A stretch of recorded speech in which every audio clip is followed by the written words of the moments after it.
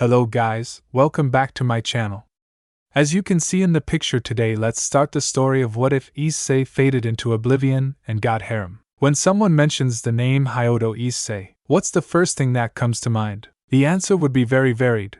We could answer things like a pervert, the strongest pawn, the children's hero, the secret service, the Issei dragon, a rival, someone persevering. These and many others are the answers that people give when you ask them who is Hyodo Issei. Although maybe there are people who still don't know who this person is, so it would be good to make a small summary for them. Hyodo Issei, or Issei for his friends, is a teenager of average build. His hair color is brown eyes. He was a high school student who entered Ko's school. But why this school? For academic level? For a scholarship? The answer is very different. He entered for his worldly desires, for his perversity, and it turned out that when he needed to choose a high school, Ko's school, which was only for women, opened its doors to men, and Issei, being a human with a high level of perversity, did not waste time. In said high school he caught the interest of the one who was in love with him, and who in the future would be his wife. I'm talking about none other than Reconnecting, the most beautiful girl in the entire institute, although Issei didn't know it until she died. That's right, as you heard, he was killed by who he considered his first girlfriend, just after she had tricked him into killing him, since he was a danger to his faction, the Fallen Angels faction. And now you will ask yourself, Fallen Angel? But that does not exist. Well, let me tell you that they do exist, like demons, angels, and many other mythologies that are believed to be myths. What happens is that all of them are hidden from humans. After all, humans have such a limited mentality that if they found out about such beings, the first thing they would do would be to devise ways to fight and destroy them. But returning to what concerns us, it turns out that Issei, when he was at the gates of Hades, could only think that he wanted to continue living after all. Who wouldn't? And fortunately for him, his wish was fulfilled by none other than Reconnecting, a high-class demon. She revived him with the greatest invention of the demonic faction. I'm talking about the evil pieces, a set of pieces based on chess. The set of pieces consists of a king, queen, 2 rooks, 2 knights, 2 bishops, and 8 pawns. With them you can bring anyone back to life for the cost of 1 piece or more, depending on the power of that person to be revived. That was how Issei came back to life and ended up being Reconnecting's only pawn. After entering his new life, Issei met his fellow nobility. They were Akino Himejima. She was a hybrid between a fallen angel on the side of her father Barakwil, a commander of said faction, and a human on the side of her mother Shuri Himejima. She lost her mother when her family wanted to kill her for her offspring. She managed to survive because her father arrived in time, but being blinded by anger, she blamed her father for not being there when the attack happened. Sometime later she was revived by Rias and became her queen. Chiron alias Kaneko Tujo. She was a Nikomata, a race that became extinct after an extermination by the demons due to its danger. She was abandoned and blamed for her sister's crime and sentenced to die. Fortunately, the ruler of the underworld was able to rescue her, and she was placed under the care of Rias, she being the first tower. Kiba Yudo, a human who suffered at the hands of the church by being a test subject for an experiment to create soldiers with the ability to wield fragments of the sword Excalibur, one of the greatest creations of this faction. These experiments were classified as atrocious, so it was cancelled and it was ordered to eliminate all the tests. And the way to eliminate said tests was by killing the test subjects. All the children were killed, all except Kiba, who managed to escape and meet with Rias, who revived him as her first horse. Asia Argento, a sweet girl who suffered exile from the church for curing a demon. She did not regret having done it, since for her all people deserve not to suffer. She was rescued by Issei when a group of fallen angels captured her and stole her sacred gear Twilight Healing, an art created to heal people. After being rescued, she was revived by Rias as her bishop. In this encounter, Issei discovered that he was the bearer of a secret gear, more specifically one of the 13 Longinius.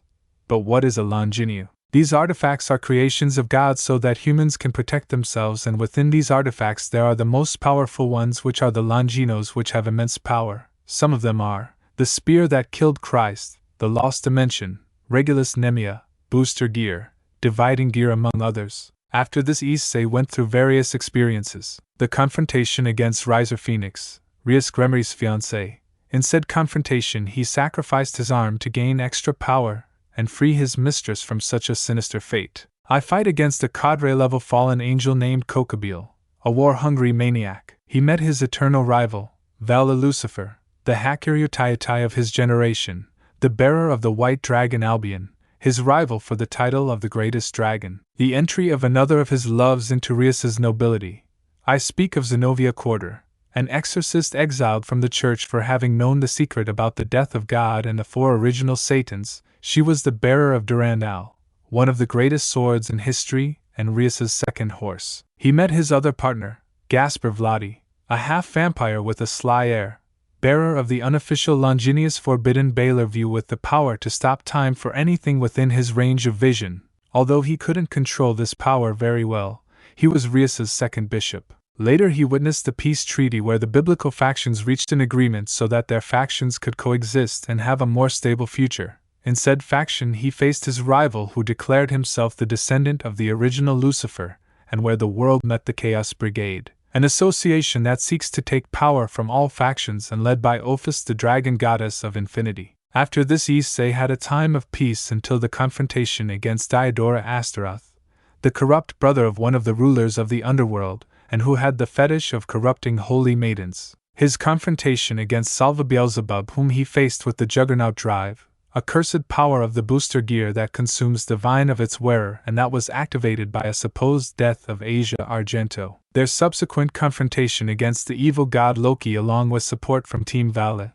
The two teams eventually decided to work together to defeat Loki and Fenrir, seeking the advice of the Dragon King, Midgardsormr, on how to defeat Loki and Fenrir. During the final battle against Loki, Issei wielded a replica of Mjolnir, the hammer used by the Norse god Thor. He met the last fellow nobility. I'm talking about Rosweiser, a Valkyrie and former bodyguard of Odin. She proceeded to become the second tower and last member of the Gremry nobility. The confrontation in Kyoto against the faction of heroes, humans descendants of great heroes of history and who had the purpose of destroying all mythologies since they considered them a danger to humanity. Combat where he unlocked his hidden potential, the illegal movement Trienia, an ability that combined the properties of the bishop, knight and rook, each with different types of armor. His fight against Sergor Baal, cousin of Rias Gremry, bearer of the Longinos Regulus Nemia, fight where he unlocked a new power, the one called the True Crimson Queen.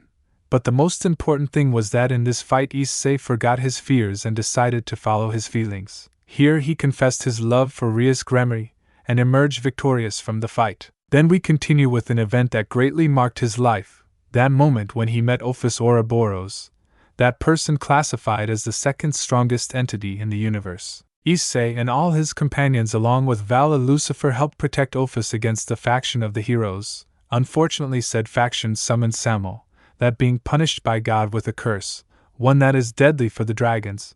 With him they stole almost half of their power to the Dragon Queen and were defeated by Cao Cao. After that they fought against the fates of Hades. Also in that encounter Ophis was kidnapped by Shalva. Everyone tried to rescue her, but only Issei went to her aid due to the precarious conditions of his friends. Issei managed to reach Shalva and kill him, rescuing Ophis. Horribly Issei was poisoned by an attack from Shalva covered in Sammo's blood. This caused the second death of Hyodo Issei and one of the saddest moments for the Gremry entourage. Fortunately that was not the end of Hyodo Issei. It is true his original body was destroyed due to Sammo's curse, but he gained another body through the help of the Great Red and Ophis. Those two dragons who fought to the death and could never get along were united by a noble chestnut. He managed to return to life just in time to save the situation, which was in danger due to the invasion of the underworld.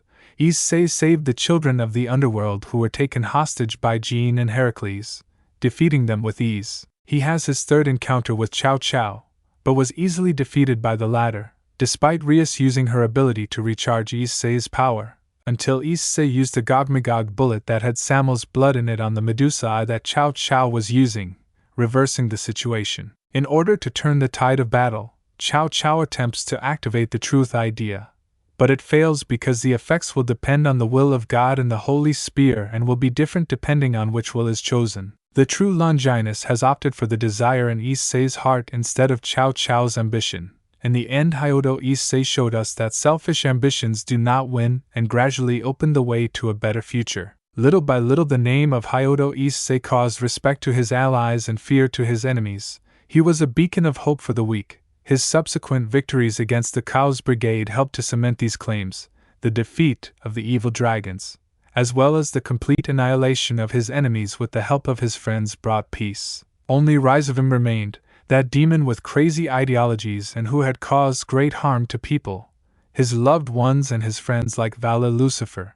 Once he defeated him, everything would end. Unfortunately, what he least wanted in his life happened. The seal of Trihexa had been broken, that beast of the apocalypse had returned to the earthly world. No one was able to face it, not even Issei and Vala with their maximum power, although Issei obtained great power with his new armor, the Dabalos dragon god, a power that was possible by the power of Ophis and the flesh of Great Red. This power served to defeat Rizavim and Aphopus, a celestial-class dragon. Unfortunately, it was not enough to defeat the great beast of the apocalypse. With the desperation of the people and the great heroes, the leaders decided to take the reins and reseal the great beast. With the united power of all of them, they were able to achieve their goal. Unfortunately, the cost was very expensive. Various leaders had to be sealed in order to exorcise the seal. People like Odin, Azazel, Seraphal, Serzex, and others were sealed. That day was the worst for various factions. Issei saw as his beloved Rias was devastated by the loss of her brother. The worst thing for him was that he could do nothing to ease that great pain. This day was called Memorial Day, a day to remember all those brave people who sacrificed themselves. With this came the end of the war. Peace finally arrived. Various factions suffered from the lack of their leaders, but thanks to the pillar of the DXD group, they were able to recover little by little. New days shone with new light. Issei and the people he loved could finally live a peaceful life, a life that lasted many years. Unfortunately, life is not always peaceful and loving. Many times the cycle of time can be cruel, and Hyodo Issei experienced it firsthand. They say that people never appreciate something until they lose it, and that is an absolute truth, even if many want to deny it. Ko School, one of the best schools in the city, a high-level educational institution, a school that has a ratio of 70% females and 30% males, a school ruled by two high-class devils, a school that has been the venue for things of great importance to the world. We are in the fall season. The weather was already cooling but not freezing, and currently the students of said school were leaving a student day. The students were murmuring what they would do on the weekend or ambiguous things. Among all the students who were leaving, there was a particular group. A group of beautiful students and a handsome man in the sight of women. In said group, one student stood out a lot, who had an enviable figure and for whom most women would kill. But what stood out most about her was not her body, of course not. What stood out most was her beautiful crimson hair and her beautiful blue eyes that conveyed an indescribable joy. This beautiful lady named Rias Gremory was holding hands with one of the men in the group, a handsome man with an athletic body and manly features, black hair and a sincere smile. Rias and the other women in the group watched this man with love and affection. "Girls, what do you think if we watch movies today?" the black-haired man suggested, to which they all agreed. "I think it's a good idea." "I'll choose the movie," Rias said while giving the black-haired boy a loving look. With that resolve, the whole group set out to head to the house where they all lived. The group was heading towards the exit of the institute while laughing, and the women of the group joked with the only man. Everyone looked very happy. Then a blizzard hit them. Nobody gave it importance, and they continued walking, everyone except Rias. She felt something else in that blizzard. She felt sadness in her. Immediately she felt a presence watching her, so she stopped and turned her gaze to a tree that was outside the institute, and that had a perfect view of her club room. Now, normally people would be alarmed if they feel a look towards them, but Rias did not feel that, because although it cannot be explained, she did not feel threatened. Rather, when she looked at the tree for a moment, she felt various emotions. She felt sadness, she felt love and affection, but they disappeared quickly. She still did not take her gaze off the tree, and for a moment she let herself be carried away by the emotions previously transmitted without worrying about time. Rias, she heard her name, so she turned her gaze towards the person in charge and saw that all her friends were looking at her strangely. "Are you okay?" the black-haired man asked. Rias, after that question, only turned her gaze to the tree for the last time, and with a sad smile she said yes to immediately walk towards them. "Come on, I know what movie to watch," he said as he pulled everyone together and continued on his way. With that, they all left the institute and turned their backs on the tree. Seconds later, a silhouette could be seen in that tree. This person was looking at Rias's group with a sad look. So you could feel me, he analyzed when he saw that he was almost discovered. Rias, girls, you don't know how much I want to hug you again, and tell you once again how much I love you. Was the thought of this person, while his brown hair covered his honey-colored eyes. Unfortunately I can't. I don't know how much longer I can bear this. A tear slipped from his eyes. I still remember that day. The day I lost everything. His hands clenched until they almost bled. The last day I told you how much I loved you. With that his mind remembered all the events that brought him to this moment. Flashback. Unknown time. Sadness, happiness, fear, emotion, excitement, terror, and above all love. Those have been the emotions that Hyodo Issei has felt throughout his long life. Everything he has felt since the woman of his life brought him back from the dead, and those were the emotions he felt as he woke up and looked at his room. It seems that everyone has already gotten up, he thought when he noticed the absence of people in his bed. What did you expect? It's already 12 noon, replied his inseparable friend. Hey! It's not my fault. I'd barely slept last night, he replied while remembering the hectic night he had with his wives. I'm still wondering how come you haven't had a child. If you and your wives look like rabbits, sighed the red dragon. Disadvantage of being demons, our birth rate is very small. Not for nothing demons take millennia to conceive a child, although possibly my dragonic part reduces the time. Who knows, maybe in the near future I will have mini selves walking, he replied while getting dressed and thinking about that little dream of his children. That was something he wanted. He took the clothes from an armchair and began to dress. Currently Issei has the appearance of a man in his 30s despite being more than 500 years old. His hair is still brown but in a slightly shorter style. He had a goatee which he used from time to time. His body looked athletic. He finished dressing and went down to breakfast. When he went down he noticed that the Gremry entourage was having breakfast. As soon as they saw him they greeted him. All of them had changed with the passage of time. They still maintained young appearances, but they had mature auras and their features were more defined.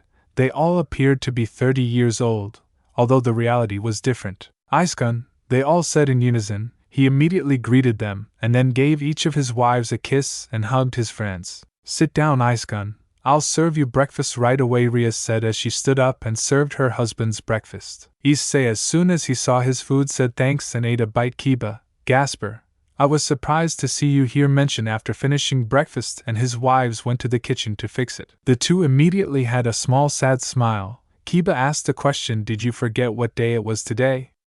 At that Issei remembered the date, making him sigh. Memorial Day. With that his friends nodded. It's been more than half a millennium since then, Gasper mentioned while he watched his mistress in the kitchen who, although she appeared to be happy, was not. After all this day she hurt extremely, and it was no wonder.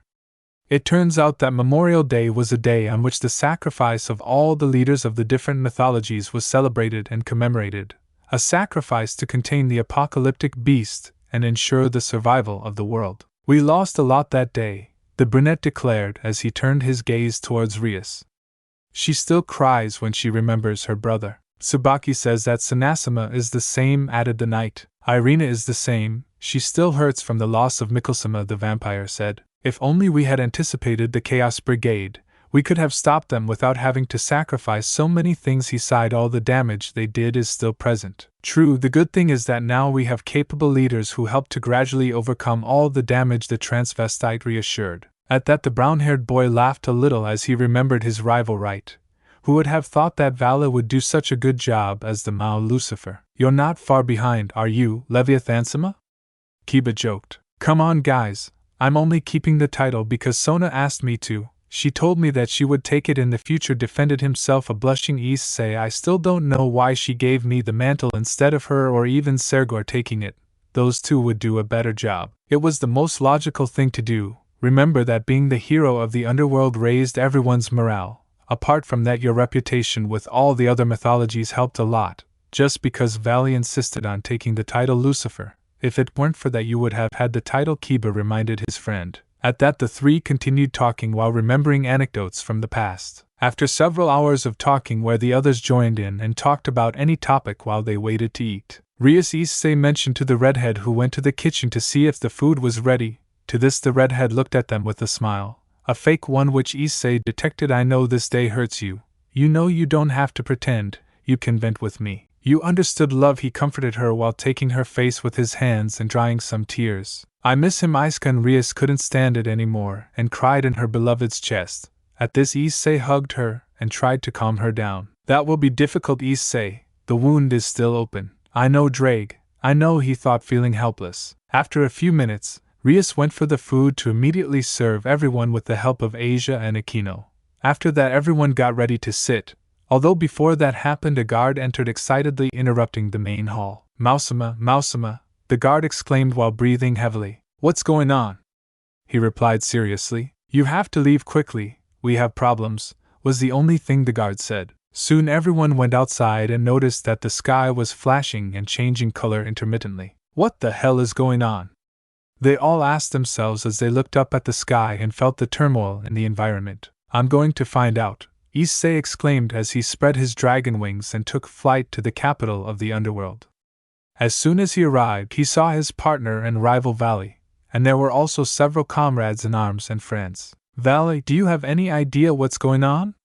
He asked his counterpart. I have no idea, but I'm informed that this is happening all over the supernatural and human world. The silver-haired girl informed we have to take care of the city. You stay here guarding the city while I go find out what's happening, Vala ordered. Issei nodded. Okay, anyway, I was going to do it. Very well, the others go to other strategic areas to protect in case any enemy approaches. Everyone obeyed their leader's order. Vala Issei called his attention. I have a bad feeling about this, and the fact that it is on this day alarms me even more. With this, Vala couldn't help but agree. I feel the same. But we shouldn't assume anything, he reassured, then took flight to another place to find out what was happening, leaving Issei alone. Dragon listing. List. Welsh Dragon Balance Breaker. With this, Issei covered himself with a familiar armor, one that calmed all the people of the capital when they saw their greatest hero guarding them. Partner, be careful. I feel something strange in the surroundings, he warned. Issei accepted the suggestion of his greatest friend, so he increased his senses. For his part, the environment continued to worsen. Now the lightning intensified, the earth began to shake, the environment went crazy. Little by little the earth split and the heavens screamed. What the hell is this? He asked himself as he saw everything, and his body couldn't help but shiver as he felt something disturbing. The cycle repeats itself. Error. It's time to start over. Issei shook off his chill after hearing small whispers in his head and felt a spectral cold all over his body. What the hell was that? What are you talking about, partner? I asked. Didn't you hear what Drake said a moment ago? Issei asked, receiving a no from the dragon. Issei decided to ignore what happened a moment ago and instead focused his attention on his surroundings. I see. Issei heard a scream. Rias, what are you doing here? He asked his beloved. I'm here to help you. Everything is in chaos. We thought you might need help. That's why the others are coming too, she replied as she approached her husband. Who's coming? Issei asked. But before she could answer, the earth finished splitting and a blanket of light emerged from the earth itself, slowly enveloping everyone. The light consumed everything, including his beloved. Immediately the light also consumed it, and everything disappeared. The brightness that covered everything around him finally ceased, and Issei was able to gradually regain his sight. When he could see completely, he realized that he was no longer wearing his armor, and that he was in a completely white landscape. There was nothing else. Everything was eternal, without beginning or end. His eyes showed concern for not finding his beloved. That is why he set out to find her in all that space. But every time he moved forward, he did not notice any change. Drake, help! I don't know where I am. He asked for help from his friend, but he didn't get a response. Drake? Are you there? The result was the same. His friend didn't respond. That's why he tried to enter the booster gear or use his armor. But all this was impossible. He didn't feel his connection with his friend or with his sacred gear. What's happening? He asked himself in an alarmed manner. Is anyone here? He tried to alert someone. Without any response other than silence, Issei set out to walk to find someone. Unfortunately, those efforts would be of no use. He didn't know how much he walked, maybe a few hours, days, months, or even years. His spirit told him to walk, and his body mysteriously didn't eject. Pain, hunger, and other syndromes didn't exist. But his mind was different. The only thing he knew was that he was alone in this big white space. Is anyone here? He shouted again, alarmed someone. He whispered pleadingly. All this was already making Maya in his mind.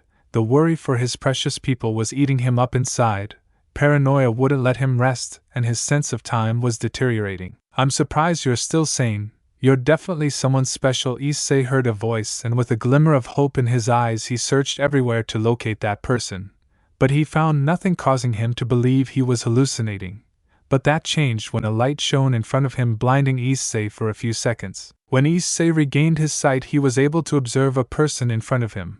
Managing to see his features, this new individual looked like a man of about 70 years old. His hair seemed bathed by the sun, although some gray hairs could be glimpsed. He had a somewhat long but neat beard. He had a stocky body.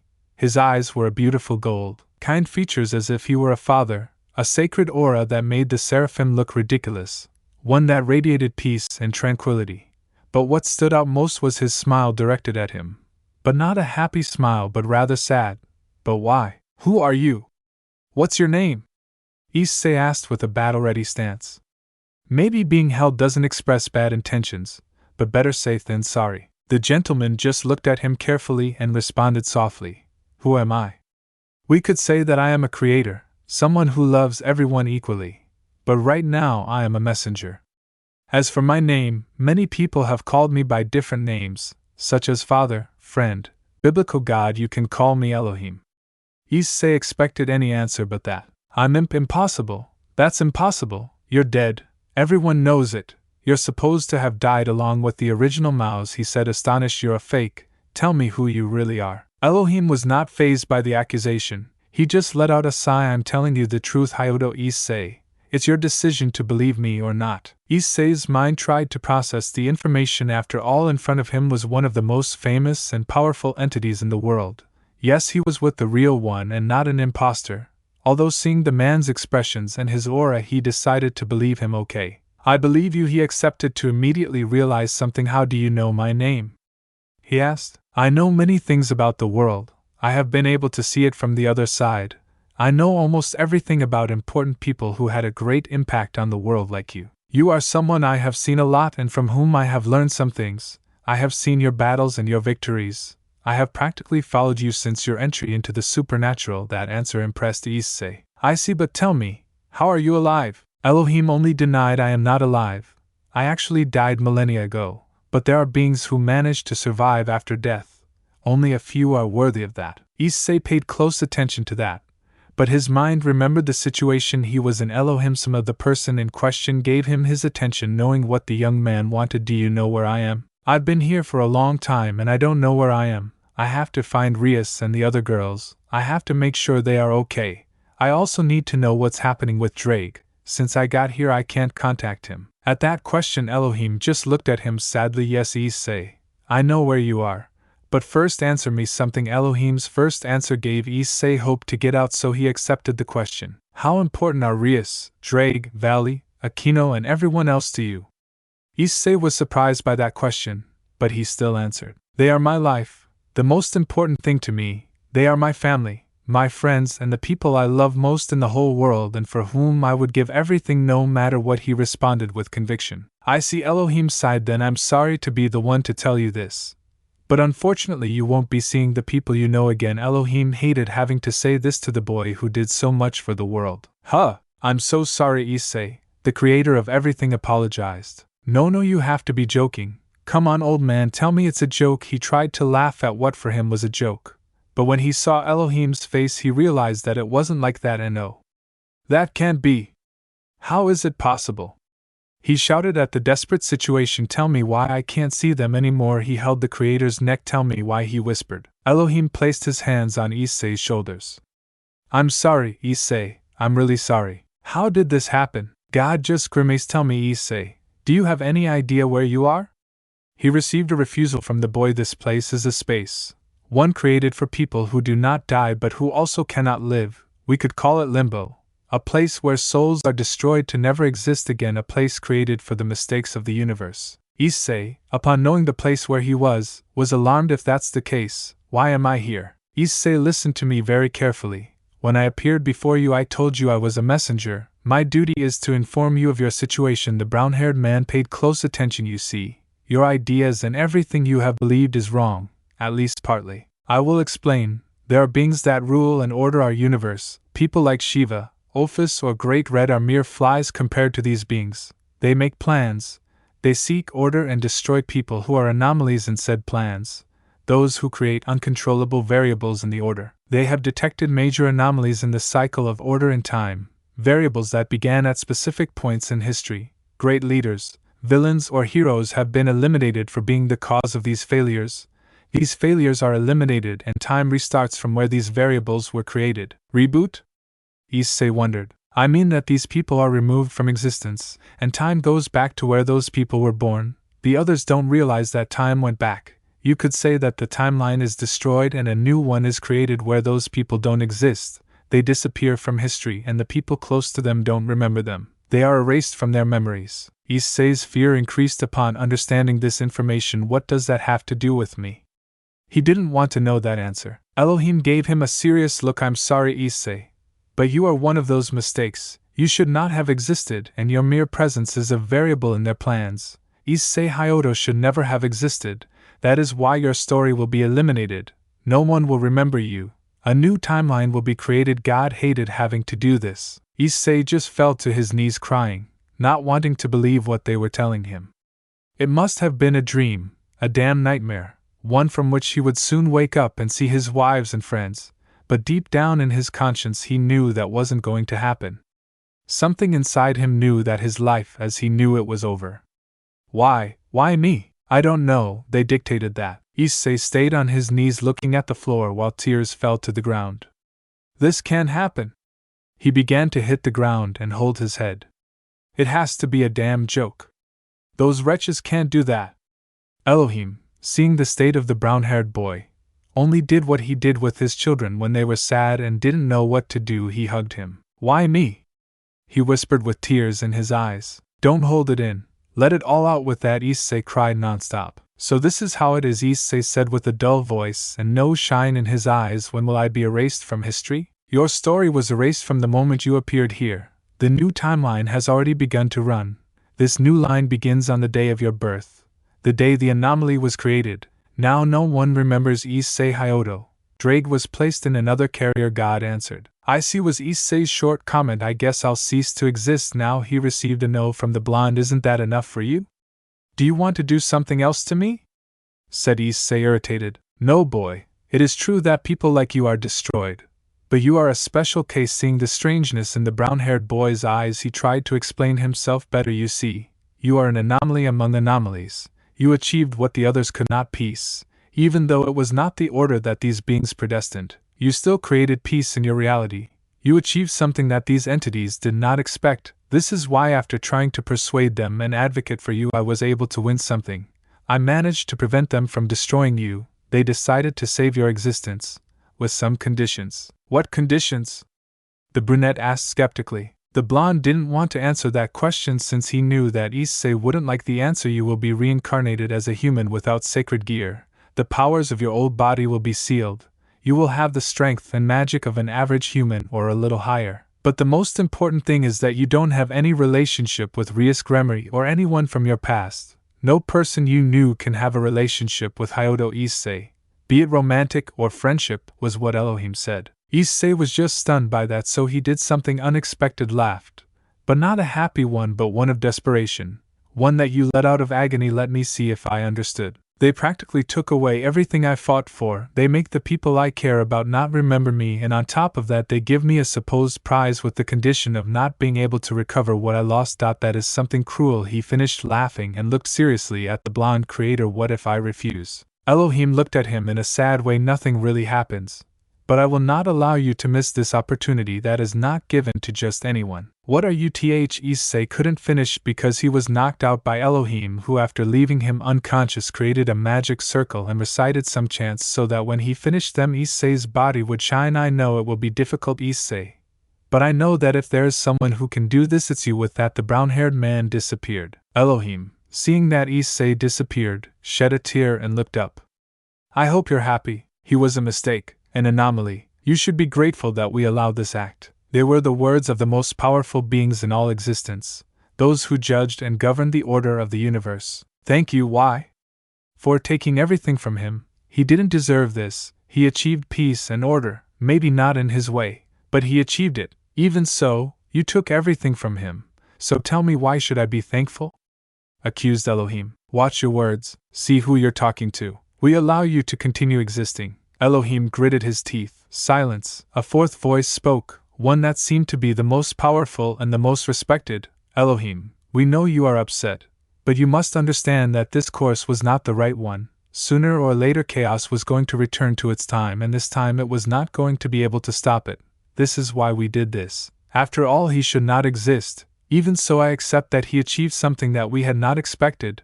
That is why we allowed him to exist in this new reality. But we cannot do more for him without altering the order. He will decide what to do from now on with the rules that we imposed on him. So do not argue, Elohim. It was the last thing said before the voices faded away. I hope you make it, kid, Elohim thought before the whole space glowed again. A young man was in a bed. This guy was waking up. My head was the first thing that came to him. Where am I? He asked himself when he didn't recognize the surroundings. He tried to remember when the last events came back to his memory, causing him to be alarmed. But he was interrupted by a woman dressed as a nurse who looked at him with surprise. You finally woke up. You've been unconscious for several days. She immediately began to check him to see his vital signs. Young man, may I know your name? The nurse asked kindly. Hyodo Issei, he replied, receiving a smile from the nurse. Excuse me, where am I? You are in the central hospital of Coast City. You were brought here when some people found you.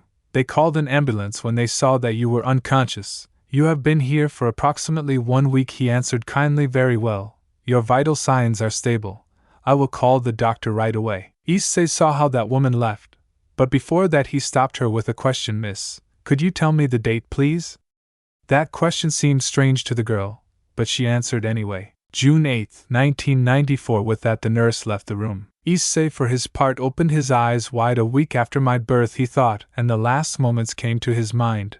The talk with Elohim and the explanation of his unfortunate destiny, everything was true. He realized the horrible truth of what he tried to deny, of that condemnation that he never deserved.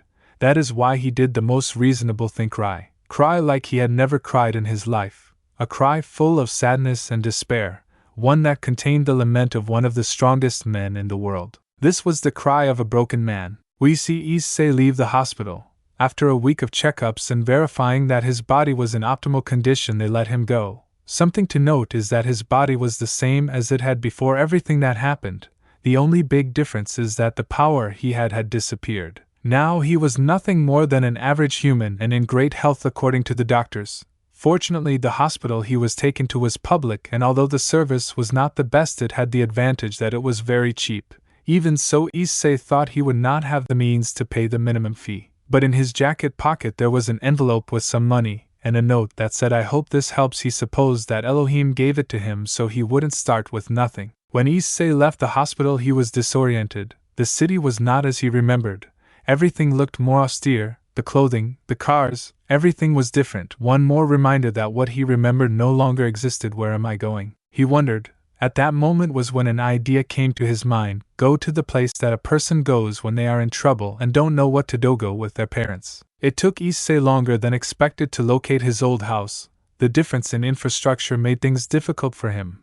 When he finally arrived, he realized one thing: the house he remembered did not exist. The one that was built by Rias's family was not there. In its place was a modest house for a middle-class family. In front of him was the house he lived in before entering the supernatural. Of course, that house was not created until he was in high school. With that thought aside, he decided to ring the doorbell of the house.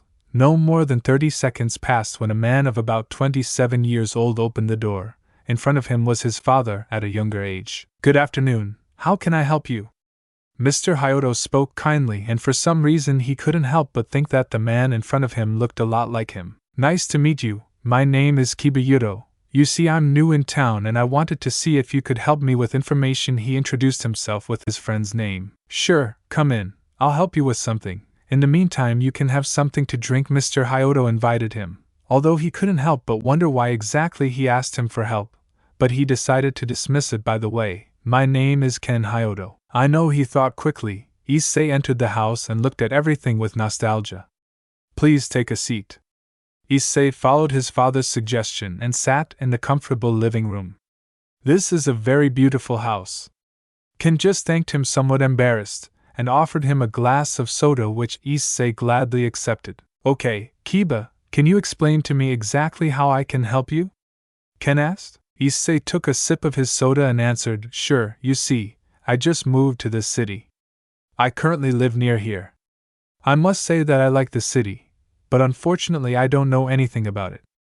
I get lost very easily and I can't find places that I'm pointed to. That's why I wanted to see if you could help me with information about the city's infrastructure and important places so I can move around freely and get to work. Could you help me?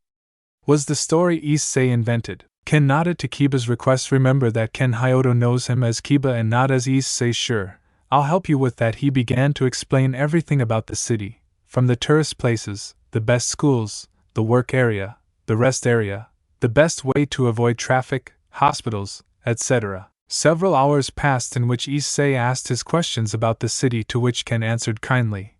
After that, Ken asked him why he moved to Ko, to which Issei told him that it seemed like a very quiet place and that it caught his attention because of talks with his friends. I see it's already getting dark. Issei noticed how it was starting to get dark and rained softly. Well, I'm leaving.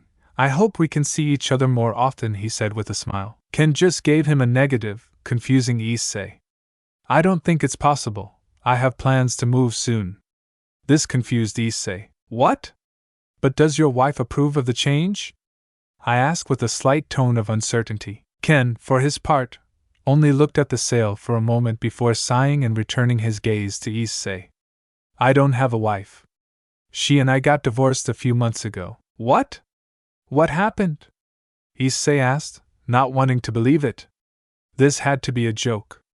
He must have heard wrong. My ex-wife and I fought a lot. It all started because we wanted to have a baby. After some arguments we decided to have a child. Unfortunately, at 5 months of gestation she lost the baby. That caused more arguments between us. Each one blamed the other for the death of our son. In the end we decided to cut everything and that each one went their own way. That's why I'm going to move. This house will be sold and the profit will be divided. Ken didn't know why he was telling this to a stranger. His name was going to be Issei. Our little Issei. A tear slid down Ken's eyes. That last thing dried Issei's throat and created a knot in his stomach. It was increasingly heavier on his shoulders. This can happen. Issei couldn't believe it, or rather he didn't want to believe it.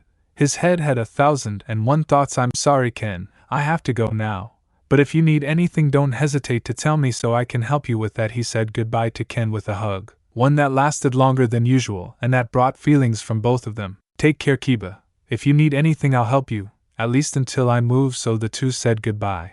Ken entered his house and prepared to have dinner. Issei, for his part, was another story. He stayed a few minutes at the entrance of his house. After a few minutes his body began to move aimlessly. His eyes were dull and his body was wet by the rain. Curse. He hit the wall of an alley. Curse, he whispered as he leaned his back against the wall. The rain made it impossible to see if he was crying. This can happen. His world was falling apart more and more.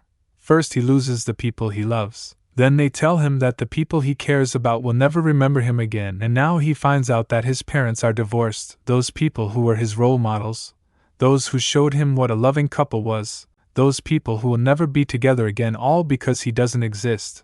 Little by little Issei's mind betrayed him. Guilt, anger and sadness were what reigned in his being. With this heavy day he decided to go to sleep in a hotel with the money he had left.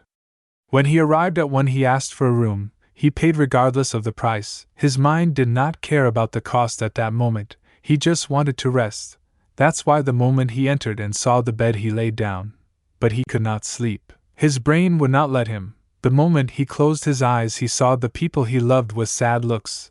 That's why he decided to turn off his brain or ignore it with something in the room, more specifically with a minibar, the one that every room should have. With that in mind he set out to see it. When he opened it he could see several bottles of alcohol, bottles that ranged from tequila, rum, vodka, whiskey, each with their respective prices, those that Issei did not care about. He just wanted to drink. His new human body would allow him to get drunk and forget the recent events at least for a while. With that thought he set out to drink everything in the minibar until he fell asleep. 6 months later. How long can a broken man stay sane? The answer is simple. A short time. Many people who hit rock bottom fall into madness in a very short time. Some give up, others take the easy way out, all because of the loss of their belongings, abandonment, or death of their family, betrayals, among other things. But among these groups there is one that resists, one that fights and tries to endure their misery. That was the case of Hyodo Issei, but how much more can someone like that endure? And there goes the last thing I have left, was Issei's thought when he saw that the last bit of food he had was running out. 6 months was how long the money lasted, 6 months in which he had to stretch the accounts and eat little so as not to be left with nothing. And it's that not many people hire someone who doesn't have papers and who technically doesn't exist. For that reason and for the other problem that grew since he arrived in this new world, it doesn't matter, he dismissed while taking a sip of alcohol. That's right, Hyodo Issei was drinking alcohol, a habit he started since the news from his parents, that day when his world broke a little more, the trigger of the nightmares, those nights when he couldn't sleep because of the memories of his family, seeing them leave, veils that forgot him, that and more contained his nightmares. This created insomnia where closing his eyes tormented him. That's why he started drinking. This allowed him to trick his brain. Now that he was human, it was easier for him to get drunk, something that worked for him at first since this allowed him to fall asleep. Unfortunately, this outing caused him more problems, such as addiction to drinking. That's how all the money went, between motels to sleep, food and alcohol, the latter slowly destroying Issei. I have to sleep. Issei decided to go to bed and take advantage of the last night he had at the hotel. But this couldn't happen. As soon as he closed his eyes, memories flooded him, nightmares haunted him. It was impossible for him. I need alcohol. He looked for the bottle he had on his table, but when he took it he realized it was empty, so he went to the minibar.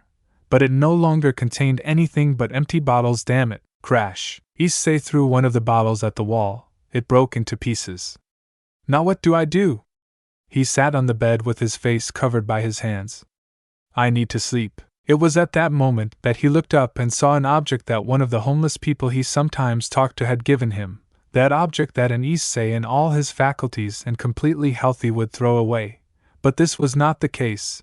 Issei decided to take that object. This will help me. He spoke in a trance as he got up and took said object, a syringe with a yellow liquid.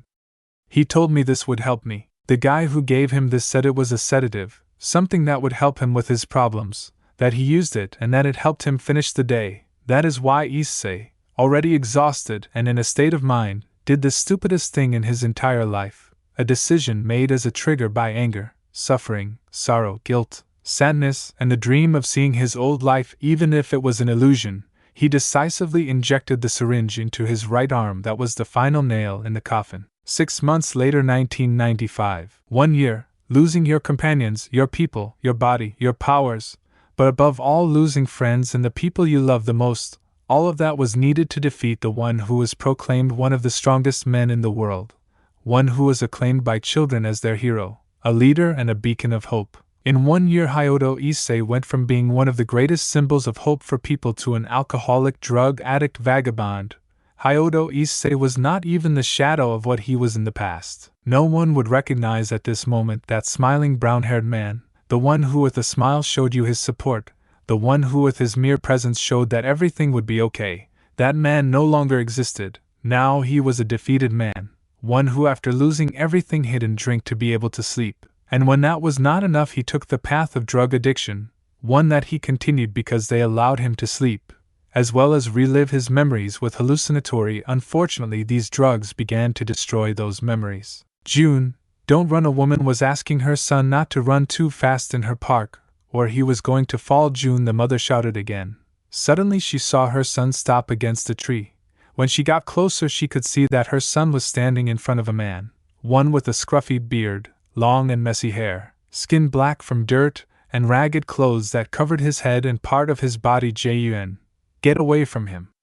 The mother held her son with both arms to keep him away from the homeless man. She saw the man threatening. Madam, calm down. I didn't do anything to your son. The man tried to calm her down. Go away, this is a park for children.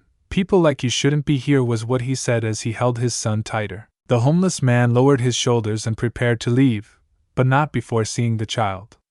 Son, your mother is right about one thing, you shouldn't get close to people like me.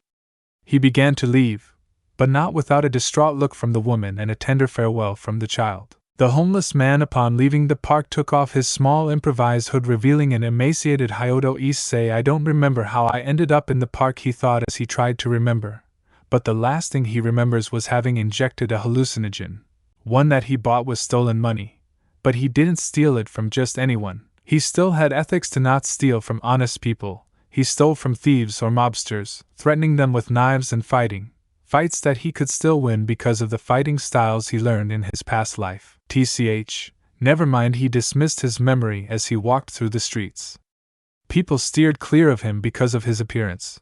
But he didn't care about public opinion. He just headed to a bridge, or more specifically, under a bridge. When he sat down, he checked his pockets for what would allow him to appease his inner demons. Unfortunately, for him, he no longer had any of that substance.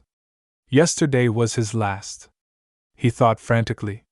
The withdrawal symptoms were hitting him. His body was already requiring a new dose, but the dealers were gone, and he no longer had the money to buy them. Now what will I do? He lay down on the cold floor, his body trembling from the cold or from the lack of drugs that was unknown. Then he saw a broken glass bottle, one that hypnotized him with its shine. He crawled towards it. When he grabbed it, he could see that it had a very sharp piece. It would be very easy to end this. I don't lose anything if I do. I could dream about them forever. More and more the thought of a deep sleep invaded his mind. The edge is already close to his veins. As a human, he could end his life that easily. Don't do it, my dear Issei. The blade stopped centimeters from his skin. His head turned violently to all sides. Rias continued searching with his eyes in all the nearby places. I'm sure I heard Rias looked down and saw once again the sharp object. What am I doing? Immediately through the glass far away from him, the voice of his beloved wife had returned his sanity. That small whisper he heard made him realize that he was about to do something stupid. He didn't know if he was hallucinating or if it had been true. The only thing he did know was that he shouldn't take that path. Rias was her thought as she hugged her knees and hid her head between them. I don't know what to do, Ryashelp. She started to cry. Here I am, my dear Issei. Little by little that voice in his head calmed him down. So much was his concentration on those words that he didn't notice when his surroundings began to change. Resolution. Elohim, that divine being who created humanity, someone who lived for millennia, watched eras end and others be created. He was a loving father. Whenever his children needed help, he offered it. He could never get upset with his children, not even with his son Lucifer, the one who betrayed him. But even so, he could not hate him. Killing him was one of the most difficult and most painful decisions for him, all for the love of his family, a love that was transmitted to his creation to humans. He was always aware of them. If they needed help, he helped them. He could observe some of them make great advances for humanity. Even after dying, he continued observing them. He witnessed humans with corrupted hearts, those who would only seek what they wanted regardless of anything. But he also observed others who did good without asking for anything in return, those who were a symbol of hope and an example to follow, people who stood out among the rest, people like Hyodo Issei. Elohim observed firsthand the path that this hero traveled. He always gave him the benefit of the doubt, a benefit that flanked when his perverted fetishes came to light. But that one was gaining strength with each passing day. His confrontation against Riser Phoenix was the beginning. When he saw what this boy was willing to sacrifice for the people he loved, he told him that this person would do great things. And he was not wrong. Every day he saw his progress, he was more impressed. An ancient human who proved his worth. Every battle he passed, he won. Every sacrifice he made, none of it did it for fame, for power, or for rewards. But he did it for the people he loved. That is why Elohim was filled with pride. Hyodo Issei, a pride that was born when he saw how humanity could make great changes in the world if it set its mind to it. The same feeling that caused him great pain when he had to tell Issei his tragic destiny. The face of total defeat of the brown-haired man broke his heart. God did not believe that he could see a greater expression of defeat than the one his son Lucifer gave him when he was expelled from Eden. But he had been wrong. Hyodo Issei had shown him a worse one, and that was something that hurt him greatly. This is why Elohim was watching every minute of Hyodo Issei's new life. When he saw that Issei found out about his parents' divorce because he wasn't born, he got worried. Seeing him succumb to alcohol began to break him, and seeing him fall into the pit of drug addiction to relieve his nightmares made him curse these divine beings. He hated seeing how because of them a great man was reduced to less than a shadow of his former glory. But what broke the Holy Creator were the brown-haired boy's thoughts of suicide. That made him break the rules no matter what punishment he could get. It was time to see Hyodo Issei again. A light covered Elohim, and he immediately disappeared from the environment where he was. Elohim arrived where Issei was. His arrival to this plane stopped time, and a sphere of light expanded from his body, covering the entire area around him. Said sphere created a small pocket dimension where most of the environment was empty.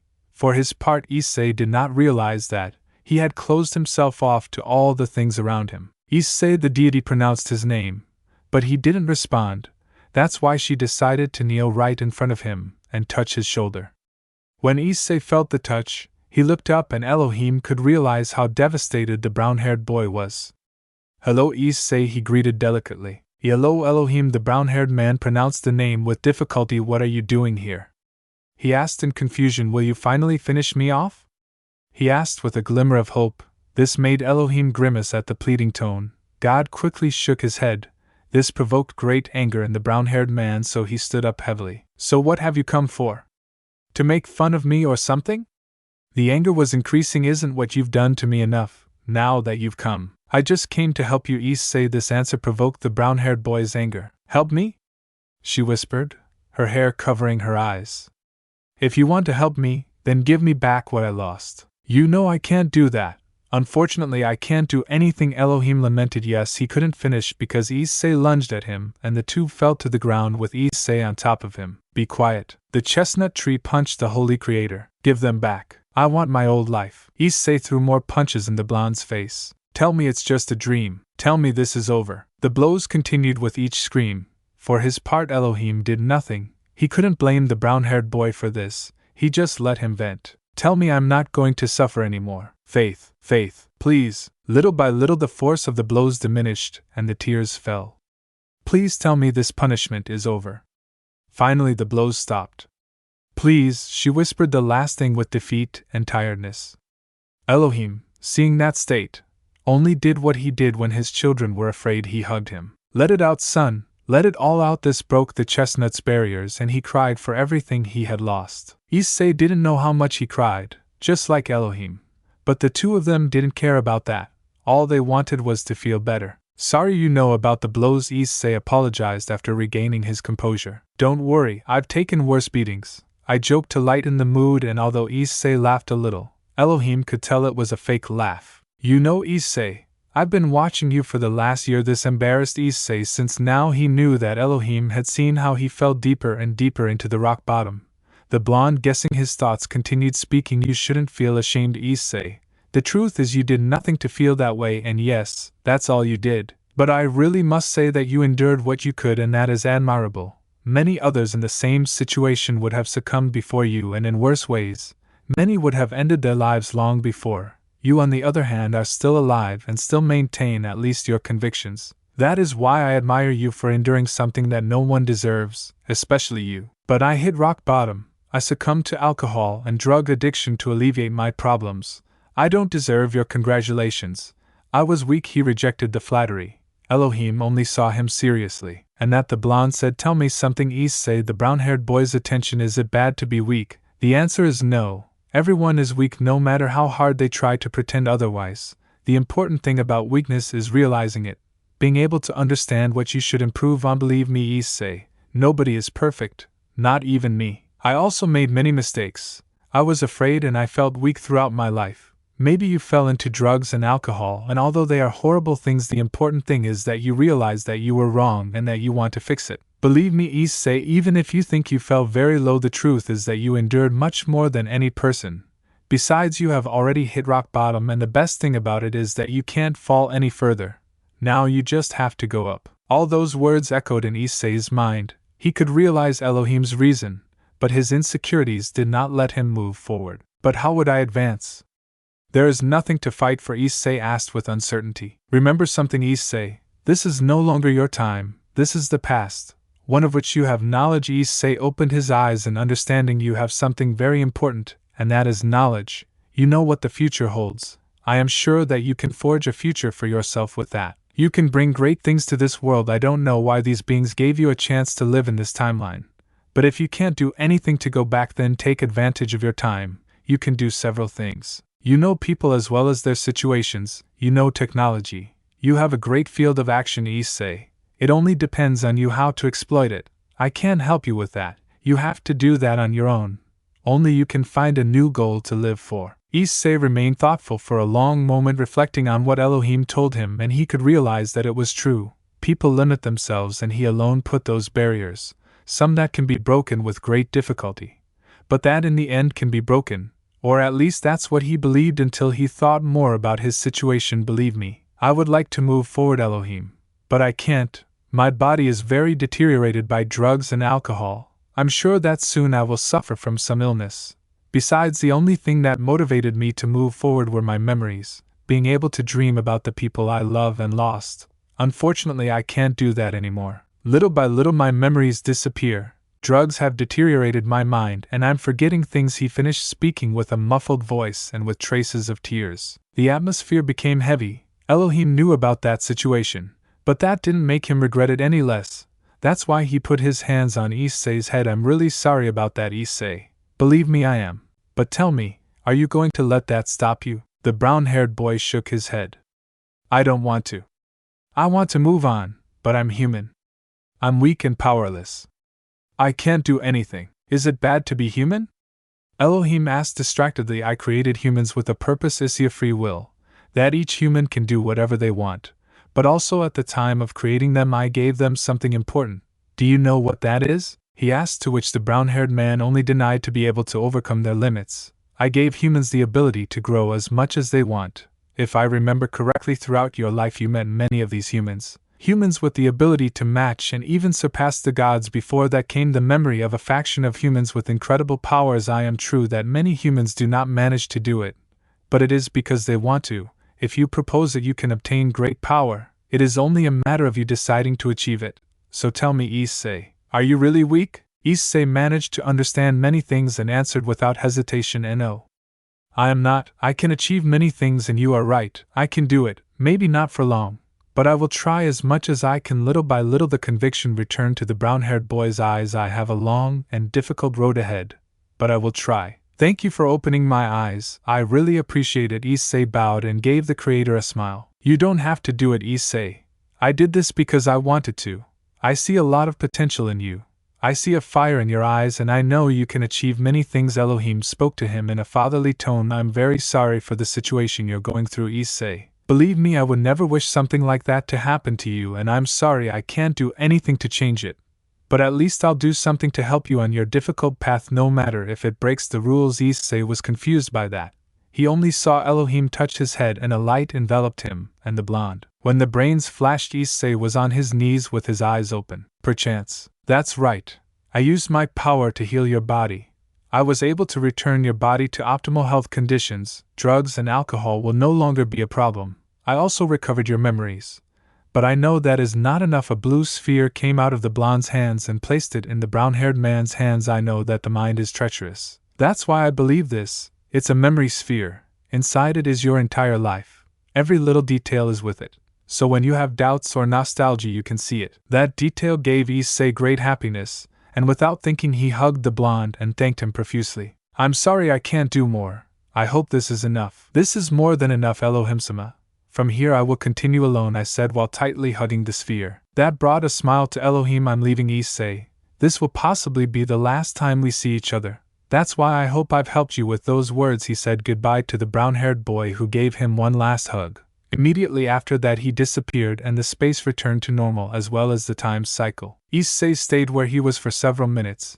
With each minute he felt like a weight was lifted from his shoulders. His health returned and he felt better. Multiple scenarios went through his head. He had a lot to do in little time, but that would not stop him from completing his new dream. I promise you, Elohim, from here on I will rise and fulfill my new goal, one that I would give my life and everything I have to accomplish. With that last thought I made my way off the bridge where I was, all while holding Elohim's gift. The sun was setting and Issei's body was slowly disappearing. He had to prepare himself. The time to act was approaching and he had many things to do before he began to fulfill his new purpose of living. Time skip 4 years, 1999. Many things can change in a very short time. You can reach the top, as you can also reach the lowest, the latter being the easiest to achieve and the hardest to repair. many people once they fall do not get up. But the few that manage to do so come back stronger than ever. Those who tasted defeat do not want to taste it again. Those are the greatest people. Of course, not all of them do it alone. Many have help, and maybe they did not achieve that alone, that they had help. But that is not bad. That means that you have support and someone to get up for. It means that you are not alone. The most important thing is to recover. It does not matter if it is with help or alone. Hyodo Issei is a living example. That chestnut who suffered one of the worst fates, the one who touched the deepest of despair, the one who went from the highest to the lowest, and the one who never wants to try that feeling again. That is why he embarked on a journey, one that would help him have a new ideal and a new goal in life. He wandered the world and met people. Some became passengers and some others became great friends. Thanks to his cunning, temporary jobs, and his hunger for growth is how he was able to travel to different places. In the end, he settled in a place where he met a man, one who showed him great things and one with whom he grew in many different areas, and that is how we got to the current situation. Are you sure about this, Issei? I still think what you're trying to do is crazy, a person said to his companion. This person was an adult man, his head with almost no traces of hair, casual clothing and rimmed glasses. How come you still doubt me? Our brown-haired boy answered while trying to connect some cables to an electronic device. Tell me, have I ever done something crazy? Shut up and don't answer was what he said when he saw his friend's face. Besides, it's not like this is the craziest thing that's ever occurred to me. The man with glasses couldn't refute that. Sometimes Issei had ideas from another world, unreal ideas, ones that he considered from another time. How right he was without knowing it. Okay, but remember that if you don't make it, you lose the bet. Yes, the brown-haired man dismissed as he concentrated on what he was doing. Issei began to connect the circuits and start programming. Suddenly the device turned on and its interface appeared. Immediately a menu was displayed. I think that's it. Why don't you try them? The brown-haired man gave some headphones to the man who put them on and selected an option from the menu. Immediately the music began to be heard. To the man's surprise and Issei's triumphant smile, I think you lost the bet, friend. Issei began to laugh. How did you manage to program the interface and the macros for playback so quickly? That must have taken you at least another year, if not 2, he asked in amazement. Issei just took the device and left it in a special box for it. Believe me, it was something difficult. I had to spend day and night on this for the last few months. But I was able to come up with something. If you want, I'll show it to you. By the way, you lost the bet, so you have to give the next 2 conferences and the presentation of this new product. Issei, seeing the frustrated face of his friend, decided to console him with something. Come on, stop looking so cold. It's more like a consolation prize. I'll let you name it. What do you think? Whoever needs comfort, you name him. It's your invention after all, he refuted out of pride. It's ours. You helped with several parts of the master program, the brown-haired man refuted. Okay, I agreed while thinking of a good name. What do you think, Ipod? I think it's great. What a good name. I expected nothing less from Steve Jobs. Issei congratulated his friend. That's right, ladies and gentlemen, Steve Jobs. That famous man and creator of one of the largest technology companies of all time, that man who revolutionized technology, one of the most recognized people in the world until and even after his death, inspired many entrepreneurs. But how does Issei know him? It really wasn't very difficult for him. After all, having several hundred years of future knowledge helped, Issei traveled to great places in the world, places that would help him remember anecdotes of this time. People who would help him learn different knowledge to develop great things for this time. That's when he remembered some stories. One of them of a man who created his company with a great vision of bringing the future to the present. Unfortunately for this man, he had conflicts with his company causing his departure from it.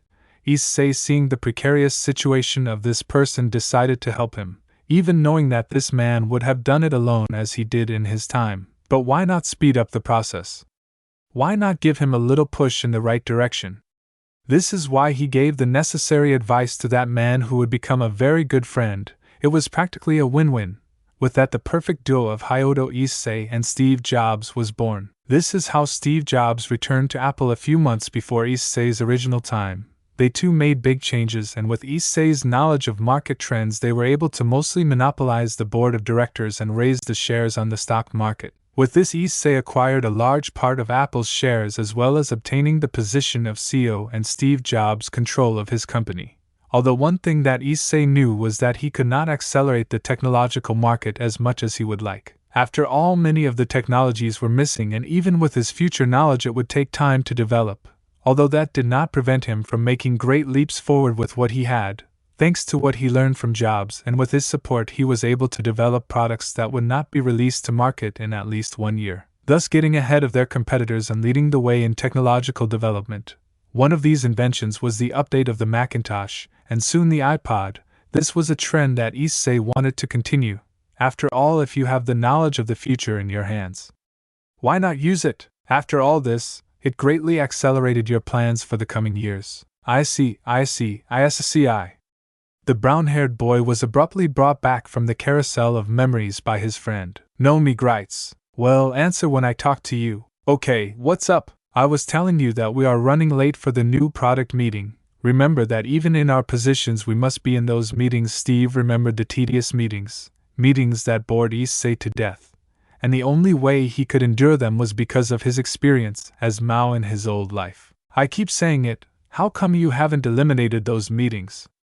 I swear one of these days I'll die of boredom, he said while taking his things to go to the meeting. Stop complaining, those meetings are important, and in this one we will see the release dates of the iPod and other products. With that, the two big businessmen started another day. Time skipped 2 years, year 2001. They say 2 years is little, but in the financial world it is an incredible amount of time. Many things can be done in this period of time within the industries, and Hyodo Issei knew it very well. His years of experience as one of the 4 rulers of the underworld helped him greatly. His knowledge of important things complemented the package. After all, since his arrival at Apple he has done nothing but optimize it and give everything he has to give accelerated growth to the company. His contribution to the creation of the iPod ahead of time gave a great technological boost to the world. Issei and Jobs soon became pioneers of technological evolution. Issei provided brainstorming for innovative products that were created earlier than in their original time. But that's not all. Issei knew of many rough diamonds as well as salvageable companies. That's why, with the fortune he had gathered and with the support of Apple, he set out to do another project, one that without Jobs' support would not have been possible. After all, this plan was very risky for the company's interests. But under the argument of exponential growth thanks to Issei is how Apple decided to accept the proposal. This idea was titled the Rescue Plan. This plan consisted of buying companies and placing them under the Apple flag. But not just any type of companies were bought, but rather those of renown and that would fall into bankruptcy without the necessary support or the required innovation. Both sectors were contributed by Issei. This was how companies like Yahoo or Kodak became property of the Apple company. Issei knew that these companies would fall into oblivion if they did nothing. That is why, with ideas, talks, strategies, juicy offers, and his silver tongue is how he convinced the owners to create an agreement with Apple, one that would save these companies and greatly benefit Apple. After all, these 2 companies had a great international fame that could boost the 3 companies in different sectors, such as technology for Kodak, photography for Apple, and marketing for Yahoo. The union of these 3 giants created wonders. Apple could never be happier. Its shares increased greatly on the stock market, and its fame gradually overshadowed the company BBM, its main competitor. The same thing happened with Yahoo and Kodak, who were once again shining and economically successful, all completely removed from the original destiny of these companies. All this caused the rescue plan to continue under the full supervision of Issei. With this, the name of Hyodo Issei began to acquire international fame, not only as one of the pillars of Apple, but as one of the best investors in the world, all thanks to his negotiating skills acquired from his former life. After all, one thing is to know who to rescue and another thing is to be able to convince people to join this project, since many businessmen do not accept help from anyone regardless of how precarious they are. Little by little Issei made his name in the human world. But that was only a means to an end. Issei needed this fame, this income. Every step he took after his talk with Elohim was rigorously planned, and that is why he not only limited himself to his life in the human world, but also advanced in the supernatural world. Issei knew that one day he would enter that world again. That is why he trained his body and mind for these moments, since he decided his new direction in life. His goal was to be able to reach a level like Chow Chow, or even surpass that human of great power. Unfortunately, it was easier said than done. After all, without his dragon body or his destructive power, the path was more difficult.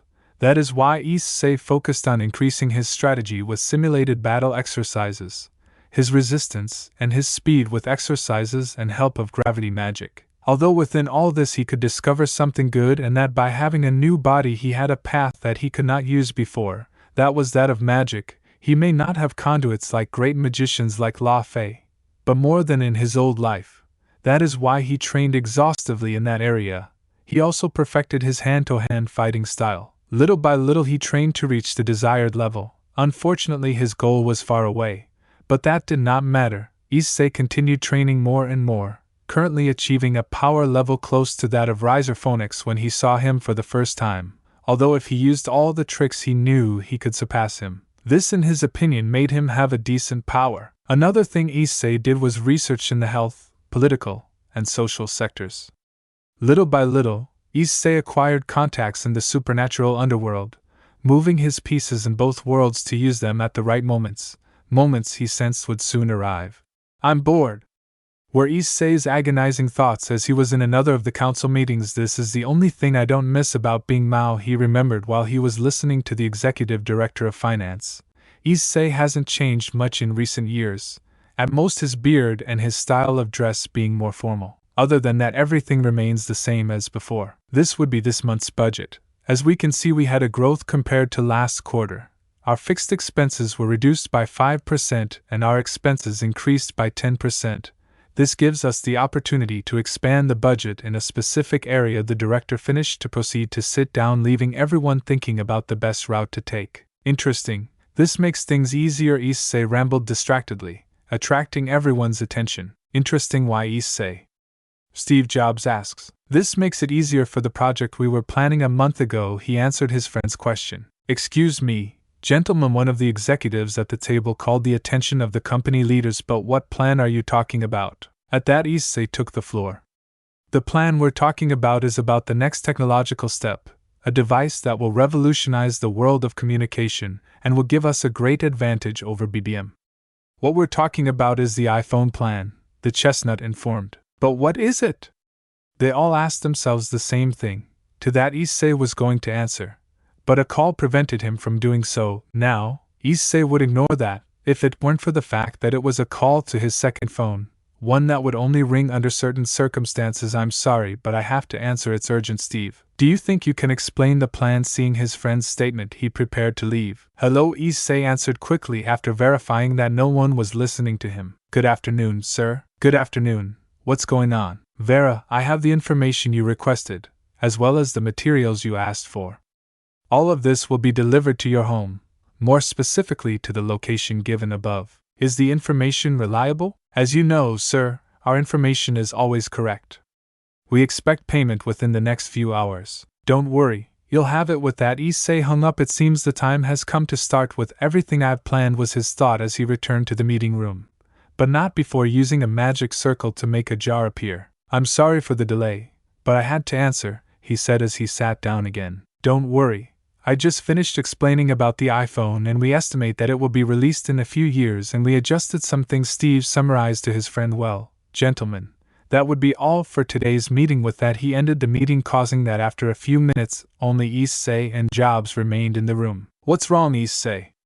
Jobs asked, seeing Issei's serious expression. The brown-haired man just sighed at the question. "Yes, it turns out they told me about something important that I have to resolve. That's why I'll be absent from the company for a while. I hope that's not a problem." "Can I help you with that problem?" Issei just denied. "Well, in that case you shouldn't worry. Take the time you need. I can run the company while you're gone. Do you know how long you'll be gone?" "Thanks, friend. Believe me, I appreciate it. As for time, I still don't know. Maybe a few years. I'm sorry for that.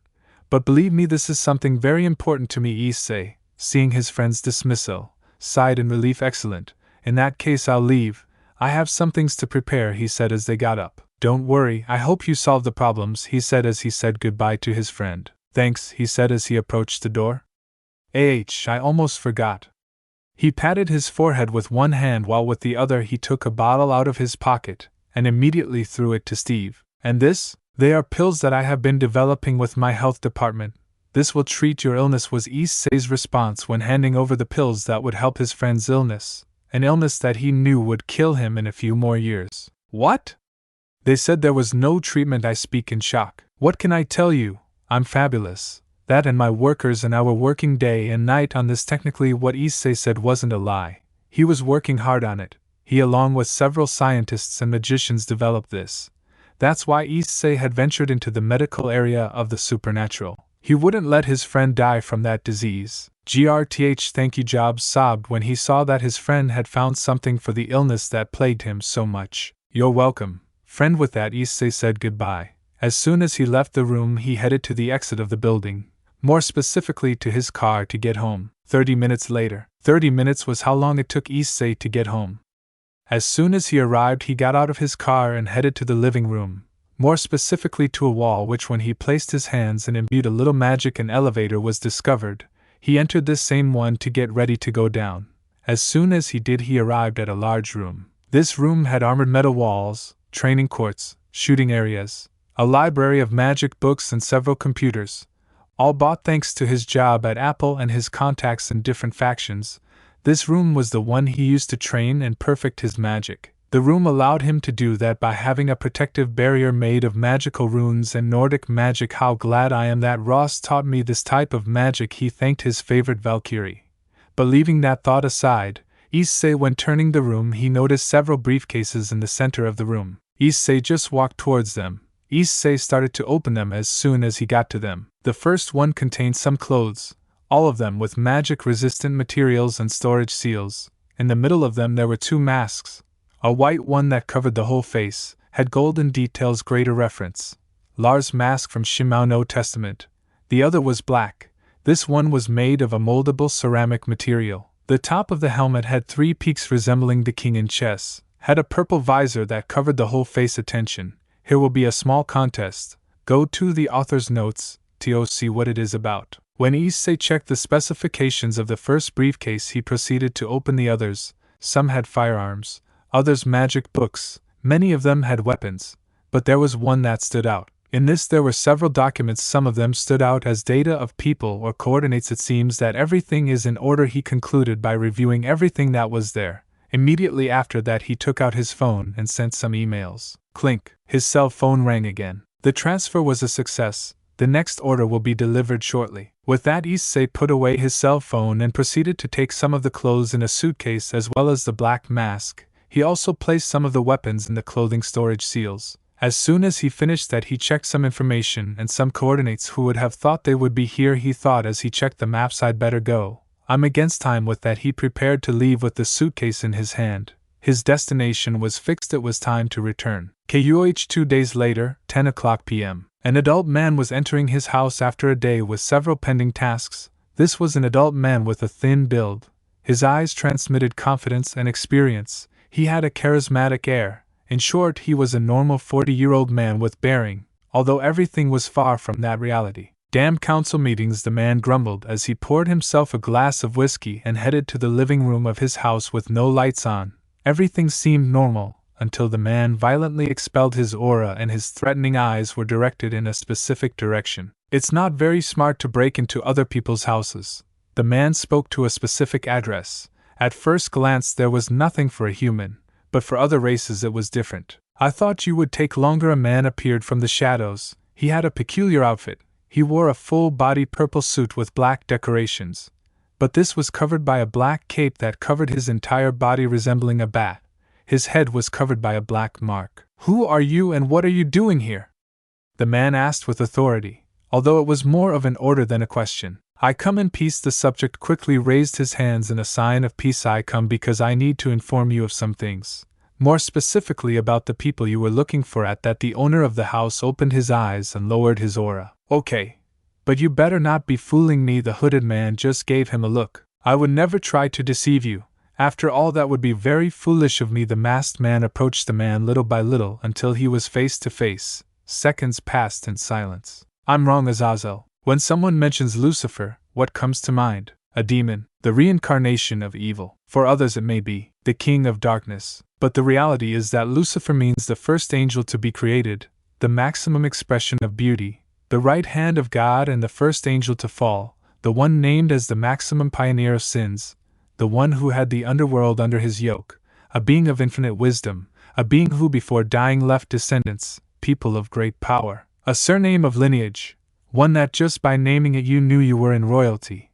Everyone wanted to be part of that offspring, or almost everyone. Vala, or better known as Vala Lucifer, a little boy of 8 years old with beautiful features and beautiful silver hair and blue eyes. This boy was someone who could argue that carrying the glorious last name Lucifer was a curse, or at least for him it was. It is true that he had some luxuries and lived in places and giant mansions like the one he was currently in, which was located in the human world, more specifically in Russian territory.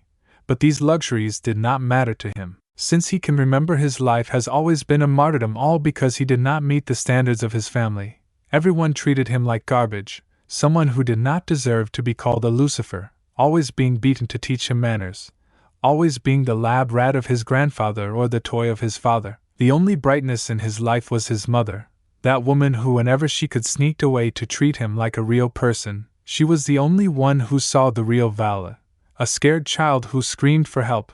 Many times he wondered how his mother fell in love with a vile demon being a simple human. That's right, Vala knew he wasn't a pure demon, he was a hybrid. He supposed that was the reason why they treated him worse than scum. But in his opinion that shouldn't matter. Family is supposed to take care of you and protect you. It seems his didn't know those words. Valakin, it's time to eat. The little boy's thoughts were cut off by the melodious voice of a beautiful brown-haired woman with blue eyes. She was Mira, the only person who cared for him and gave him everything her abilities could offer, the only person he would protect with his life and whom he can proudly call mother. Get up and join me for lunch. Today I made you your favorite dish. The silver-haired boy sat at the small table in his room. As soon as he did, he could see the delight his mother prepared, so without thinking twice he began to eat. Did you like it? Vala nodded quickly to his mother's question. Mira just let out a small smile as she stroked her beloved son's head. I'm so glad. I did it with so much love, Mira said as she saw the food disappear. When she saw the empty plate, she picked it up and took her son in her arms to put him to bed with her. Are you staying today? Vala asked hopefully. After all, his mother rarely stayed with him. She usually stayed for a while and then left him alone, often making excuses about having to take care of his father. That's right, today I will be with you. Vala's eyes shone and he hugged his mother, hiding his face in her chest. Seeing how her son reacted, she felt like garbage. For her son was the greatest pride, the greatest achievement of her life and the fruit of her love with Alexander Lucifer. She quickly soured her expression at the memory of that person. That man she fell in love with was nothing more than a mirage. When she had her little one, he showed his true face, one that she hated more and more every day for how he was. She could endure the blows or insults to her person, but seeing how he and his father abused her beloved son filled her with anger and helplessness for not being able to do anything. After all, she was a human. She could do nothing against beings of great power. The only thing she could do was endure and resist to be closer to her son. The latter brought her sadness. After all, she was always with Vala, always fed him and spent quality time mother and son. But this changed. Less than a year ago she stopped having that privilege. It was the day she discovered how great her son could be. She was not stupid, from what she knew about the sacred gear and their immense powers. That is why when she found out that Vala had won, she was happy. This turned to ecstasy when she saw that it was not a normal one but one of the most powerful.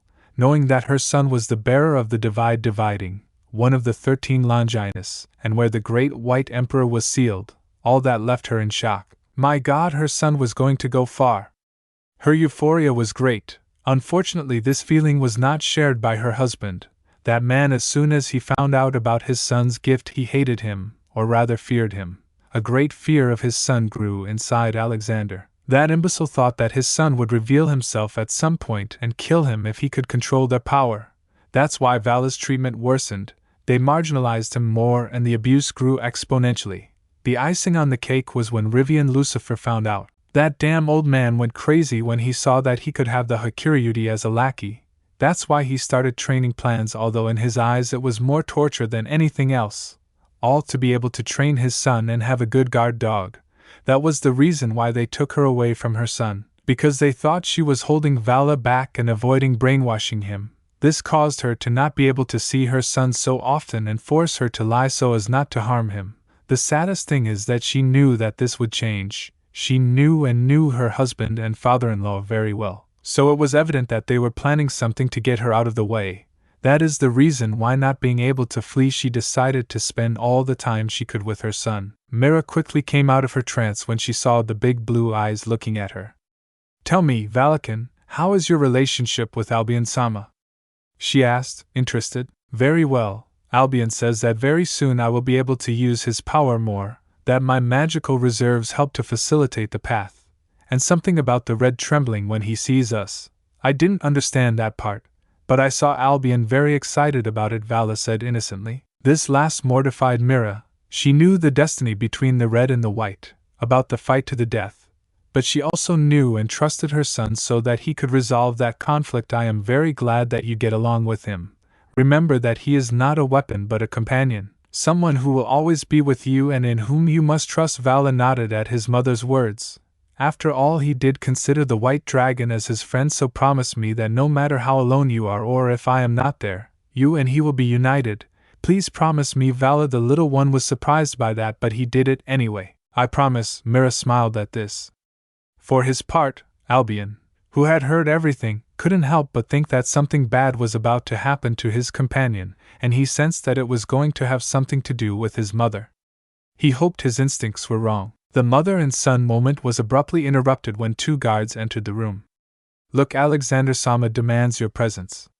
The aforementioned only nodded. It seems the day has come. A tear escaped from her eye, but she quickly wiped it away. She was not going to let her daughter see her crying for the last time. Instead, she would give him a smile and a last hug. Remember, Valakin, I will always love you, with a final kiss on the forehead. She went on her way. Vala was extremely surprised by that behavior. No! The silver-haired man lunged at his mother. You said you'd stay all night? His grip tightened. The guards couldn't hold on any longer. Quick! The master doesn't tolerate delays. One of the guards approached to break the hug.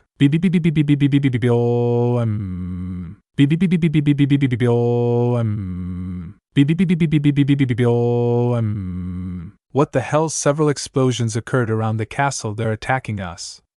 The castle alarms sounded. I'm going to check you. Stay with them. Make sure they don't leave the room, one of the two guards ordered. Understood. The guard, seeing that his partner obeyed his orders, set out to find who was attacking. That's why he ran out of the room, only to be greeted by the barrel of a gun as soon as he was at the door. That was the last vision of his life. Bang! What the hell? Exclaimed the demon as he saw his companion fall dead to the ground with a hole in his head, implying what caused his death. Who did that? Reveal yourself. His aura shot up. It was me. A shadow stood next to him. The demon tried to attack him, but the same cannon that killed his companion was in his face, giving him the same view as his friend. Bang! The demon's body fell dead at his feet. I love bullets bathed in sacred energy, said the man upon seeing the result of the weapon he was carrying. This individual turned his gaze to the other two individuals in the room, realizing that the child was trembling and the woman was using her body as a shield. Who are you? What's your name? Mira asked with some fear, and it is that this person killed those guards very quickly. She could notice the characteristics of this person. He was a man of average height. He had a purple suit which was covered by a black cape, but what stood out the most was his mask. This was a black helmet with a purple visor that covered his entire face. Calm down, I'm not here to hurt you. In fact, it's the opposite. I'm here for you, to get you out of here. It's time for you to get out of this golden cage. As for my name, you can call me Zero. How can we trust you? Doubt was still present in Mira. I can't say it. I can only prove it if you follow me. But I promise I won't hurt him. I want to free you. Zero saw the uncertainty in the woman. I know what your husband was going to do to you. That's something I want to avoid. I want you to have a life with your son. Mira bit her lip at the man's words. She quickly saw Vala and made a decision. Okay, tell us where to go. The masked man made a gesture to them. Okay, follow me. Mira took her son in her arms and followed the mysterious man. Hyodo Issei. Hyodo Issei couldn't say he was having the best day. At first he thought this would be an easy mission, but all that changed when he arrived at the territory where his target was. What he saw was anything but simple. Various magical barriers, sentinels in various places in the mansion, and unfortunately for him a barrier that prevented teleportation. I guess it couldn't be that easy, he thought when he saw that the barrier only allowed access but not escape. In short, he had to distance himself a little to be able to leave in a magic circle. The worst thing is that I'm alone. The memory of his rejection was still in his mind. Flashback. I would never try to deceive you. After all, that would be very foolish of me. The masked man approached the man little by little until he was face to face. Seconds passed in silence. I'm wrong, Azazel. The fallen man remained silent at that. You're right, it wouldn't be wise of you. Azazel went to his bar and took a glass of liquor. Why don't you tell me your name to begin with? Unfortunately, that won't be possible. My identity can't be revealed. But if you like, you can call me Zero. If your point is to gain my trust, you didn't start well by hiding your name from me. He laughed as he sat down. I know, but it's necessary, the masked man stated. Very well, Zero, tell me what information you have. I'm all ears. With that, Zero took the papers out of his cloak. I know very well that you have recently been investigating the son of the original Lucifer as well as his lineage. Azazel read all the information given by his surprised guest. You're right. I've been following his movements. After all, he's raised various alarms around the world. My sources reveal that he's creating something, and that's not good at all. Your sources do not deceive you. Recently, Rivian has joined a group called the Chaos Brigade, a group created by Ophis. The objective of this group is to dethrone Great Red. This information shocked Azazel. That's not all. I know very well that Rivian is planning to collect an army. His plan is to create chaos throughout the world, thus having the necessary chaos to conceive his ultimate plan. What plan? The fallen man was sure he wouldn't like this answer. Release Thryaxa. Impossible. Azazel abruptly stood up from his seat. I pre-sealed that beast so it could never get out. You know that every seal has its weak point. Rivian will try to find it, and if he does, you'll have an idea. Damn crazy man. Frustration escaped his voice. How do you know all this? I have my sources. The fallen leader knew he couldn't get more information out of him. Why are you telling me all this? Because just like you, I don't seek conflict. I know very well that behind your mask of scientist and arrogance you are actually looking for peace with the other factions. Issei used a little of his information. I see. It's curious that a human seeks peace when his nature is to conquer. Azazel checked another document. It is true that human beings seek conquest, but there are also some who seek peace and equality for all. That is my goal in life, to make all my loved ones have times of peace. Issei spoke with conviction. Azazel only listened to the masked man's voice, which was overflowing with passion. Very admirable. So Rivian's son is in Russia. The map indicated in the folder indicated those coordinates. Yes, less than a month ago they moved to that mansion. I know from my sources that he, his wife, and his son are currently there, along with a number of soldiers. Fortunately, the heavyweights are not there. Apparently, Alexander Lucifer fought with his father, and in a tantrum fled to Russia. Issei reported the collected data. That idiot Alexander was always someone with little character. His ego was disgusting. He always boasted about being a Lucifer. But the truth is that he only had the last name because in terms of power he was nothing more than a cockroach compared to his father. I suppose that's why he was always hated by Rivian. Issei gave Maya of it if he remembered well the stories that Vala told him about his father. You're right. But Alexander doesn't interest me. What I'm looking for is to rescue his wife and son from him, and I know very well that you're looking for the same thing. That's why I'm asking for your help. Issei asked for help. How do I know all this isn't a lie? Doubt appeared in Azazel. Azazel, after everything I've told you, you think I want to deceive you. The fallen man reluctantly accepted that. Okay, let's assume it's true. We can't go there without a plan of action. We need to find out more things and gather some people as insurance. Issei listened to everything, but he knew something. I understand, but we must also remember that we don't have time. Alexander is crazy. We don't know what he is capable of doing to his family. Issei knew that very well. After all, Vala told him how his father murdered his mother, something he wanted to avoid. I know, but he was interrupted by an outburst. Understand that they can die. Don't you want to avoid that? Issei raised the tone of his voice. Listen, Zero, I know this very well, but I will not throw myself into that mission with nothing. Who knows what awaits us if we do it like this? The masked man sighed and his shoulders fell. I see, maybe you're right. But time is against us. For my part, one will do something. I will not sit idly by. Issei headed to the door. When he was at the door, he turned to look at the fallen man. You have the information. I hope you do it or better with it. With that, Issei left the house, leaving Azazel with the folder in his hands. Flashback and damn, if Azazel had come, this would be easier, although I guess I can't blame him. A small sigh escaped him. Even if he wanted to, he couldn't blame his sensei. After all, he was a stranger here for him. Even with the information given, Azazel had nothing to be able to trust him. It would be better if I stopped thinking about that. Now the important thing is to get out of here. With that, Issei's pace quickened. Look, what's the fastest way? The aforementioned thought about the answer. To the right there is a corridor. At the end there are some stairs that connect to the floors below. Issei listened to the information. Very well, the path of the three was stopped by several guards. Okay, it will be better to return. That option was not useful when seeing more guards behind them. Issei, seeing both paths occupied, thought of another option. That was when a somewhat crazy option occurred to him. Look, San, this will be a bit crazy, but hold on to me. The brunette obeyed the order without hesitation. Issei destroyed the mansion wall with a bit of his magic. Hold on, they quickly jumped. Little Vala screamed as he saw the fall.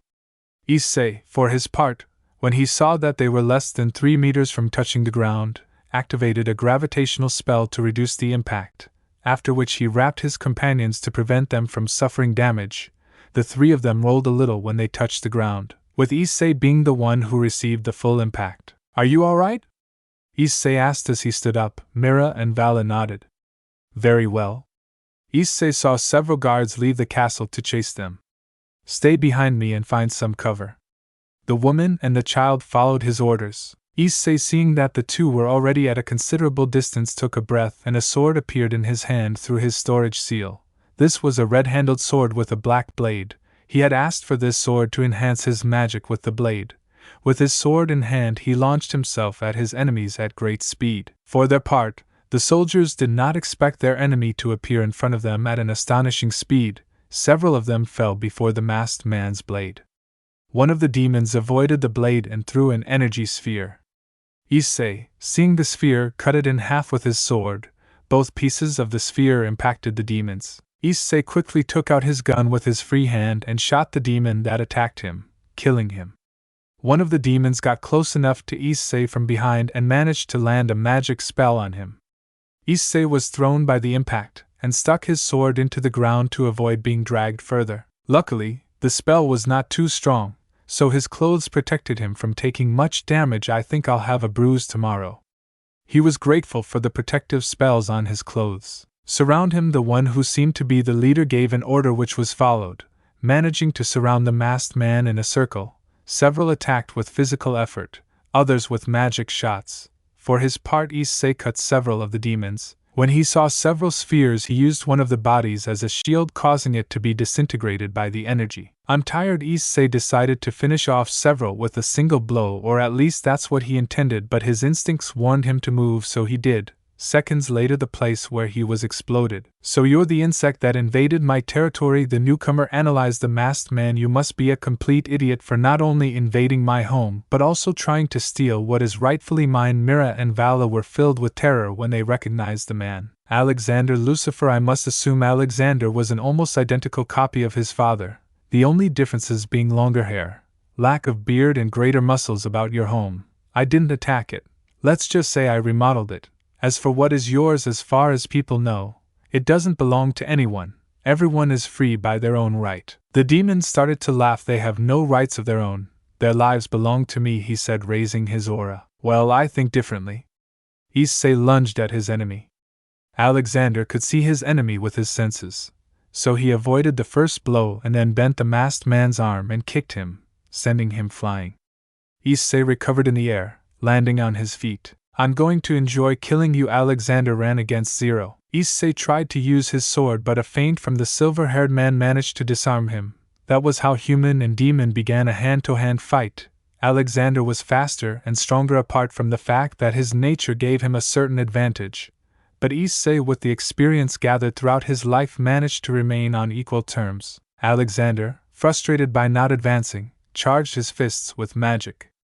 Issei also charged his fist with his magical energy. When the fists collided, a wave of wind surrounded them. Issei managed to feel Alexander's brute force, and there he knew he would have to have another approach. So with a kick he separated himself from the devil.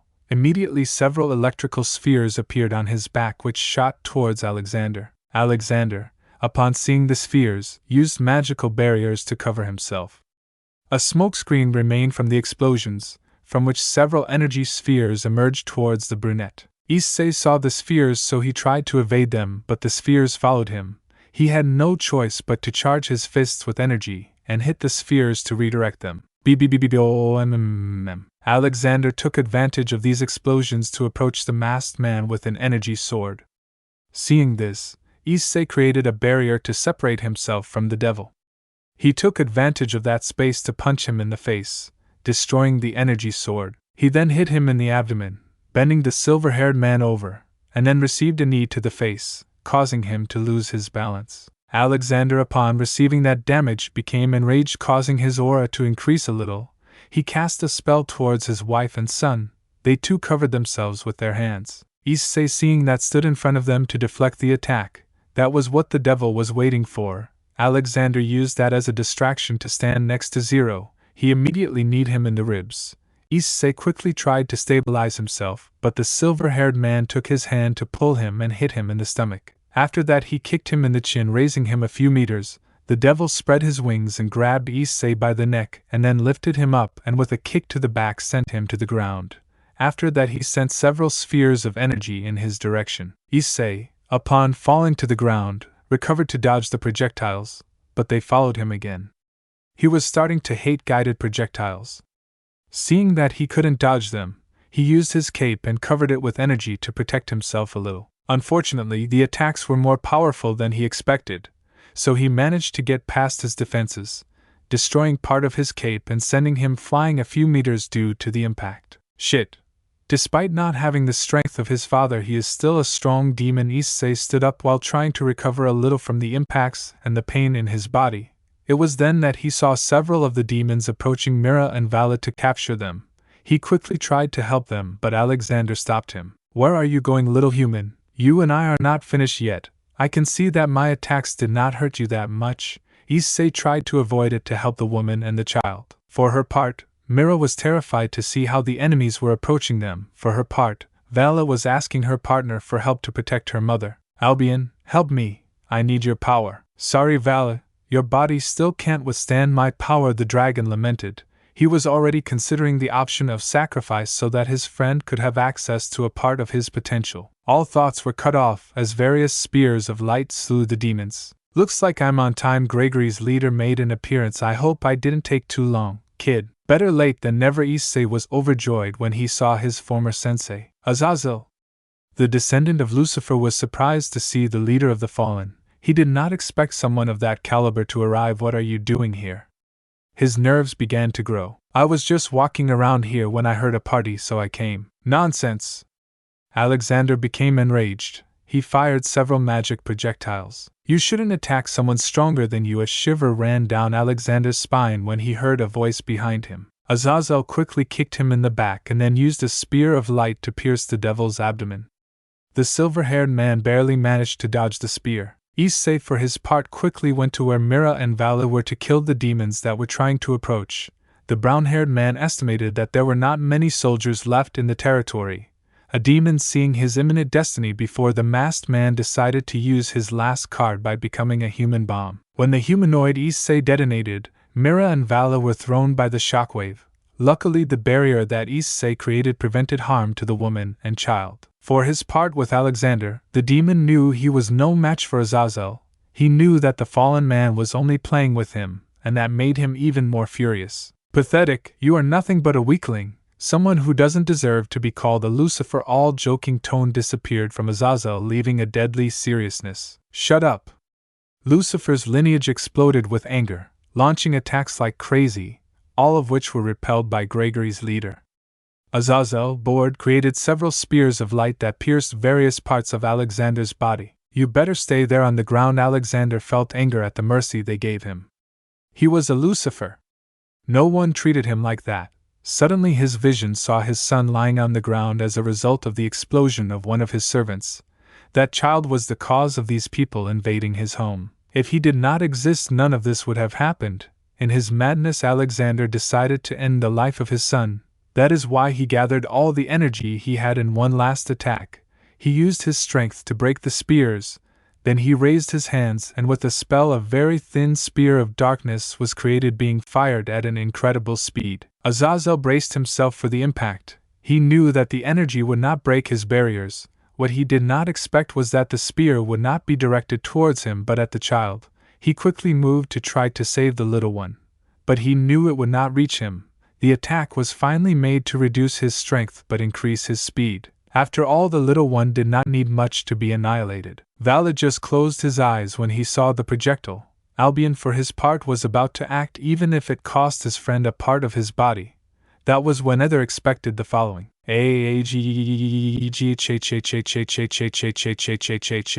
Vala opened his eyes, and what he saw left him in shock. That man who came to his rescue and who called himself Zero was in front of him with a spear piercing his side. "Are you okay?" Issei spat blood staining the visor of his helmet. The spear had pierced one of his lungs, but the cost was worth it when he saw that nothing happened to Vala. "Why did you DDO that?" the boy asked, stunned. "I didn't tell you I was coming to save them. I wouldn't let you and your mother get hurt," Issei spoke as he removed the spear, causing a pool of blood to drain from his body. "This will leave a mark. I told you not to do anything stupid." Azazel gave Vala's father a death glare. His mistake almost cost the boy his life. That's why he wouldn't make that mistake again. He created a spear of light imbued with his magic for greater power. The last thing Alexander saw was a spear that pierced his skull and destroyed his body. The soldiers, seeing their leader dead, began to panic. Azazel, for his part, wasn't going to leave anyone alive, which is why he killed every soldier he saw. When the massacre ended, he approached Zero, who was being treated by Mira, who was trying to stop the bleeding. "Are you okay?" Azazel asked with some concern. "I've been better, but I'll survive," Issei tries to joke. "Very well, we better go. We don't know when someone else will appear. Maybe Rivian could come, and believe me, I don't want to face him." The three nodded to what Azazel said. The four of them moved away from the place so they could teleport away from there. Gregory headquarters 4 days later. "How's your wound?" Azazel asked with concern. Currently Azazel, Zero, Mira and Vala are at Gregory's headquarters in the underworld. The four teleported there and immediately left Alexander's territory. As soon as they arrived, Azazel asked for a medical team to heal the perforation in the masked man's abdomen. Everyone tried to sedate him in order to perform the operation, but Zero refused for fear of being unmasked, so he underwent surgery while conscious. Fortunately, everything went in order. Zero was only recommended rest for several days since the human being could not heal so quickly. That is why he spent the last days in the medical room, being constantly visited by Mira and Vala, the latter more often. "The pain has decreased. Now I can move a little more," he answered as he got up from the bed where he was. "Very well. The doctor said that you can now get out of bed without any problems. You can stay here for a while if you want so that you can fully recover," Azazel offered. After meeting the masked man and talking with him, he was able to conclude that he was not a threat and that he could be a great ally. "Thanks, Azazel, but I must decline your offer. I've been out for too long," Issei refused. Suddenly the door to the room opened abruptly. "Don't go, stay longer." Vala entered abruptly upon hearing the conversation. "Vala, let him go." Mira was holding her son. "I'm sorry, we weren't trying to spy. It's just that we were outside when we heard you leaving. But is it true that you're leaving?" Mira was embarrassed. "Don't worry," Issei dismissed with relaxation. "It's true. I have to go." His gaze fell on the little boy who looked at him with glassy eyes, and for the silver-haired boy, Zero was a hero who not only saved him but the most important person in his life. That's why he was grateful to him and wanted to know more about this man. "Listen, Vala, you shouldn't be sad. Better answer me something. Do you hate being a Lucifer?" The room fell silent. Azazel and Mira were going to intervene due to the context of the question. "Yes," Vala answered in a whisper. "I understand." Issei knelt down to be at the boy's height. "Listen, Vala, I understand your hatred for that surname, but don't let it consume you. That lineage makes you more special than you already are. Don't deny it, and instead exploit it. Show the world that the Lucifers can do great things for the good. You and Albion can achieve it." "How do you know about Albion?" Vala asked. After all, no one but his mother knew about his dragon friend. He only heard a small smile behind the helmet. "I know many things about you. That's why I can say that you and Albion can achieve many things together. Of that I have no doubt. I also know that you want to take revenge on your grandfather. That's fine. But don't let that absorb your whole life. Remember that you have your mother, someone who needs you. You have your friend. That's the important thing. Create bonds, lasting friendships. After all, they are the ones who will help you bear all the burden you may have. Do not try to do everything alone. Always be faithful to the family. That is very important. Do you promise me that you will do what I told you? Everyone was speechless by the masked man's words. Vala was the first to come out of that state, and with conviction in his eyes he answered, I promise. Albion backed up that promise. Very well. Zero stood up to face the adults. I think it's time for me to go. Azazel gave him a nod of assent. Mira stopped him before he left. Thank you very much, Surasama. Thank you for saving us, he said, bowing. Issei just told him that he didn't have to be thankful and immediately used a magic circle to disappear. Issei's house. Seconds later, Issei appeared in the living room of his house while remembering the recent events. With this, Vala will be able to have a life. He won't have to live in fear of losing everything. He won't be the melancholic subject and addicted to fights. He will be able to enjoy having a family and living the moments he always dreamed of. In Issei's mind, the image of a serious child changed to that of a smiling silver-haired man spending his time with his family. Issei, with that in mind, approached his table where there were various folders with images. In one there was a pair of sisters with cat ears, in another a girl with purple eyes hugging an older woman very similar to her, in one more was a boy with a mole on his face. Several others were on the table with different coordinates. I'll save them all. I promise. He had taken the first step towards his goal, but there were still several more to go. Underworld. 3 months later. 3 months. That is the time that has passed since the rescue of Vala Lucifer, a fact that many know today. After all, the murder of someone from the lineage of Lucifer does not go unnoticed, even if it was someone like Alexander. After all, a Lucifer is always a Lucifer. Fortunately for Issei, the fact that he was the cause of the assault was well hidden. Azazel was the one who spread the rumors so that everyone would believe that he was the only one who was there that night, and that Zero's knowledge would be hidden. In the end, everyone believes that Azazel, the leader of Gregory, assaulted and killed Alexander. Lucifer. Although Issei suspected that some did not believe that story, they only decided to keep silent about it. I hope no one detects my presence, Issei thought as he reduced his aura as much as he could.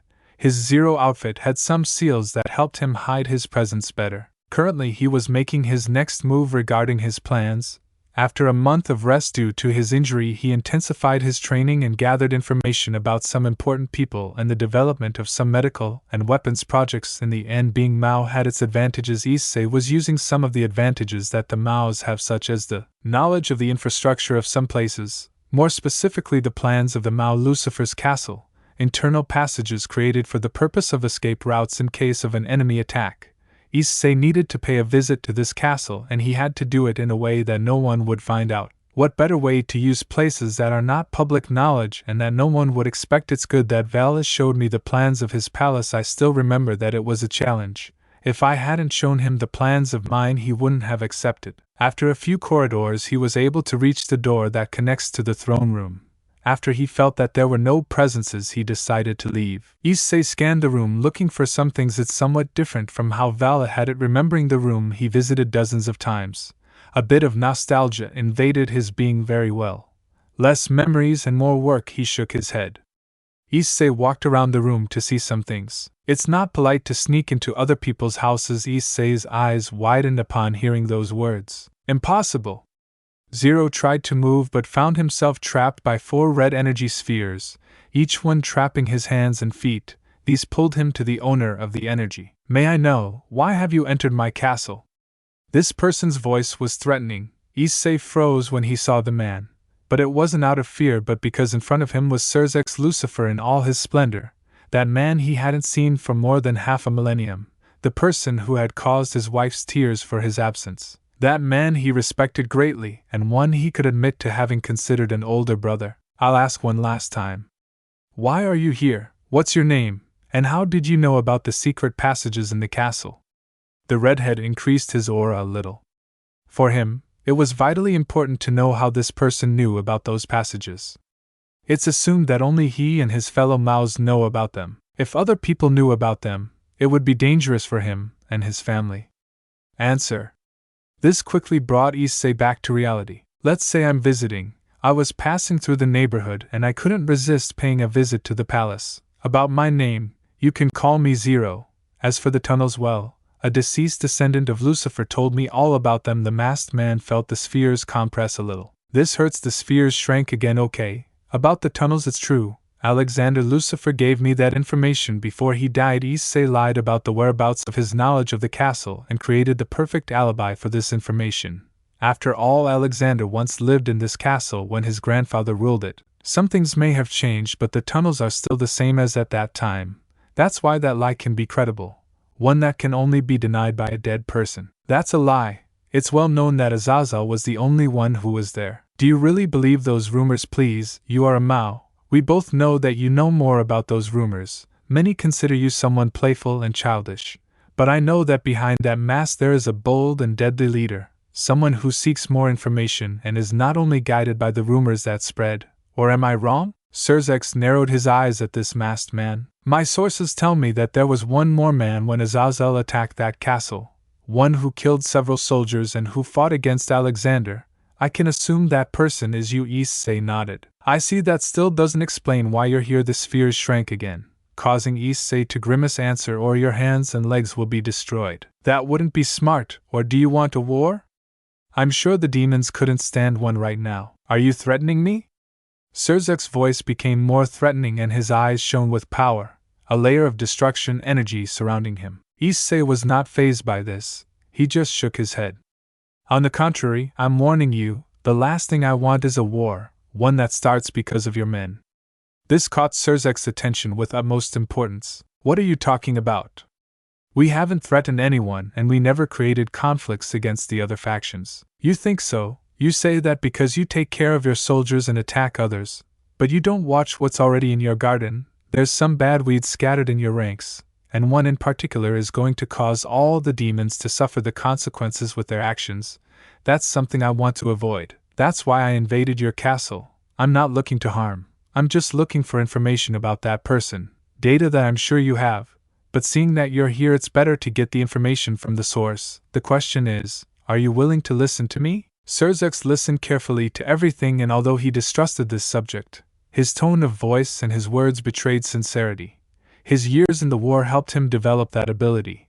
That's why he decided to give the benefit of the doubt. Speak. Issei was released and Serzex crossed his arms over his chest, giving a signal for him to speak. It hurts. The masked man touched his wrists to calm the annoying pain a little. Before telling everything, what do you know, Dalton Nibirius? He is the son of the head of the secondary branch of his clan. From the few times I have seen him, I can say that he is someone arrogant, and that he feels he deserves everything. It is rumored that he recruits different powerful people to be able to challenge the head of the main branch, and take his place. Issei paid attention to this information. That's more or less what I knew. I know he's been gathering some people. I can say that not very special, at least not all of them except for the last two people he recruited. Who exactly do I recruit? Serzex asked curiously. Two girls named Kuroka and Chiron. Orphan girls. For many it might not sound important, but the truth is that they are both incredible. Those girls are Nikomitas. For Dalton they are his golden girl. He believes that with their power he will be able to defeat his enemy. So I recruit people of that race. Nikomitas, a Yakai race that decided to live in the underworld for the lifestyle, a species mostly female and of which there are not many left. They are under the protection of the underworld under the request of Hyodo Issei nodded at that information. This is where our problem lies. This confused the redhead. But when he saw that Zero took a portfolio out of his cloak which was handed to him, when he saw the documents in the file he was startled. All the detailed data, the tests done, and the future plans alarmed him. Is this true?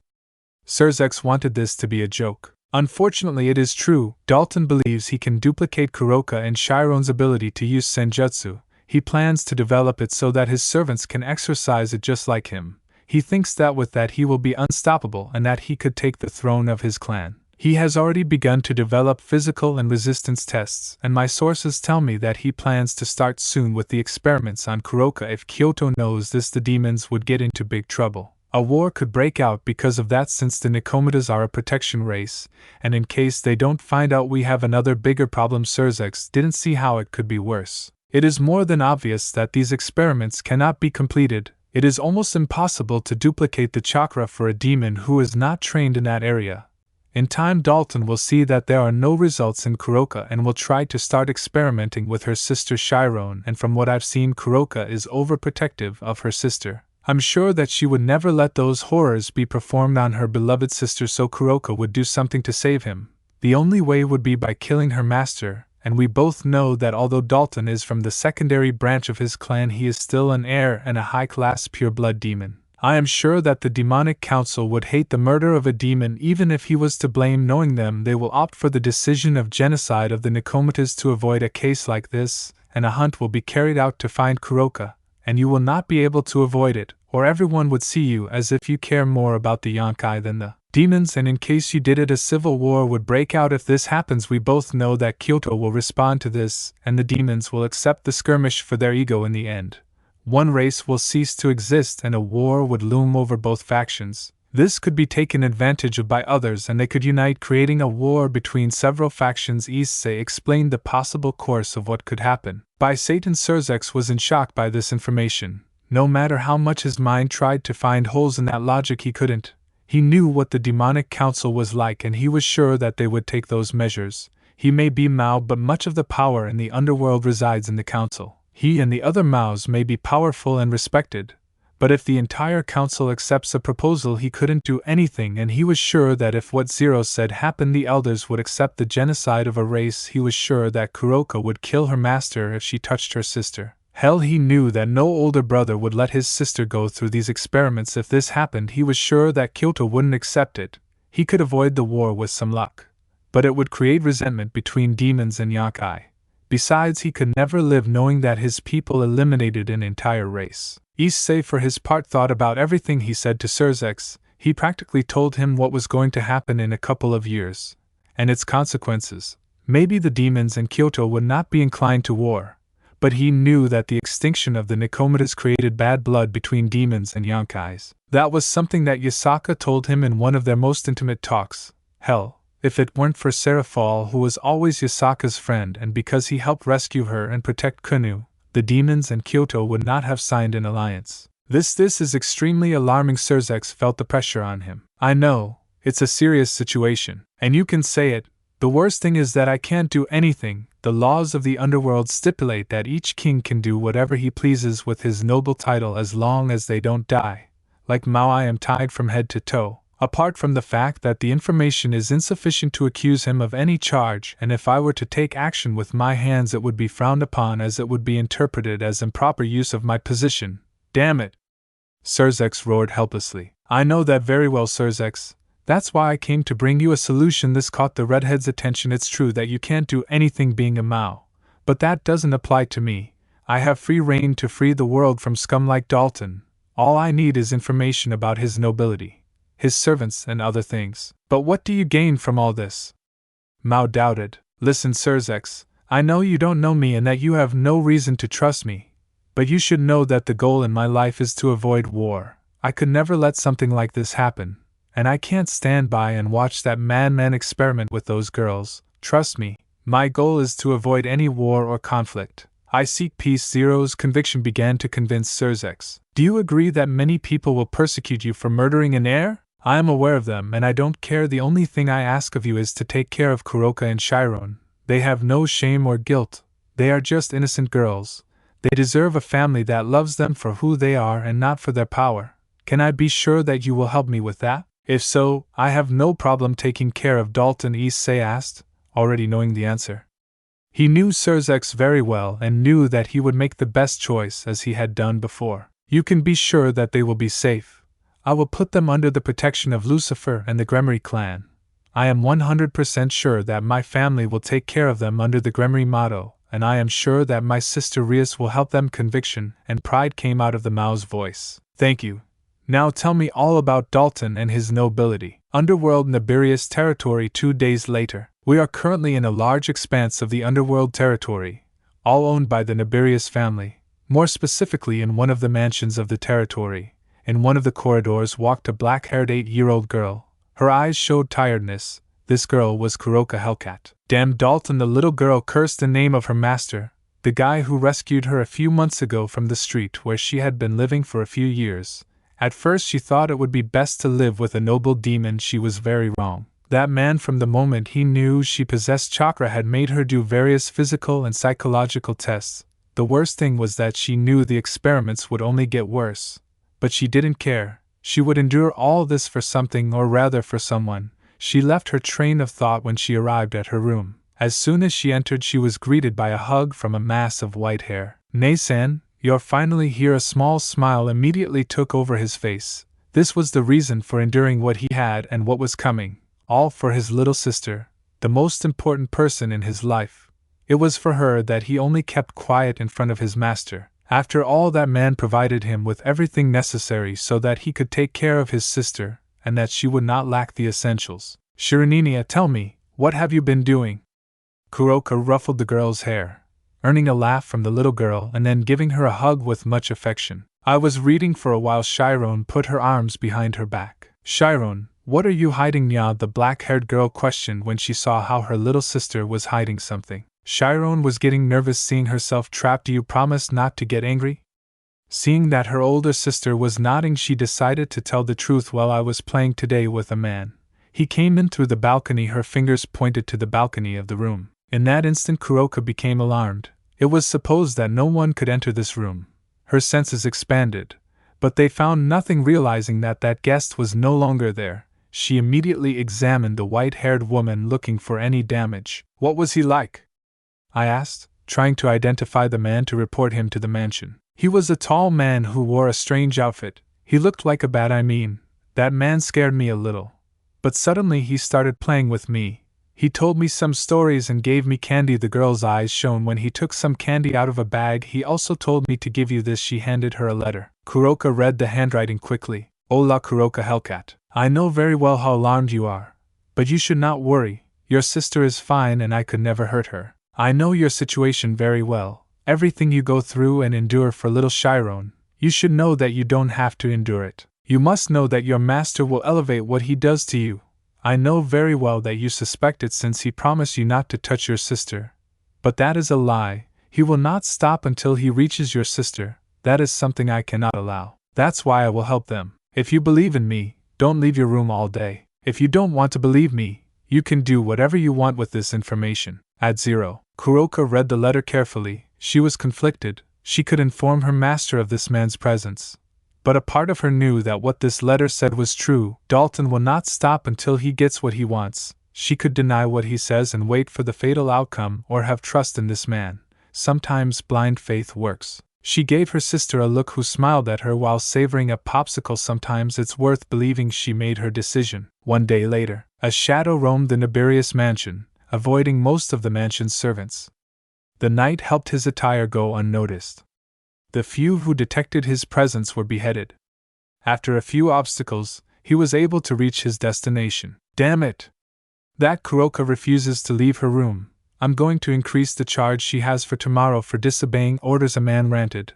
This man was Dalton Nibirius, a man of average height with brown hair and gray eyes. His build was a little overweight, and arrogance overflowed from his features. "Apparently Kuroka listened to me," the man thought when he heard what his target said. "You'll see. I'll make your sister also submit to that burden that will teach her to listen to me when I order her to do something." This caught the attention of her audience, and made her grit her teeth. Why are most pure-blood devils so arrogant? Issei remembered how he ran into guys like this in the past. Many were nothing more than scum among scum. Only a few could change their ways, like Riser Phoenix. Dalton, when he heard that, was alarmed, as he had never felt any presence. His eyes scanned the place where he was. He could see a person near one of the windows. The attire of this one was frightening for him. "Who are you?" he asked fearfully. "How dare you invade my domain? You can call me Zero. The reason I came is to take care of scum like you. I know very well the experiments you do and that you plan to do with the members of your nobility. What do you not care about?" Issei spoke with venom. "So the damn cat opened her mouth and told you about what she does. When you see her, you'll see that she shouldn't open her mouth." Issei didn't take well the insult to one of the people he loved, so he approached the brown-haired boy at high speed and hit him in the face that broke his nose. Each, damn it! Dalton hated that hit, so he threw a punch at the masked man. He was caught by Zero, who squeezed with great force, managing to break his wrist. "You disgust me. You and all those who treat their servants like that." A kick was launched at the fat man's stomach. "What do you know? Those people are nothing more than beings to be used by us high-class demons. The council thinks the same, and no one would do anything to stop us. Not even the Mao." The demon tried to laugh, but the pain of his leg being penetrated by a sword prevented him from doing so. "I know. That's why I'll make sure you pay. Dalton's eyes widened in horror. Guards! Dalton launched an energy sphere to try to damage his aggressor. When Issei saw this, he dodged it and placed himself behind Dalton to immediately pierce his chest. Then he took out his sword and cut off his head. It was nothing but pathetic. If it weren't for his nobility, he wouldn't have achieved anything. He remembered how Surzex told him that Dalton had never done anything alone, that the entire weight of the rating games fell on his servants, and that he was the only one who delivered the final blow. This caused Dalton to never train and only hide behind the name of his clan. All that was thought was cut short when a platoon of men and women entered the room. Nobility, I assume, when they saw the corpse of their leader, a fury flooded them, and they prepared to attack.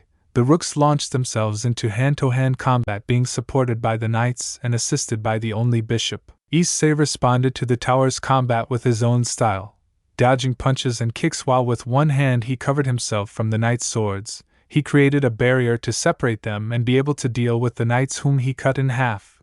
Then he moved to avoid the magical attack of a woman who was the queen of Dalton. Issei knew that if he dragged this out he would attract everyone before he could escape, so he decided to finish them all off at the same time. He channeled energy around his body and sword. Crescent Moon Dance. Several copies of him appeared at his side with their swords in hand. Each one at breakneck speed approached the members of Dalton and made cuts.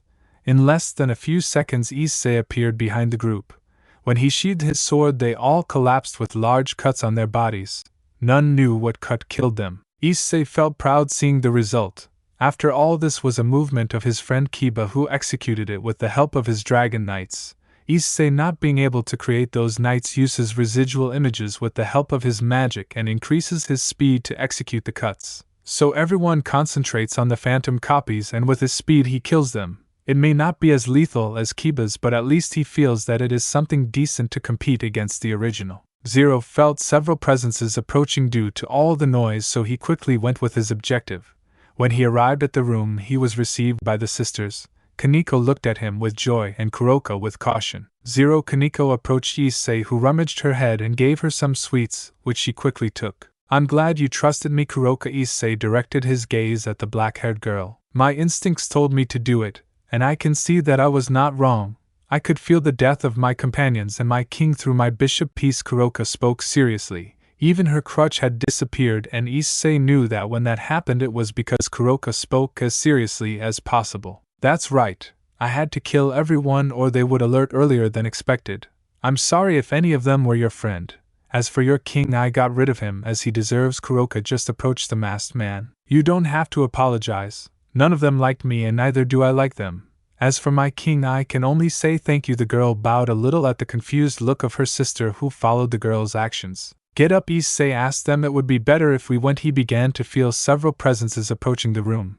Some of them with considerable power. They must be from the main branch. He quickly took the girls in his arms and left, transported with a magic circle. 4 days later. The murder of one of the pure blood demons in the underworld is something very punishable, no matter who it is.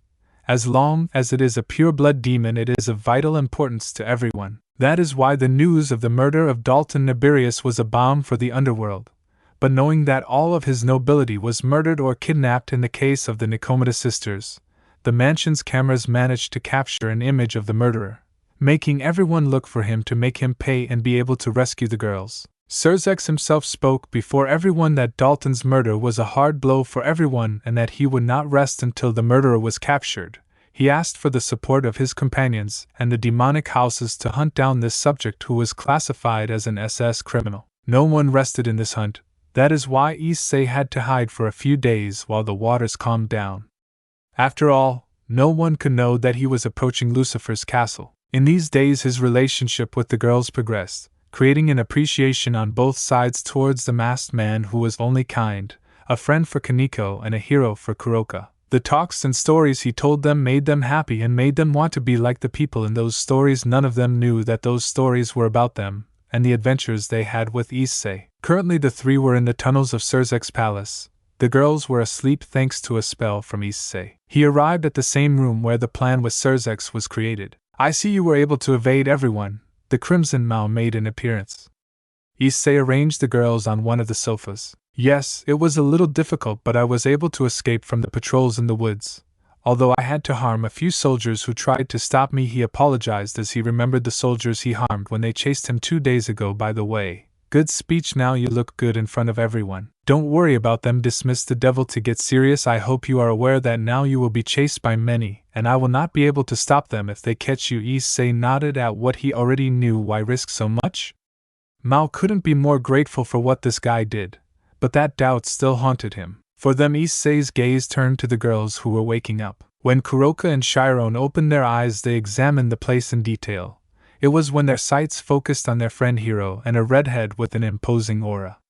Kuroka recognized the devil as Surzek's Lucifer, making her nervous. This was detected by Issei. Kuroka, Chiron, the girls looked at Zero. You shouldn't be alarmed by this person. The truth is that he knows about you and your situation. In fact, he was the one who gave me the mission to rescue you. He couldn't bear what they were going to do to you. That's why he immediately entrusted me to go after you. Surzek caught on to Zero's lie. For a moment he was confused but decided to play along. Zero is right. My duty as Mao is to protect every devil, no matter who it is. The redhead approached the girls. Issei decided it was time. Girls, he knelt before them. You're going to keep him. No, Nanya. The two clung to the masked man.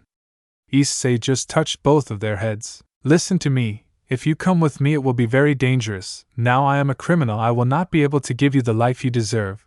But Surzek will. He will give you a home and a family. You will not have to worry about anything being with him. Zero is right. My family and I will protect them from everything, and they will never lack anything. The devil seconded. Issei released the little girl's hug. Don't cry. You are strong girls. Come on.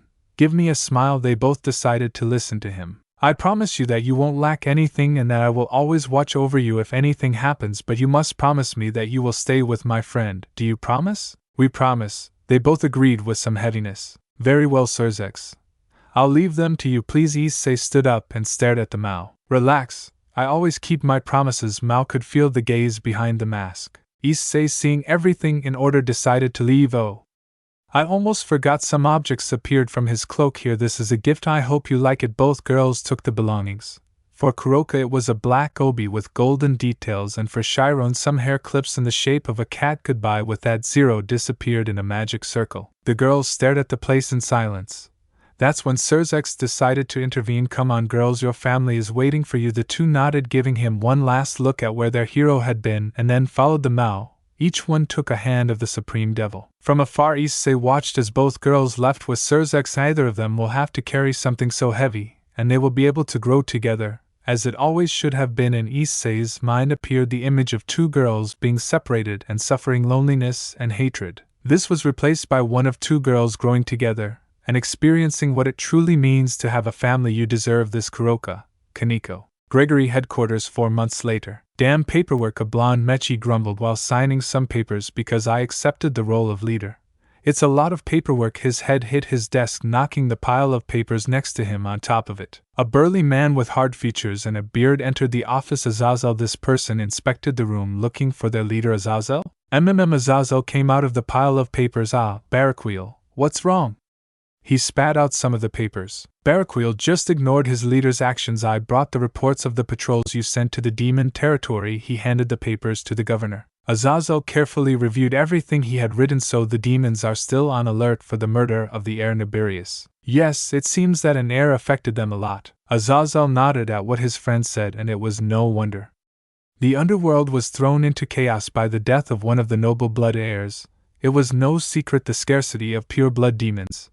That is why the elders took great care of purity and incited arranged marriages to raise their numbers. That is why when they learned of the death of one of their demons, all the elders went crazy. It was only because of the words of Surzek's Lucifer and his Mao's companions that the entire underworld did not rise up in arms to search for the murderer. Yes, the demonic patrols and the army doubled their efforts and increased their surveillance over the entire demonic territory, efforts that have not ceased to this day. Your friend Zero really made a scene there. He's one of the demon's main targets, and the huge reward on his head makes hunting him attractive to bounty hunters. Barakweel spoke in a harsh tone. You can say that, Azazel sighed, but I have to assume that he did it for a reason. Zero.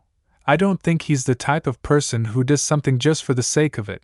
I think he discovered some things to kill that demon. He put the report aside and a more serious expression appeared on his face. Do you have any information about the Cow's Brigade? Azazel asked about one of the most dangerous organizations in the world, one that very few know about. In fact, he estimated that the only faction leader who knew about it was him, and all thanks to his masked friend. I've managed to find out a few things. The first is that the old Satan faction has you a bit in their sights. Apparently Alexander's death wasn't taken very well, and the murder or kidnapping attempts have increased a bit in the last month. Azazel took his hair with his hand. That was no surprise to him. After all, since he killed Alexander and everyone knew about that fact, he has suffered some attacks on his person by assassins or spies to try to get Vala back. Fortunately, none have been effective. He has several people taking care of Vala and his mother when he is not there. Some of his guardians are Barakwil or Shembazai. As for the attacks on his person, well, let's say that those assassins have not come out unscathed, and none of the heirs of the original Maos has done anything against him. He knows that they are not so stupid to attack him. After all, his power is something to fear, and none of them other than Rizavim could do anything against him. Speaking of Rizavim, something about him made Azazel nervous. After all, he hadn't tried anything for the death of his son at his hands, and maybe the two of them had no relationship, but please, he was his son, and he didn't do anything about it. Something in that action made him uneasy. We need to increase vigilance. Fortunately, Valley hasn't noticed these attempts thanks to Mira, but we can't let this continue. Anything else? Yes, it turns out that there are rumors in the underworld that a new group joined the ranks of the brigade.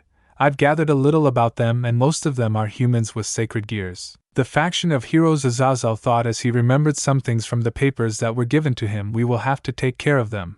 They may be human, but if they joined with those people, it must not be anything good, and they must have something hidden. Do you think Zero is in that group? Not at all. The confidence in that answer was strange to Barakwil. I still don't know why you trust that human so much. Azazel's eyebrow rose. Wasn't Vala and the information about the Cows Brigade enough? I accept that it is a great help, but we must also remember that he is a criminal, and what happened with Vala also caused your head to be acclaimed by many. What's in my head doesn't matter. Many people were already chasing me and trying to kill me. It's the price of being the governor. So a few more didn't matter. Barakwil sighed, knowing he wouldn't win this argument. Okay, just understand that they can't know that you have a relationship with that person, or the underworld could do something about the relationship with the criminal. I recommend you distrust him a little, the black-haired man recommended to his friend. And Azazel is in SE. Barakwil was going to continue scolding his leader, but his words never arrived because of the shock. His eyes widened greatly because of what he had just felt. This caught Azazel's attention. Barakwil, are you B? Akino, Shuri! Barakwil exclaimed instantly as a magic circle surrounded him, and then disappeared.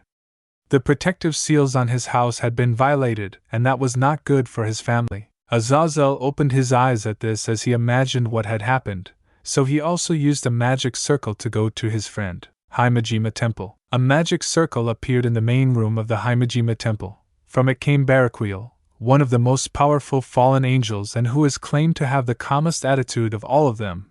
This cold and serene attitude was destroyed when he arrived at his house. Most of the hall was destroyed, fire was spreading through the garden, blood was oozing from various places, and various corpses of priests were lying around the residence. Barakwil didn't care about any of this, he only cared about finding his family. A circle appeared next to him from where Azazel came out. Barakwil, what happened? I asked, surprised to see everything destroyed. Barakwil, seeing that man in the position his family was in, did not hesitate to take action. The man lunged at the subject. Barakwil is waiting. The voice of his leader fell on deaf ears. The masked man couldn't avoid the man, leaving him at his mercy. Barakwil grabbed the masked man and slammed him against the wall while grabbing his neck and lifting him off the ground a few inches. A spear of light appeared in his free hand and pointed at his target. Paper. Barakwil can let him go. The girl and the woman held their father-husband, preventing him from harming this person. Akino, Shuri, let me go. I'm going to kill whoever hurt you. She tried to break away from her family and bring the spear closer to the man's neck. Don't hurt him, the little girl begged. Why not? Because he saved our lives, Shuri replied. At this, Barakwil was in shock and released the masked man who was trying to catch his breath. Azazel intervened when he saw that the atmosphere was relaxing a little.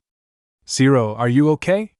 What happened? Zero was trying to recover a little. Barakwil had squeezed his neck tightly. Cough. With a sigh he saw the two fallen angels sit down. I'll explain what happened. Flashback. A magic circle appeared in the forest surrounding Himejima Temple. Apparently I arrived on time, Issei thought as he remembered that these were the dates when Akino's family attacked his mother. That's why the last few days he was closely watching the temple, Shuri and Akino. He recently saw movements in the priests. This raised Issei's alarms. Those movements were not a good omen. It would be better if he waited. He was going to stay to watch while Barakwil was not there. It did not matter if he had to be here for days. To kill time, he took out a book of magical runes to pass the time. Lately Issei had spent a good time practicing elemental magic, focusing mainly on lightning and fire along with high impact and support spells. He was also studying biological branches for some ideas that he had thinking of applying in the future after perfecting what he had in mind. The same was with his physical conditioning to increase his stamina and relaxation exercises in his body. Issei's power had grown compared to what he had 7 months ago. He was sure that now he could give Alexander a decent fight. Although Alexander was weak compared to other descendants, I even think that Sergor could defeat him. His thoughts revolved around the power he currently had. Little by little it grew. He hoped to reach a respectable level before difficult times arrived. With that in mind, he began to study some magic formulas. 4 hours later. Seems it's about time. Issei got up from where he was resting when he felt several presences surrounding the temple, each of them disguising their presence. He wasted no time and headed towards the intruders. Sir, are you sure about this?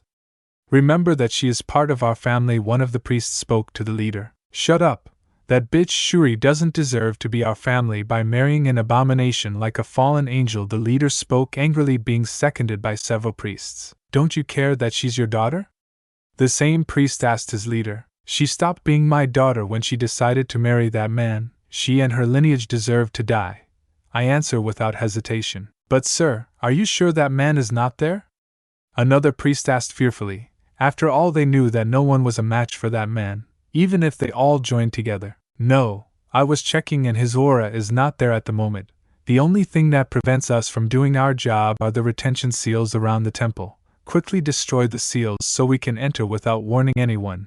The others are doing it in their respective locations. Several priests immediately recited a chant to destroy the barrier. Yes, no one will prevent us from doing our duty.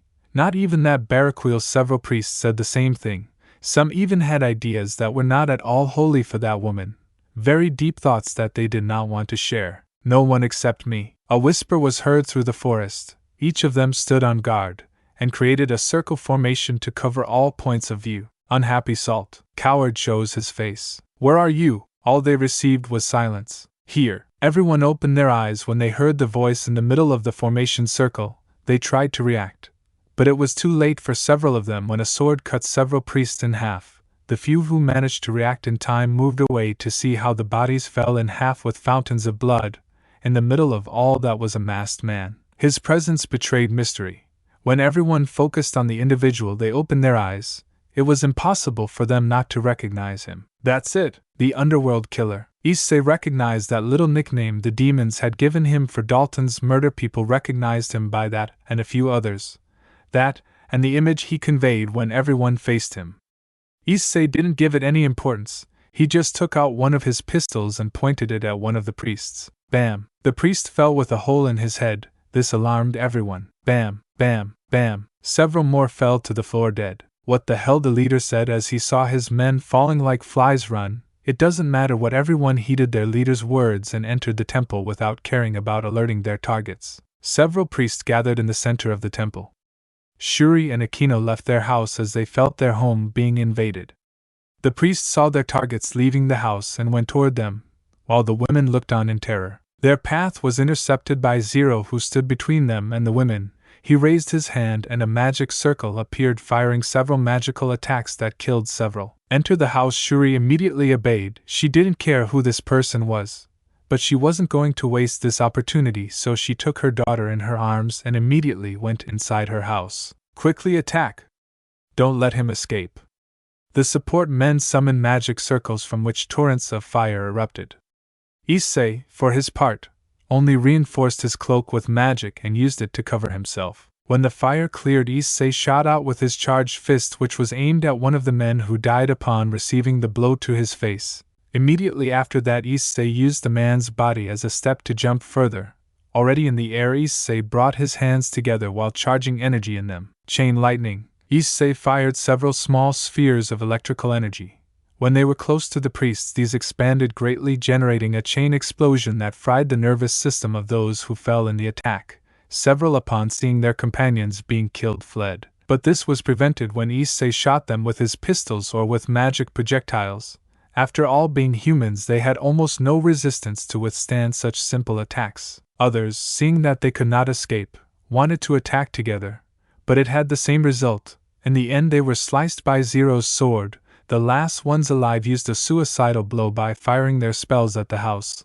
This managed to defend itself by a barrier that covered the house, but it was not enough to prevent part of it from being destroyed. These magicians were killed by Issei. In the end, only the leader remained, Shuri's father. You are not ashamed of what you wanted to do to your daughter and granddaughter? Zero's voice was deadly. Those garbage are not my family. Both are contaminated, and I'm going to take care of that. Madness could be heard in the old man's voice. They're your family. For God's sake, shut up. With madness in his mind, he launched himself at the masked man. Issei only saw the old man's movement in slow motion. When he was in range, the subject raised his arms and kicked the man's knee, managing to destabilize him, then punched him in the stomach, making the man kneel. The last thing the man saw was the barrel of a gun. Bam! The priest's body fell dead to the ground. Issei just sighed at this. For him, it hadn't been difficult at all. These priests didn't have a great power level. Their numbers were what helped. Even so, he knew that this was enough to kill Shuri, a human with some abilities but who couldn't do anything against a large number of enemies. With that aside, he headed to the temple, ignoring all the burnt trees and some burnt parts. Are you okay? Issei asked as he entered one of the rooms in the house and saw the women. Akino was trembling and Shuri was trying to protect her. Yes, thank you very much for saving us. Issei dismissed the beautiful woman's gratitude and decided to approach to verify any damage. Or at least that's what he tried to do when he heard, "You." I was immediately slammed against the wall. Shit. And flashback. Barakweel and Azazel were in shock by the events. Barakweel was the first to come out of it, and immediately knelt with his forehead pressed to the floor. Thank you very much. I appreciate it. The fallen man's gratitude overflowed. Issei dismissed the thanks, saying that it was what he had to do. Barakweel immediately stood up and hugged his wife and daughter tightly, or at least he tried to, since Akino slapped her father's hands. Akino, her father spoke worriedly. Don't touch me. I hate you and this blood I have. Hatred came out of his mouth, directed at the fallen. Everyone opened their eyes before this. Akino, don't say that, her mother scolded. No, Mom, this man is the absent one of all. You were supposed to be here to protect us, and in the end you weren't. Mom, and I would have died if it weren't for that man, pointing at Zero. I hate my blood and I hate you for not being here to protect us. Everyone was speechless. Barakweel lowered his head, knowing it was true. He was supposed to be here to take care of his family. You're wrong, Akino. Everyone turned their attention to the masked man. He only approached the girl to kneel and be at her level. Listen, little one, it's true that your father wasn't here, but that doesn't mean that he doesn't love you and that he doesn't protect you. He always keeps an eye on you and your mother when he's here. But he didn't do it today, the girl replied. That I arrived was not a coincidence. He spoke mysteriously. I was hired by your father to take care of you when he is not there. He would never leave you unattended. In fact, the one you should hate is me for not being able to protect you before those men came. Akino opened her eyes at that. Everyone else was the same, knowing that was a lie, especially Barakweel. Really? Zero just nodded at the black-haired girl's question. Akino, faced with this, ran to hug her father while crying in terror. Barakweel hugged his little girl tightly, promising her that he would not leave her side again. Shuri and Barakweel gave him a look of eternal gratitude for what he had just done. Everyone knew that Zero lied to avoid breaking up the Himejima family's relationship. It didn't matter if they lost faith in what had happened. Azazel and Issei left the temple to give space to the family. How are Vala and Mira? Issei asked when they left the temple. They are fine. Mira has practiced tactics to increase her strength and not be a hindrance, according to her words. For her part, Vala has been training with Albion. According to the dragon, Vala will be able to use his power fully in a very short time. By the way, the little one had a small fit of rage when he found out about your criminal status. From his words he says that his great hero can't be evil and that surely the demons are making everything up, Azazel answered while laughing at the last thing and at the memory of the silver-haired boy angry at the news of his hero. I'm glad you're better. By the way, I found out about the price on your head for murdering Alexander. If it weren't for me, you wouldn't be in that situation. Nah, don't apologize, it's not like it affected me. I already had a price on my head. A little more won't hurt, the governor dismissed. The two fell into a comfortable silence. Azazel rewarded a cigarette after offering one to Zero and took a drag.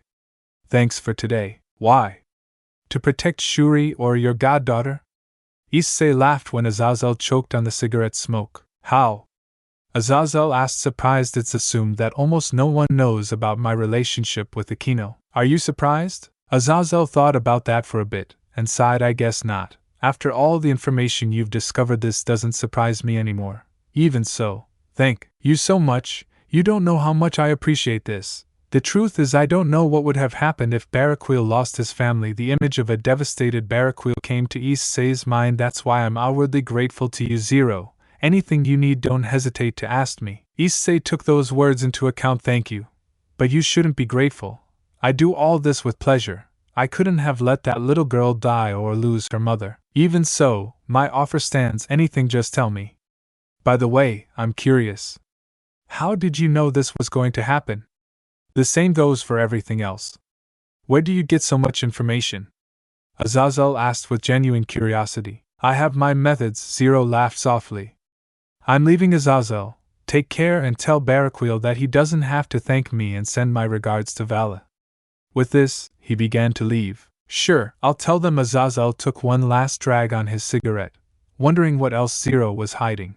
Issei, for his part, began to distance himself more and more from the temple. Now Akino will be able to grow up with her family. She will not have to grow up with hatred in her heart, and she will be able to live happily. In Issei's mind, the image of a woman with tearful eyes and great suffering for the loss of her mother was replaced by that of a happy girl who enjoyed the best moments with her family. And when will you be able to be happy? Issei shook his head at that thought. He didn't know where it came from, and he didn't want to find out. Italy 6 months later. Italy, one of the most beautiful countries in the world and currently has one of the highest rates of priests or devotees to God in the world.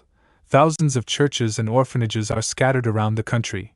That is why we will focus specifically on a church located in a small town by the city of Venice. In front of the church orphanage, a badly injured man appeared. This person looked dying. The doors of death were claiming him little by little.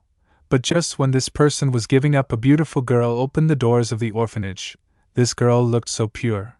Her golden hair and her emerald eyes only transmitted purity and tranquility. This girl appreciates, as if it were destiny or maybe something more. My God! The girl quickly approached the teenager without noticing the grimace of pain at the word God. Sir, what happened to you? I was attacked, the man spoke weakly. Don't worry, I'll help you. The little girl tried to take the young man to drag him towards the sanctuary. The young man denied. I can't go in there. Okay, I'll call someone. The nun tried to go for help, but was prevented by the young man's hand. Don't do it. If you do, it will be my death sentence, I request weakly. Why? The nun only received as an answer bat wings coming out of the man's back. Demon, she whispered in shock. That's right, now you understand I'm their enemy. Although I've never wanted to hurt humans. Go away. The man gave up. Suddenly the young man felt a warmth and his body slowly recovering. He looked up only to see how the little girl had an emerald green glow surrounding her. He looked more at her, and could find that the source was her hand. Why? He asked in shock. Why not? Because I'm a demon. Don't you know our story? That doesn't matter. God says that we should treat everyone as equals regardless of race, and that's what I'm going to do.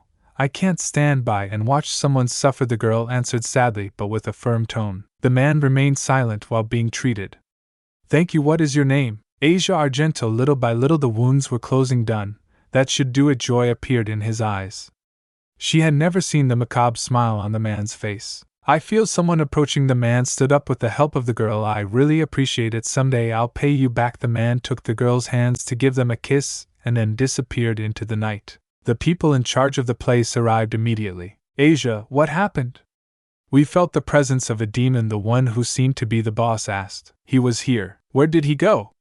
Asked a nun. He left as soon as I cured him. After these words everyone became serious. Did you cure him? A demon? The father's tone of voice was dangerous. Hi!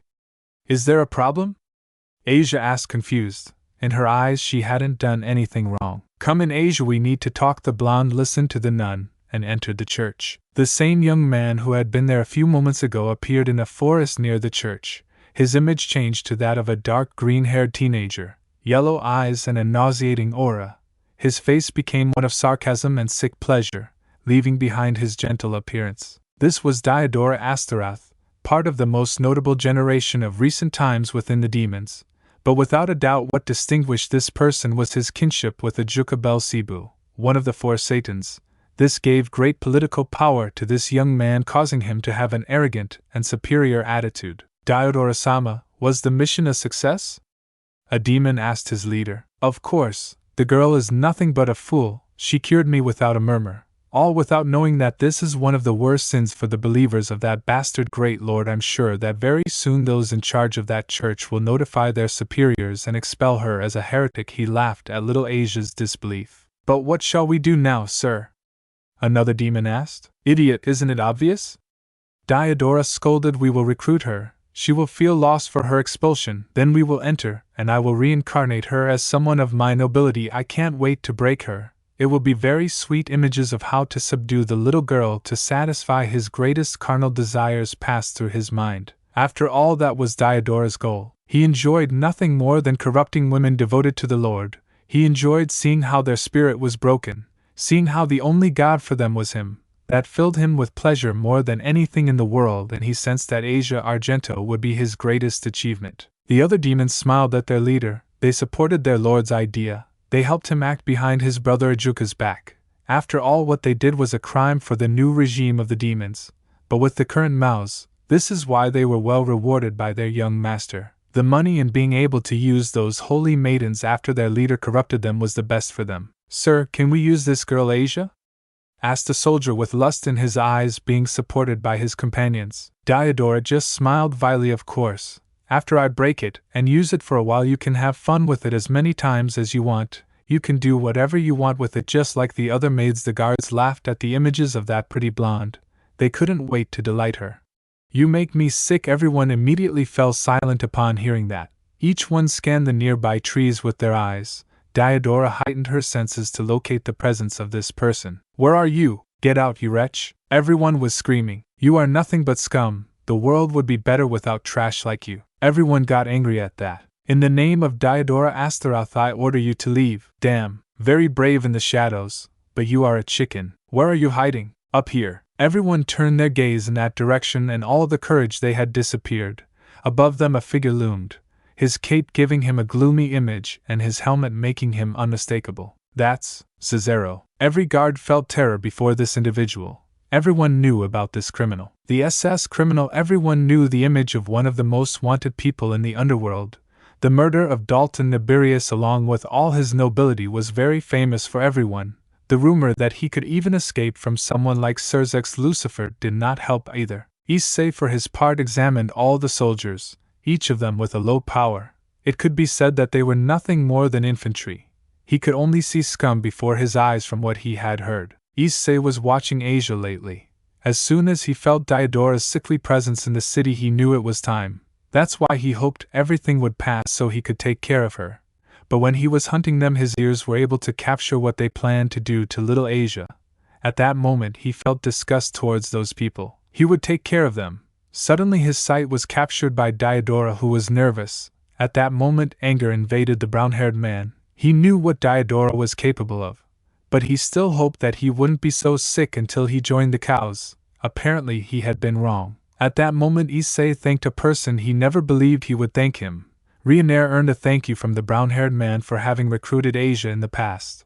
Her plans may have been bad, but her actions saved Asia from suffering a fate worse than death. Diodora Astaroth, you stained your brother's name with your actions. Issei spoke with a commanding tone of voice, one that sent chills down everyone's spine. What do you know? Don't talk about my brother, Diodora said arrogantly, although his trembling legs didn't help. He put that aside and cast a magic spell at Issei, one that was repelled by the brown-haired boy with the help of a small barrier. The green-haired boy wasn't amused by that. What are you waiting for? His words didn't reach him, as Issei kneed him in the stomach when he appeared in front of him at a speed that was difficult for everyone to follow. saliva and blood came out of his mouth from the impact. Diodora, some of the guards said when they saw that damn one of them attacked Issei.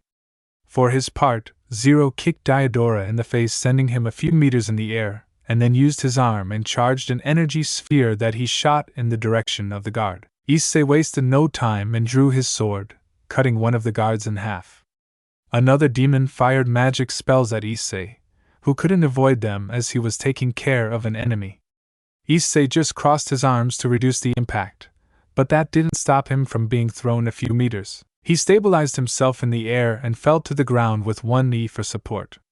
He looked up and summoned an electric whip from his hand, which he used to grab 3 demons and start spinning them in circles at high speed, then throw them into the air and use a fire spell to incinerate their bodies. Diodora, seeing how several of his soldiers were dying, used one of his abilities.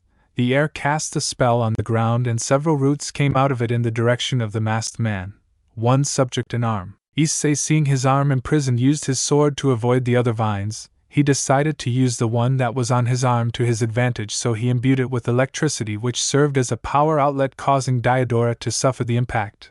This destroyed the vine just in time for Issei to draw his guns and shoot several demons. Bam, bam, bam. Several fell from the bullets. Others used barriers to avoid them. Issei used that moment to run towards Diodora with his fist charged. Diodora, seeing him, used a large amount of magic to create a barrier which stopped Zero. Ha ha ha ha, stupid human, this is a barrier with all my power. You won't be able to break it. Issei narrowed his eyes and a feeling of déjà vu came to him. He saw the same scene a while ago. That's why he did the same thing as that time. He charged magic in his other fist just as Sergor taught him a while ago. Channeling his energy into his fist, and with a lightning impulse in his feet, he was able to break the barrier and hit his fist in Diodora's face. Diodora crawled out. When he got up, he felt the blood on his cheek. He knew he had several broken bones and his vision on the right side was impaired. In fear, he crawled away. Get away! You don't know who you're messing with. My brother will make you pay. He crawled further and further until he came across a tree. Let him come. When he does, I'll tell him all your secrets. Once he hears it, he'll thank me for ridding me of a family dishonor. Issei avoided the attacks that Diodora threw at him. He raised his hands and charged a magic spell. This was launched in the direction of Diodora with enough power to annihilate him. He was not going to let him live. What he didn't expect was that the guards who were still alive would act as a shield to protect their master. With the strength they had left, they created a magic barrier. This didn't stop the attack, which was powerful enough to eliminate several high-class demons at the same time. But they did give Diodora enough time to escape in a magic circle. Issei clicked his tongue when he stopped feeling the presence of the cockroach.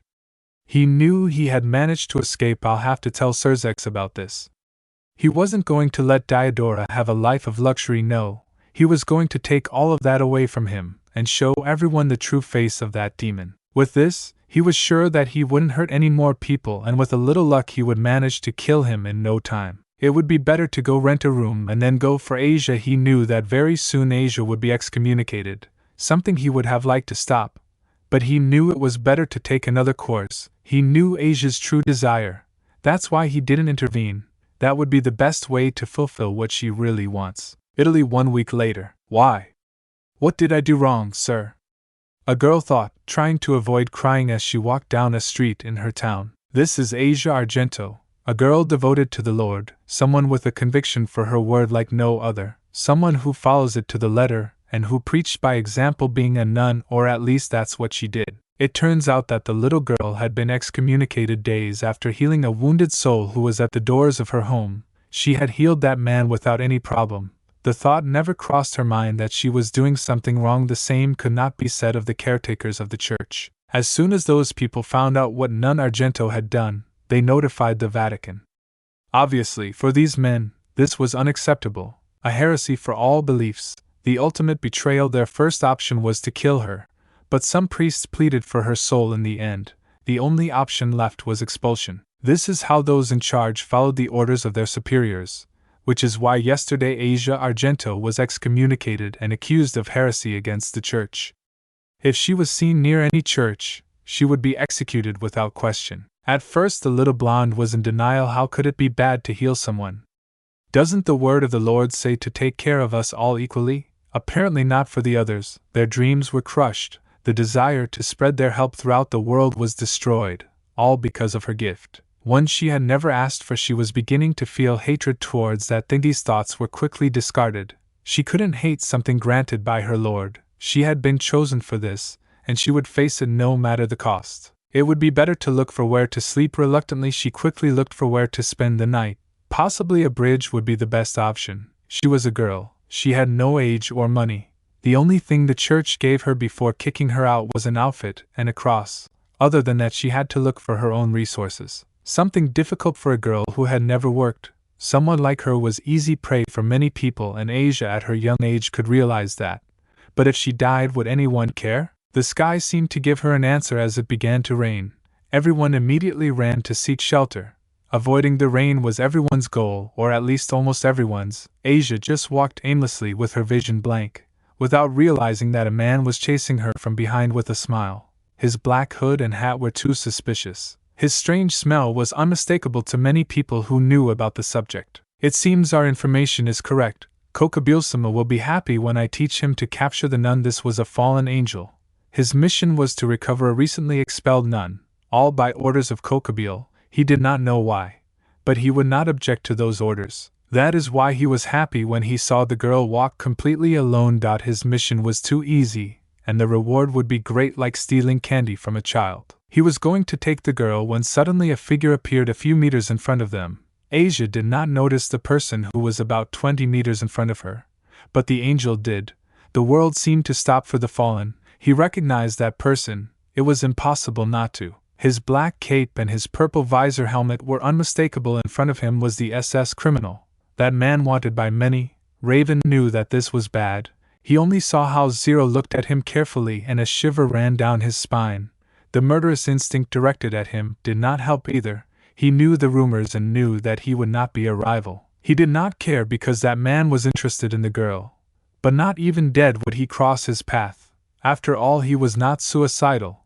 That is why he did the smartest thing: run away. Issei just watched as the fallen angel quickly left. He didn't care about letting him go. Avoiding a fight at this moment was something he was looking for. The two were in a very open place and could cause harm to Asia, something he would prevent at any cost. Speaking of Asia, Issei turned his gaze to the blonde and his eyes acquired anger. Seeing a person he loved in such a broken state filled him with anger.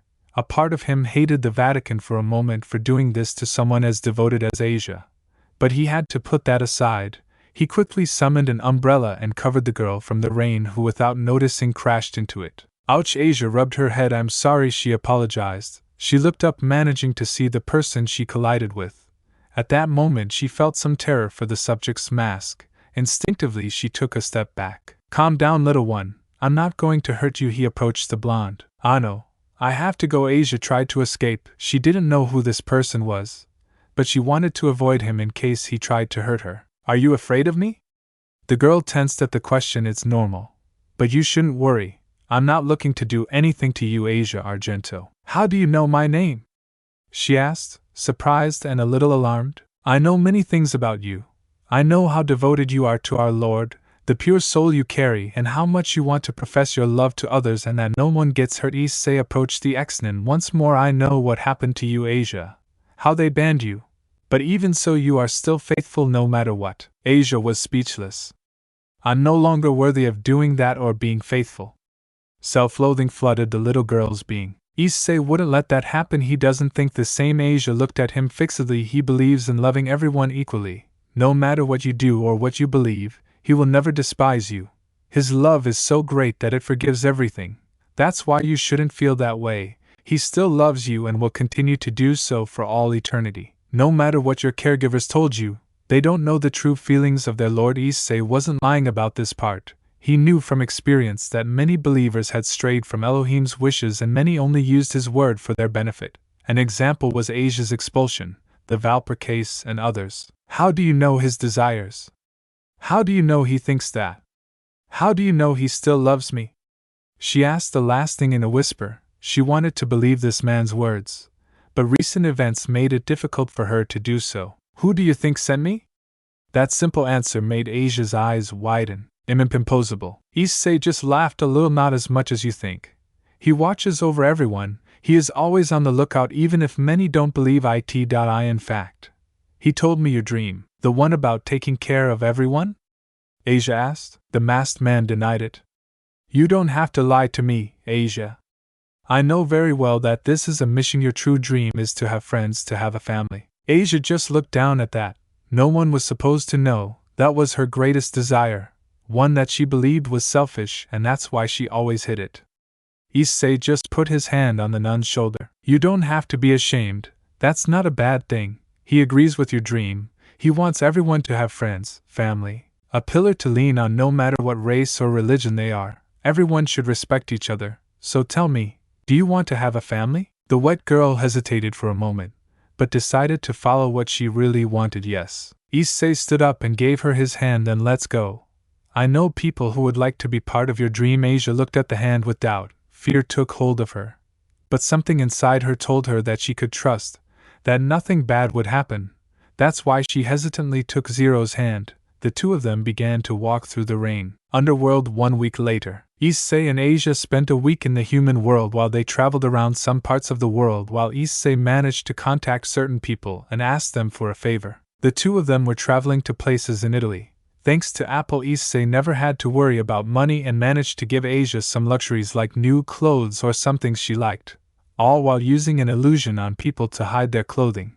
After all, during all this time, Issei never took off his mask. During this time, Asia got to know Zero in more detail. The two of them talked about her experiences in the church, about all the people she cared for and cured with her gift. Issei, for his part, told her some adventures like the rescue of Vala and some other stories. He also told her how many people said that Elohim was dead, but that she should never believe that Elohim was only resting in a place that almost no one knows, but that from there he watches over the well-being of all his children. Asia swore to never tell this, that it was a promise of life. That made Issei happy. He couldn't tell her where Elohim was, but at least he could tell her that he is always watching over them. At least this would prevent her from suffering a collapse in the future due to the death of her god. For Asia, all this felt like a dream. For her, Zero was her first friend, someone she could trust, a person who had done more for her in a week than all the other people in their entire lives. She enjoyed the moments with him, especially when she went to sleep and Zero told her stories about a big-hearted maiden who tamed dragons and always took care of her loved ones. When she grew up, she wanted to be like that maiden. When Issei heard that, he couldn't help but smile. But leaving that aside, Issei was currently walking through the underground corridors of Lucifer's castle with Asia asleep on his back courtesy of a sleeping spell. You must stop entering without warning, Mao, Lucifer said from his desk when he saw Zero enter. Issei laid the girl down on a sofa. It's not like I can knock and say, hey, I'm looking for Lucifer-sama. Can he come out? I do that and I end up with half the underworld chasing me. The redhead laughed at that. Right. Surzex got up from his seat and went out to Zero with a handshake. Is she the one you were talking about? He asked, seeing the sleeping blonde. Yes, I would like you to take care of her. She was recently excommunicated for curing a demon. She has no one. I see. His gaze softened for the girl. Zero had told him the little girl's story and he couldn't help but feel sorry for what happened to someone with such a noble heart. You don't have to worry. She will be well taken care of by my family. Issei thanked him. By the way, do you know what demon she cured? Diodora Astaroth. The poison flashed from his voice. The brother of Ajuka? Yes, that vermin was the cause of this. Surzex raised an eyebrow. You're talking about a Mao's relative. You understand what you're doing. Do you think I care? That cockroach is nothing more than a plague in the world. With this, he told him everything he knew about Diodora, about how he seduced holy maidens for his amusement, the sale and purchase of slaves, and his possible betrayal in favor of the old faction of Satan, all out of jealousy of his older brother. Surzex was stunned. He didn't know how he would tell this to his friend Ajuka. But no matter what, he had to stop Diodora, Mao's relative or not. What he was doing was a serious crime. When I find him, I'm going to kill him. Issei said to nothing. They were going to continue talking, but Asia slowly stammered, showing that she was waking up. Asia, the blonde, opened her eyes and saw Zero and a red-haired man. Asia, listen to me. This is Surzex Lucifer, one of the great Maos of the underworld. Surzex greeted her and Asia reciprocated. For the little blonde, it was not a problem to be in front of a demon. Zero had told her to see everyone equally, and that there are many good demons. She assumed that this was one of them since he was Zero's friend. He is a friend of mine, and someone who is willing to take care of you. At this, Asia was alarmed. She was fine with the demons, but she understood that with this, Zero would no longer be with her. That was something she did not want. Not seeing her first friend hurt her. Almost as if Issei read her mind, he knelt down and looked into her eyes. Listen, Asia, I will never leave. I will always be watching over you. I know very well that you do not want to go away. But if you stay with him, you will have a family, you will have what you have always wanted.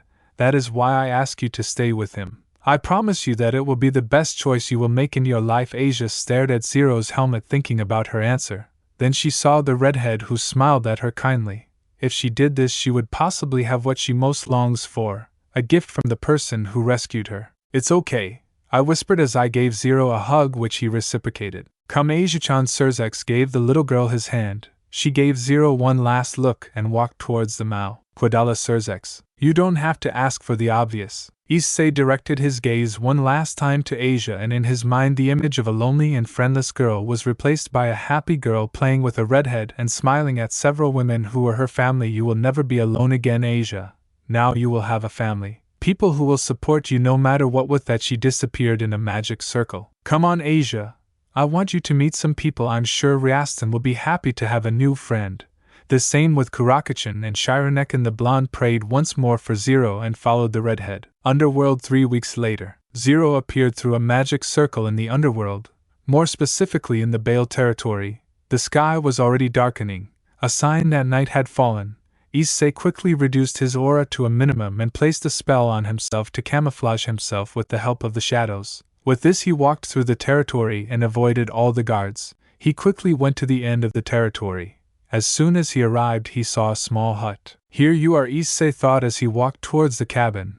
When he arrived, he did a scan looking for people inside the house. He only felt two, one with decent energy and another very weak. Issei entered silently, searched the house. When he arrived at a room, he opened the door slowly. There he found a black-haired boy with his head lying on the lap of a woman lying in a bed. She was pale and malnourished. Her vital signs were very weak. The little one was crying without realizing the individual who had entered the room. These people were Sergor Bale and his mother Misla Bale. Mom, wake up soon. Little Sergor cried for his mother's condition. She had fallen prey to a demonic disease less than 1 year ago. The doctors treated her, but none of them could do anything. Even the Citri family doctors said that she was very bad and that she would not wake up from her coma in the near future. Wake up. I don't want to be alone anymore. His tears increased as he remembered how his family had turned their backs on him and his mother because he was not born with the power of destruction. That fact was the cause of him being an outcast in the entire clan. His only support within this family was his mother. The two of them were quickly cast aside when his mother became ill. The whole family hated him, and the only support he had was that of the Gremory family, being very little due to the Bale blockade. This whole situation was very difficult for Sergor. Being a child and losing the only person who supported him almost threw him into desire.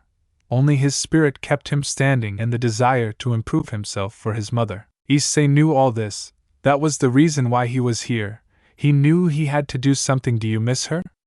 Sergor was alarmed when he heard the voice. He hadn't felt anyone enter the room. He quickly scolded his stupidity. He walked around the room, finding a shadow that slowly became visible. When he had every detail of this person, he was alarmed. He recognized him from the news from the underworld. In front of him was one of the most wanted and dangerous criminals in the underworld. He quickly stood in front of his mother to protect her. He knew that this person murdered nobles and he would not let him murder his mother, taking advantage of the fact that she was in a serious condition. He would give his life before that happened. What are you doing here? The black-haired man raised his aura, supporting his words. A small layer of demonic energy surrounded him. He hoped someone would sense him and come help him. Deep down he knew it wouldn't happen. Issei ignored all this. He just focused on the person in front of him. It hurts, doesn't it? Sergor narrowed his eyes in preparation. I don't know why you're here, but you'd better go. Issei ignored him again. Seeing the most important person to you being so close and so far at the same time, I know that feeling. The experience was betrayed in Issei's tone of voice. The last few years passed before his eyes. That phrase couldn't better explain how he's been feeling lately. Sergor saw how the masked man took a few steps forward. He would not let him get close to his mother. He quickly gathered energy in his hand and launched himself against him. Unfortunately, he never expected his fist to be stopped so easily by the masked man. He still needs practice. Issei analyzed the force of the impact when he stopped it with his bare hand. A little magic on that hand for defense helped him review the magnitude and quality. I suppose he still doesn't practice with Tuki. He immediately let go of the black-haired man's hand. The former Baal-heir feared how his attack was repelled so easily. He knew he had no chance against someone of this caliber. At this moment, he cursed his weakness. It was a wonderful blow, a little more practice, and with the help of reinforcement, and that fist will be feared among the demons. Issei spoke, almost reading the boy's thoughts. Never underestimate yourself, boy. His gaze returned to the woman in the bed. It hurts, doesn't it? Sergor didn't know what to say. He knew this person was dangerous. But this was the first time someone had congratulated him.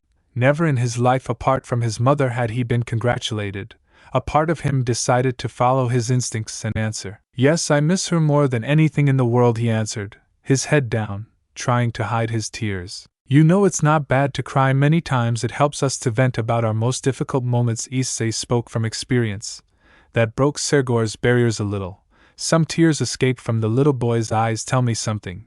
What would you be willing to give to talk to her one more time? Sniff, sniff. Whatever, he answered between moans. Then he felt a spike of magic from the masked man which caused him to tense up. Bilingual. The atmosphere of the room changed. It was something that Sergor felt immediately. An aura of tranquility invaded him. What ice is this? I asked with great doubt. A technique I developed a long time ago. Issei's gaze returned to the black-haired man. This technique allows me to talk to people, but not in a traditional way. I can talk to hearts. Sergor opened his eyes at this. Talk to your mother. She will listen to you. Express everything you feel, then hold anything back. I will try to maintain the technique as much as I can. Little Baal didn't believe it. Little by little he approached his mother. When he was close, he took her hands. Mama. Issei let Sergor speak to his mother freely. He would not interrupt him. This made his memory travel to when he helped Misla in the same way. The only difference is that Sergor will not know the true purpose of bilingual. That is something that makes him ashamed and sad. A secret that he will take to the grave. This atmosphere also brought nostalgia to Issei. Using this technique reminded him of his origins, how he uses it in different battles, and although many would feel ashamed, remember that the truth is that Issei did not. In fact, it was the opposite. It was a way of not forgetting where he comes from. Issei spent the next few minutes in complete silence, listening to everything Sergor was telling his mother. The boy was crying, asking her to wake up, telling her how his family treated him and that he really needed her. And this continued for a while longer. I promise you, Mom, that I will become stronger, the boy said with conviction. Suddenly, the atmosphere returned to normal, revealing that the effect had worn off. Was that all? Sorry, that's all I can keep her. I hope you were able to tell her everything you wanted. Zero apologized. And, I'm glad. He placed his hand on the boy's shoulder. Listen to me, Sergor, I am sure your mother heard every word, so try hard. Don't let anyone ever make fun of your dreams and your goals. Your fists will guide your destiny. So once your mother wakes up, she will be able to see a complete man before her eyes. That's why I need you to promise me that you will become strong for her and for yourself. I promise, conviction shone in the little boy's purple eyes. I'm glad. With that, Issei left the room, before being stopped by the black-haired man. Thank you. I appreciate you allowing me to speak to my mother. Bowed. If you want to thank me, become the greatest Baal in history. I promise I will be. I'm sure so. Before Issei's mind, a man with golden lion armor replaced the little boy. With this, Issei left the small house, leaving the two guests together. Why am I not surprised that you're here? Issei wondered aloud when he saw a red-haired man waiting for him outside the house while leaning against a tree with his arms crossed. You should know that I always take care of my family, and as far as I remember, Sergor is still part of it. Sergor spoke with a small mockery in his voice. It was to be expected. Although I didn't think you would arrive soon. Issei stood next to the Mao. That technique you used, what was it? Sergor asked. It's a way to communicate with people's hearts, so you know if their intentions are good or bad. Zero answered, omitting that it only worked with women. Will you cure her? I hope we will know when the time comes. Now everything depends on your cousin. He remembered how the last time it worked for Sergor's spirit when he tried to stay standing in his fight. Thank you. I know it's not sure it will work, but I still thank you for trying. Sergor is someone I love very much, and I would be very happy if my aunt could wake up. He bowed to Zero. Don't bow down, it's not Ma-like. Better tell me how the girls are. A smile graced Sergor's face. They are very happy. Rias welcomed them with pleasure. She never leaves everyone's side. Chiron, or as she calls her Kaneko, or she lets go of her, telling her that she is so sweet. She plays with Kuroka and sometimes argues, but it is nothing extreme. It is mostly about who will spend more time with Kaneko, and on Asia's part, my parents really like her. I almost feel like they care more about her than me. He said the last part in a depressed tone. Issei laughed a little at that when he remembered how the same thing was with his parents when they met the nun. The latter gave him a feeling of guilt and sadness when he remembered his parents' situation. This was not alien to Surzex. The three of them are very happy. I'm sure they will go far when they grow up, and if I'm not mistaken, Rias wants to join them to her nobility soon. That makes me happy. Surzex Issei stared at the Mao. I must thank you for taking care of them. I know it wasn't your responsibility, and that's why I don't know how to repay you. He bowed to the redhead. I do it with pleasure, he dismissed. I do that with pleasure, friend.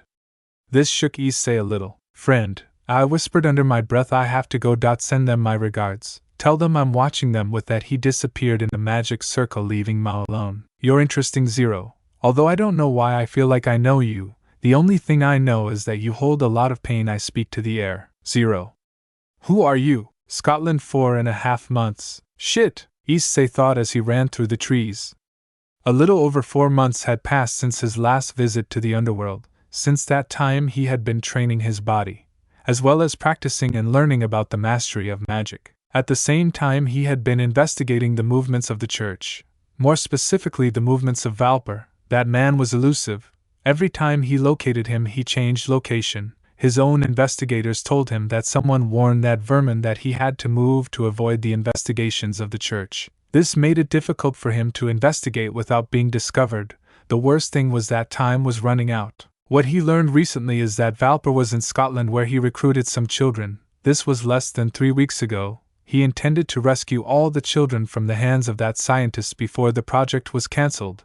He had more or less the dates of when that would happen. But something changed. Recently, less than a few hours ago, he found out that the church had found out about the experiments causing the project to be cancelled. And Issei knew what would happen with this. Damn! I was supposed to still have time, Issei thought, alarmed. He had the feeling that something had happened to advance the cancellation of the Sacred Sword project. He estimated that he could have been the cause due to his new fame. Something must have related him, causing the church to monitor things more closely and managing to find in the process the shady side of Galilee. That's why at that moment Issei, or Zero, was running through the forests of Scotland at great speed. The premise did not let him locate the building exactly. Apart from the spells did not allow him to use a magic circle in that area. 5 minutes later I arrive at a 3-story building.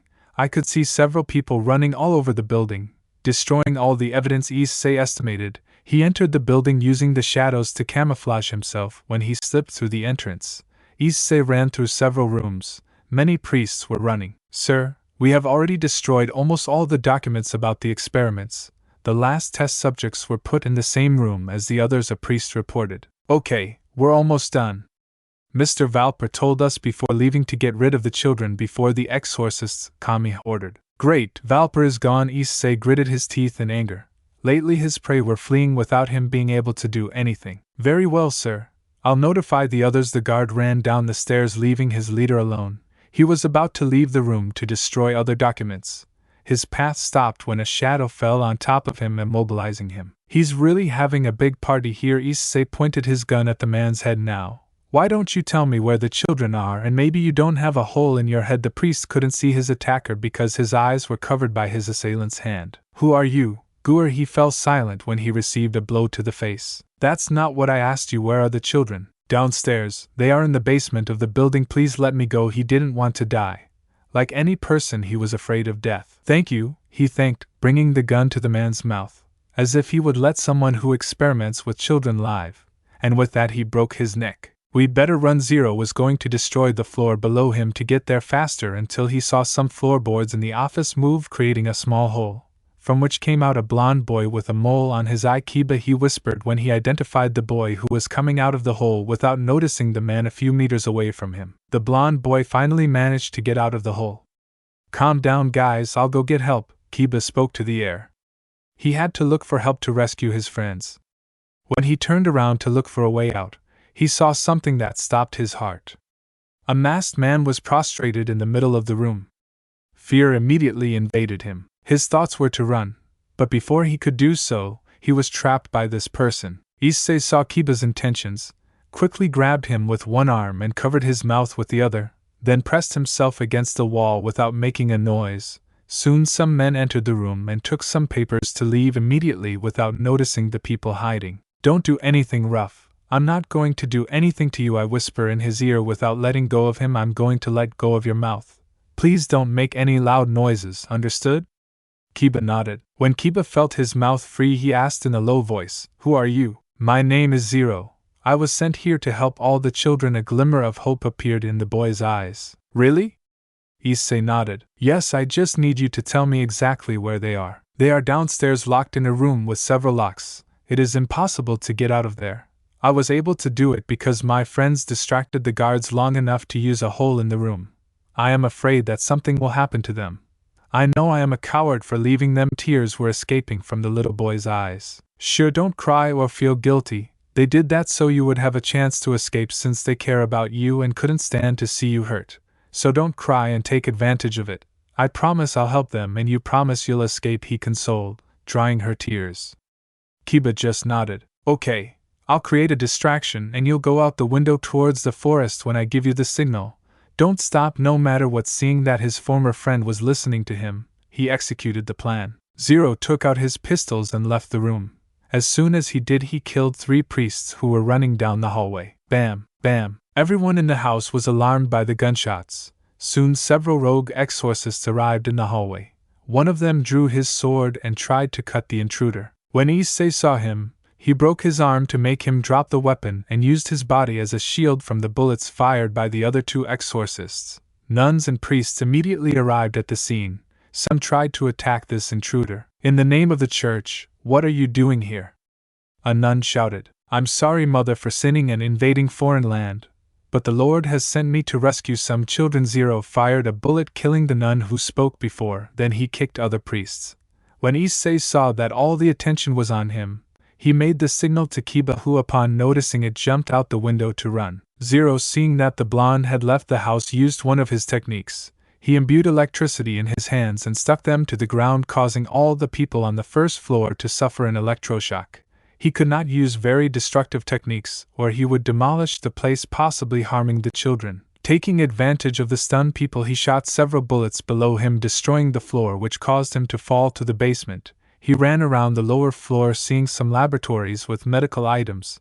He assumed that some tests were carried out there. "What's going on upstairs?" "It's obvious someone came in." "I don't know, maybe an intruder or exorcist from the church arrived first." "Quick, throw the gas into the room. We have to get rid of the children." Issei caught the conversation of some guards. That's why he shot at high speed in that direction. When he arrived, he saw 4 priests near several doors. Issei felt several presences in the rooms, implying that there were various children of different ages in them. He ran towards them, but his way was hindered when a whip grabbed him by the hip. This whip was bathed in holy energy. Issei, feeling it, concentrated energy in that area to cut the whip. When he looked up, he saw 2 women, one green-haired and the other purple-haired. He considered that they were sisters by their similar features, fallen angels he supposed by the 3 pairs of black wings. Kokabile-sama was right. He predicted that you would come to this area. The 2 women who looked like sisters spoke. Zero opened his eyes behind the mask. How did Kokabile know he was coming? So that crow had something to do with Valper not being here. He dodged 2 spears of light that were going to his head. "Don't talk about Kokabile-sama like that," they shouted. "You guys eliminate those brats right away," ordered one of them. The guards obeyed, preparing the poison gas bombs. Issei, seeing this, tried to get there again, but a kick aimed at his head stopped him. With one arm he held the leg and with the other the fist of the other sister. He quickly kicked both of them, but the 2 stopped the kick and created spears of light to separate and tried to cut the masked man. One of the sisters launched herself with a sword made of light. Issei, seeing this, blocked the cuts with his sword. Clink, clink. Zero used his fist to feint and get behind his opponent, then cut the black wings with his sword. Arg, the purple-haired girl growled at the loss of 2 pairs of her wings. Nell, the green-haired girl, shouted upon seeing her sister. Damn! Abyss wing. Issei saw several black feathers shot towards him. He tried to dodge them, but some did hit him, causing some cuts. Fortunately, the impact was reduced by the material of his suit, but he couldn't help but admire the efficiency of the attack. If higher-level people like Azazel used it, it would be devastating to decimate armies. Enough gained. Zero gathered magic in his sword and legs. Crescent Moon Dance. 3 copies of Zero appeared and at high speed cut the falls into various pieces. The sisters tried to avoid the cuts, but being two and being in an area as small as a basement, they could not avoid it. Their power did not help them either, since they needed more training and out to follow the movements and avoid the cuts. In the end, there was nothing left but a pool of blood with some pieces of meat. When Issei finished the attack, he saw the guards open the doors where the children were. He quickly took out his guns. Bam, bam. The bullets killed 3 guards. The 4th managed to create a barrier in time that prevented his death. With that time, he was able to open the door. Before he could do anything, Issei appeared next to him and slammed him against the wall, leaving him unconscious. The children got scared and all gathered in a corner of the room. The older ones trying to protect the younger ones. Calm down, kids, your friend asked me for help. He raised his hands in a sign of peace. Some of them lowered their guard a little, others saw it cautiously. Did Isaiah send you? A girl asked. I had forgotten that Kiba had another name. When he was little, he scolded himself for forgetting that detail. Yes, Isaiah told me that they were here and that they helped him escape. That's why I came to rescue such brave children. His voice softened. Then help us? 2 children asked, showing 8 very badly injured children. Issei rushed to examine them. What happened? The guards injured them when they helped Iskin escape. They said they scolded them for being bad children. Issei gritted his teeth, seeing the state of some. Broken bones, fractured ribs, damaged organs, some of the damage from the experiments, even concussions. Issei analyzed the condition and saw that 5 children were in serious condition. Don't worry, I have everything to help you. Issei's sight caught how one of the guards he shot stood up. Impossible. The bullets are supposed to have killed him. Too late. Murderer Zero opened his eyes behind his mask when he saw the device in the man's chest. It exploded, killing the priest and releasing a large amount of poisonous gas that spread around the entire basement. Cough, cough, cough. All the children started coughing when they inhaled the gas. The only one who didn't was Issei, as he was protected by his mask. When he saw this, he got worried. Quick, everyone get together. I'm going to get you out of here. The older ones grabbed the younger ones and gathered them around the mysterious man. When Issei saw that everyone was active, a magic circle that was intended to get all the children out quickly. Madrid, Spain. Moments later, Issei, upon leaving the magic circle, saw a platoon of people, some dressed in combat clothes and others in medical clothing. There were also various medical devices. Sir, one of the doctors approached. Don't ask everyone, take the children. They inhaled an unknown type of gas. Some others have serious injuries. I want everyone to be treated quickly. Issei ordered in a commanding voice. Soldiers as doctors took the children and took them to the medical rooms.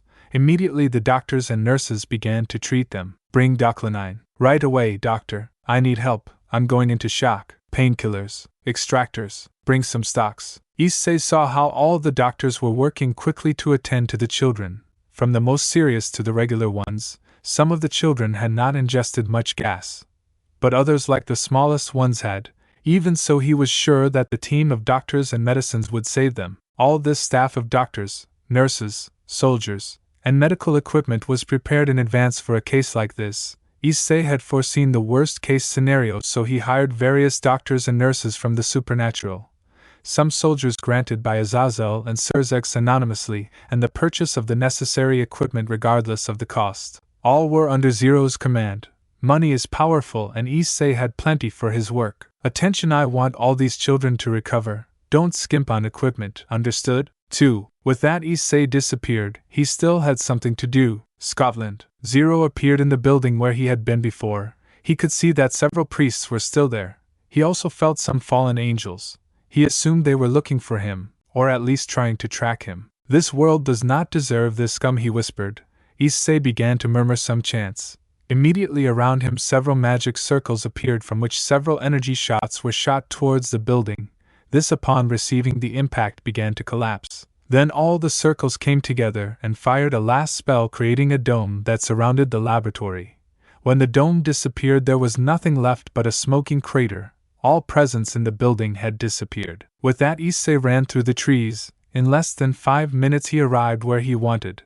In front of him was his old friend lying in the snow dying, and in front of him was a person who froze him. A crimson hair like blood. Just seeing the image of that person brought him so many feelings. The sapphire eyes so radiant, her small smile. In front of him was Rias Gremory. Rias, he couldn't help but whisper. The Rias in front of him may just be a child, but that didn't stop him from sensing her aura and the image of her as an adult from appearing behind him. Rias Gremory heard that whisper thanks to her demonic hearing. Who's there? Her aura of destruction surrounded her in case there was danger. It was when she noticed a man standing a few meters from her with a purple visor helmet. The night did not allow her to correctly identify this person. What do you want? Issei was brought back to reality by that question. I guess you're going to revive him, aren't you? He asked mysteriously. Rias tensed. She didn't know who this man was, but if she knew she was a demon, he could be dangerous. Calm down.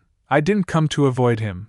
He's in serious condition due to hypothermia, and reviving him is his best chance. Just tell him, when he wakes up, that his friends are safe. With that, he disappeared into the shadows. Issei knew that if he stayed any longer, his mind would betray him, and he could do something stupid that would compromise his identity. Sometimes it was difficult to keep his identity a secret. Rias was surprised by what happened, but the boy's murmur brought her back, and taking out a crimson horse, she approached her next night, without avoiding thinking who this man was and why. She felt a strange feeling when she captured his aura presence. Unknown location. 3 days later, a black-haired man was looking at the landscape in front of him while meditating on his plans for the future. Suddenly a person stood next to him. What's up, George? The man said without taking his eyes off the clearing. The man only pondered the information. This Zero is undoubtedly someone very interesting. His actions have traveled to various places. The terror and respect he inspires in many is something worthy of admiration. Moreover, being a human, my desire to meet him undoubtedly increases every day. Tell me, do you already know if he is a descendant of a hero? He asked, directing his gaze to his subordinate for the first time. George just shook his head. I'm sorry, but no one has been able to discover his lineage. I'm starting to think he's not a hero, just a human with no significant descendants. The black-haired man just laughed a little. That doesn't matter. In fact, it makes it more interesting. You've seen everything he's done. If he's a simple human, it only shows his perseverance and dedication. If I'm honest, I'd be willing to make an exception as long as he joins our cause. George opened his eyes at what his leader said. Since he met his leader, he'd never seen him so interested. Are you sure, my lord? The atmosphere cooled a few degrees. Do you doubt me? His tone was dangerous. No, of course not. If you decide that, I will respect it and abide by it without a doubt. So what should we do? Keep watching him. I want to know what else he's doing. See if he's fit to join us. George just nodded. As you command. Chao-Keo-sama. Chow Chow, the bearer of the true Longinus, the most powerful Longinus ever created by the biblical god Elohim, the one rumored to be the most powerful human on the planet and the leader of the hero faction. This man, respected by many and feared by others, was now just smiling as his subordinate left. Zero, I wonder what our meeting will be like. The hero faction would soon begin to make its move, and Zero was at the center of many plans by various people. Ostracism. What's that? It is the isolation of a person by an established group. This can range from indifference to social or emotional disinterest. In the worst case, the affected person is not treated better than an animal in captivity. This usually happens for different reasons, from political disagreements, UAL tastes, your gender, way of speaking, your physical appearance, or your race. Many people today suffer from this, from humans to demons, from fallen to angels. Every race has its black sheep, and that does not exclude vampires. Gasper Vladi was unfortunately this black sheep, a half-vampire, a half-damper more exactly, son of Lord Vladi and a human woman who died giving birth to him. As a half-vampire, little Gasper suffered many injustices. It did not help that he was the bearer of the forbidden Bellevue, a sacred gear capable of stopping time. This combination gave the boy several things, from the hatred of his father, the indifference of the nobles, to the anger of most vampires when considering purity of great importance. The little boy had almost no one to lean on. Even the servants treated him less than scum. The only light of hope in that life was his friend Valerie Teeps, a high-born girl who took a true liking to the half-breed, a love that was not well seen by society since little Valerie is considered of the highest class among the vampire race because of her last name. Valerie Teeps knew that the friendship with her friend Gasper was frowned upon by everyone and that most likely some people would try to attack the little mestizo. That is why she agreed with her friend to flee the vampire territory in search of an opportunity for a better life. She told him to take advantage of the civil war that the vampires were having to escape without them noticing, but Gasper said no, that the only way to leave was if she accompanied him. At first she refused, but after so much insistence, and seeing the daily treatment of her friend, she made the decision to run away with him. That's how the two vampire children fled. Valerie thought there would be no problems in escaping, that no one would notice them until too late. How wrong she was. Apparently Gasper's father sent them to hunt them down to get them back. She assumed they would use him for his sacred gear. Also that she came to affection since her family sent hunters to return her to her family. The two were now in the snowy mountains at the border of the territory. The hunters were approaching them at great speed. Gasper, go, I'll distract them, Valerie begged her friend. She estimated that if they caught her it would give Gasper enough time to leave the territory and lose his pursuers. No, Valerie, I said we would do it together, the boy cried, pulling his friend's clothes. Valerie just grimaced and took her hands. Listen to me, Gasper. If they catch me, they'll take my family without any problem. But if they catch you, you'll be used as nothing more than a weapon. I don't want that for you. I love you and it would hurt me to see you turned into that. That's why please run.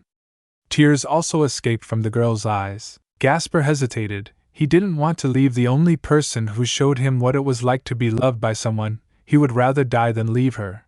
He was nothing more than a cowardly child who ran away from everything. But if it was for his friend, he would leave that aside. No, Valerie. I don't want to go away. Gasper's words stopped when several hunters arrived where they were. Quick! Run away, Gasper. She would try to buy time. The hunters managed to hear that with their super-developed ears. Don't let them escape. Our priority is the heiress Teeps. The other child could be killed if he gets in the way. We'll explain later, our lord, the leader ordered. The children were alarmed by that. No, Valerie, I won't leave you. Conviction flashed in the little boy's voice. Valerie knew she couldn't keep him away. That's why she was considering some ideas to make him escape.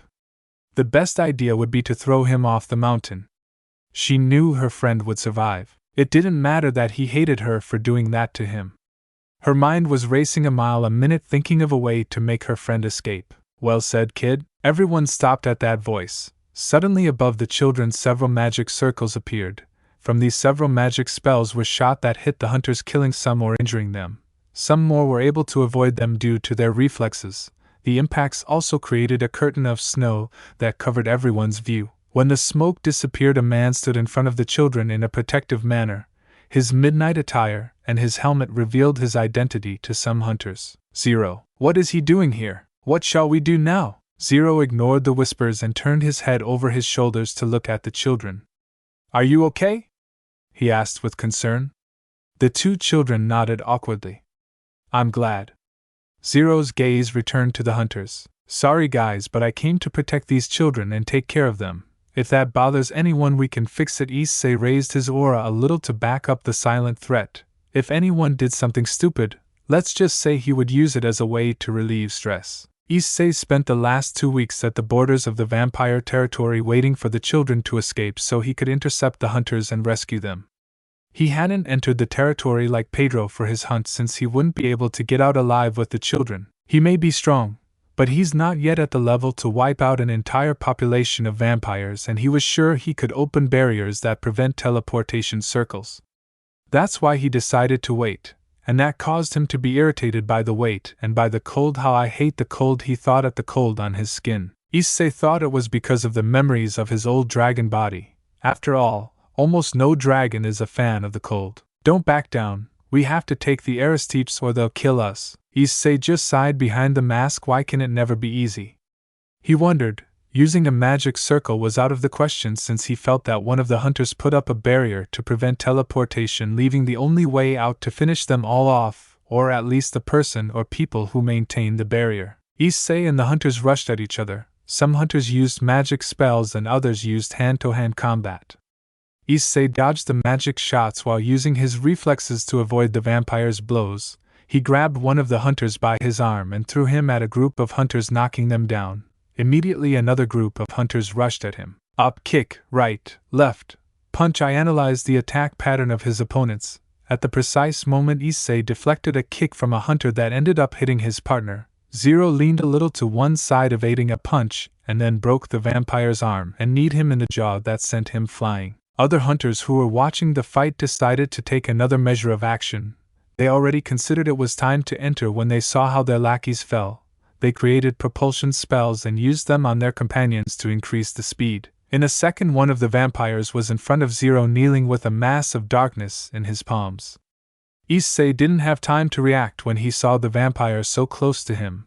He only felt a current of pain in his chest, and the next minute he was in the air. One of the vampires spread his wings and flew to the masked man, taking him by the back to make several turns in the sky, and then throwing him to the ground with great force. That's going to hurt tomorrow, Issei thought as he slowly got up from the ground. Very good, hit me. Turn. He gathered energy in his palms, and from them came several small electric spheres. When they approached the vampires, they grew. Lightning chain. The spheres began to explode, filling the clearing with electrical energy.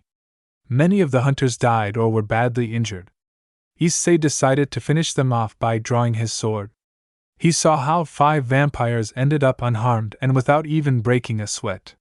He assumed they were the ones maintaining the barrier. In the distance, he heard Valerie whisper something about the vampire generals. Crescent moon dance. Issei's sword was stopped before his speed copies appeared.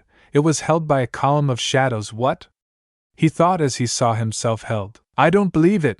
Murderer, one of the vampires spoke, revealing that he was the one who used the spell to restrain him. Shadow leash momentarily impedes your movements. 2 vampires appeared in front of Issei, who dropped his sword to avoid the blows, but they continued their pursuit. Issei ran a few meters and cast magic spells that were repelled by the vampires with shadow barriers.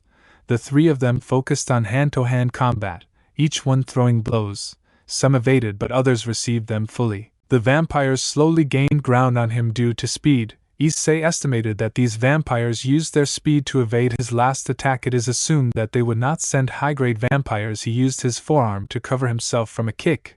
That did not prevent him from feeling a tingling. These vampires are not normal. They have superior strength and resistance, and their domains over the shadows are not those of just anyone. Issei estimated that each of the vampires in that small group was above in power than a high-class demon. I need to think of something. Zero did a few somersaults to avoid the cuts of a shadow sword and stopped another cut with his sword that he had recently resheathed.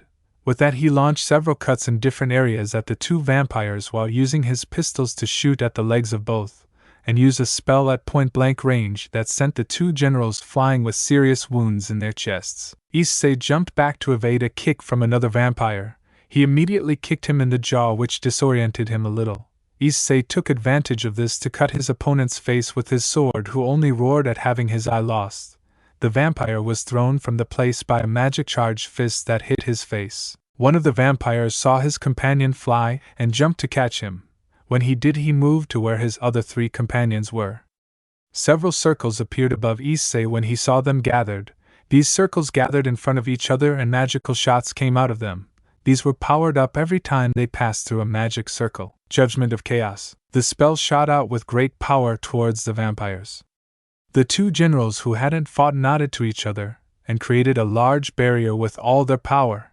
In the end, it was a power struggle where Issei's attack won by a small amount. When the smoke screen created by the impact of the 2 spells disappeared, Issei could see how the 5 generals were panting. The 2 who had created the barrier were in worse condition. They were bleeding and one was missing his arm. The 3 in the back had scratches and some wounds while they were trying to catch their breath. He supposed that they only contributed magic and that their companions took the greatest impact. But he could see that even in those conditions they were all still in fighting condition. 2 of the generals rushed to hit Zero in frustration. Issei had a way to defeat them all in one hit. A spell he had prepared. But he knew that with the speed of these vampires it wouldn't work. He believed he would have to take this fight by attrition. He knew he could win if he continued at this pace. The question was, how long would it take? And what would the cost be? Issei created a small barrier to separate himself from the 2 vampires who were cornering him. His gaze fell on the children and 2 wounded hunters who were approaching them. Gasper, get behind me, Valerie asked his friend when he saw the vampires. Don't come any closer. My father will do something if you hurt us. The children stepped back a little. You're right, girl. But your father won't do anything to us if we get rid of some half-breed scum. Gasper trembled at that. Before the vampires advanced, one was cut in half. What the? The vampire wondered when he saw the masked man. He thought he was still fighting the generals. I won't let you touch them. The hunter ended up with a bullet in his head. The children thanked him. Other generals used that small distraction advantage. One appeared behind Issei and kneed him in the middle of his back and then slammed his head into the snow. With that he grabbed his cape and used it as a grab to throw him a few meters. Then another vampire received him with a lariat to the neck. Issei felt like his neck was almost broken. He tried to get up, but a hunter grabbed his leg and threw him into the air where a vampire was waiting for him, who received him with a darkness mace, and with all his strength hit Zero in the chest that sent him at great speed to the ground. Issei spat blood into his helmet. The blows received were of great impact. When he got up he could see that his legs were held by a chain of shadows. Directing his gaze to the children, he observed that one of the generals was holding Valerie, and the other 4 were pointing at Gasper. His eyes opened in terror when he saw and felt the magnitude of the spell. He knew that Gasper could not survive if that impacted him. Quickly he cut the ropes with magic on his legs. Gasper! Valerie shouted from the hunter's arms as she saw her friend tremble with fear and how the generals were preparing one of their maximum attacks together. She knew the magnitude of the spell. She had seen it many times when those same generals used it against enemies of the Teep's house, and these hunters were one of the maximum legions of the Teep's house. It was considered that they were in the elite of the demons when they were together for their great teamwork. Seeing how this man named Zero faced them and was winning was impressive. That's why she sent a look to the masked man wanting his help. When she saw him imprisoned by the ropes, she knew that she could not help her friend in time for both of them to escape unharmed from the attack. Leave me, don't hurt him, she begged. The hunters ignored him. Eliminate that mestizo scum, the general holding the girl ordered. The other 4, seeing the full attack, shot him. Shadow Vortex. The Masters of Darkness launched their biggest attack together. Gasper and Valerie feared the worst. Everyone's eyes widened when Zero stood in front of the little one. Was he planning to take the attack for him? Issei saw that there was no escape. The range of the spell would consume them. That's why he decided to create a barrier as dense as he could with a large part of his magical reserves. Seeing how the barrier slowly broke under the weight of the attack, he reinforced all his clothes and hugged Gasper protectively while covering the little one with a layer of magic for greater protection. The cloud of smoke faded. The attack had been of great impact. The earth around was shattered. The snow in the environment was black and melting, and in the middle of the attack were 2 silhouettes lying, one on top of the other. A child who was covered in dust but who was superficially fine. The little one was trembling, seeing the state of the person who saved him. Are you okay? Gasper nodded, trembling with tears in his eyes. Zero stopped hugging Gasper and tried to get up. Valerie and Gasper looked at him scared. The generals looked at him with arrogant smiles at the vision. Issei was wrong. His cape was completely gone. Several parts of his body were burned. His helmet was chipped. Issei knew he wasn't well.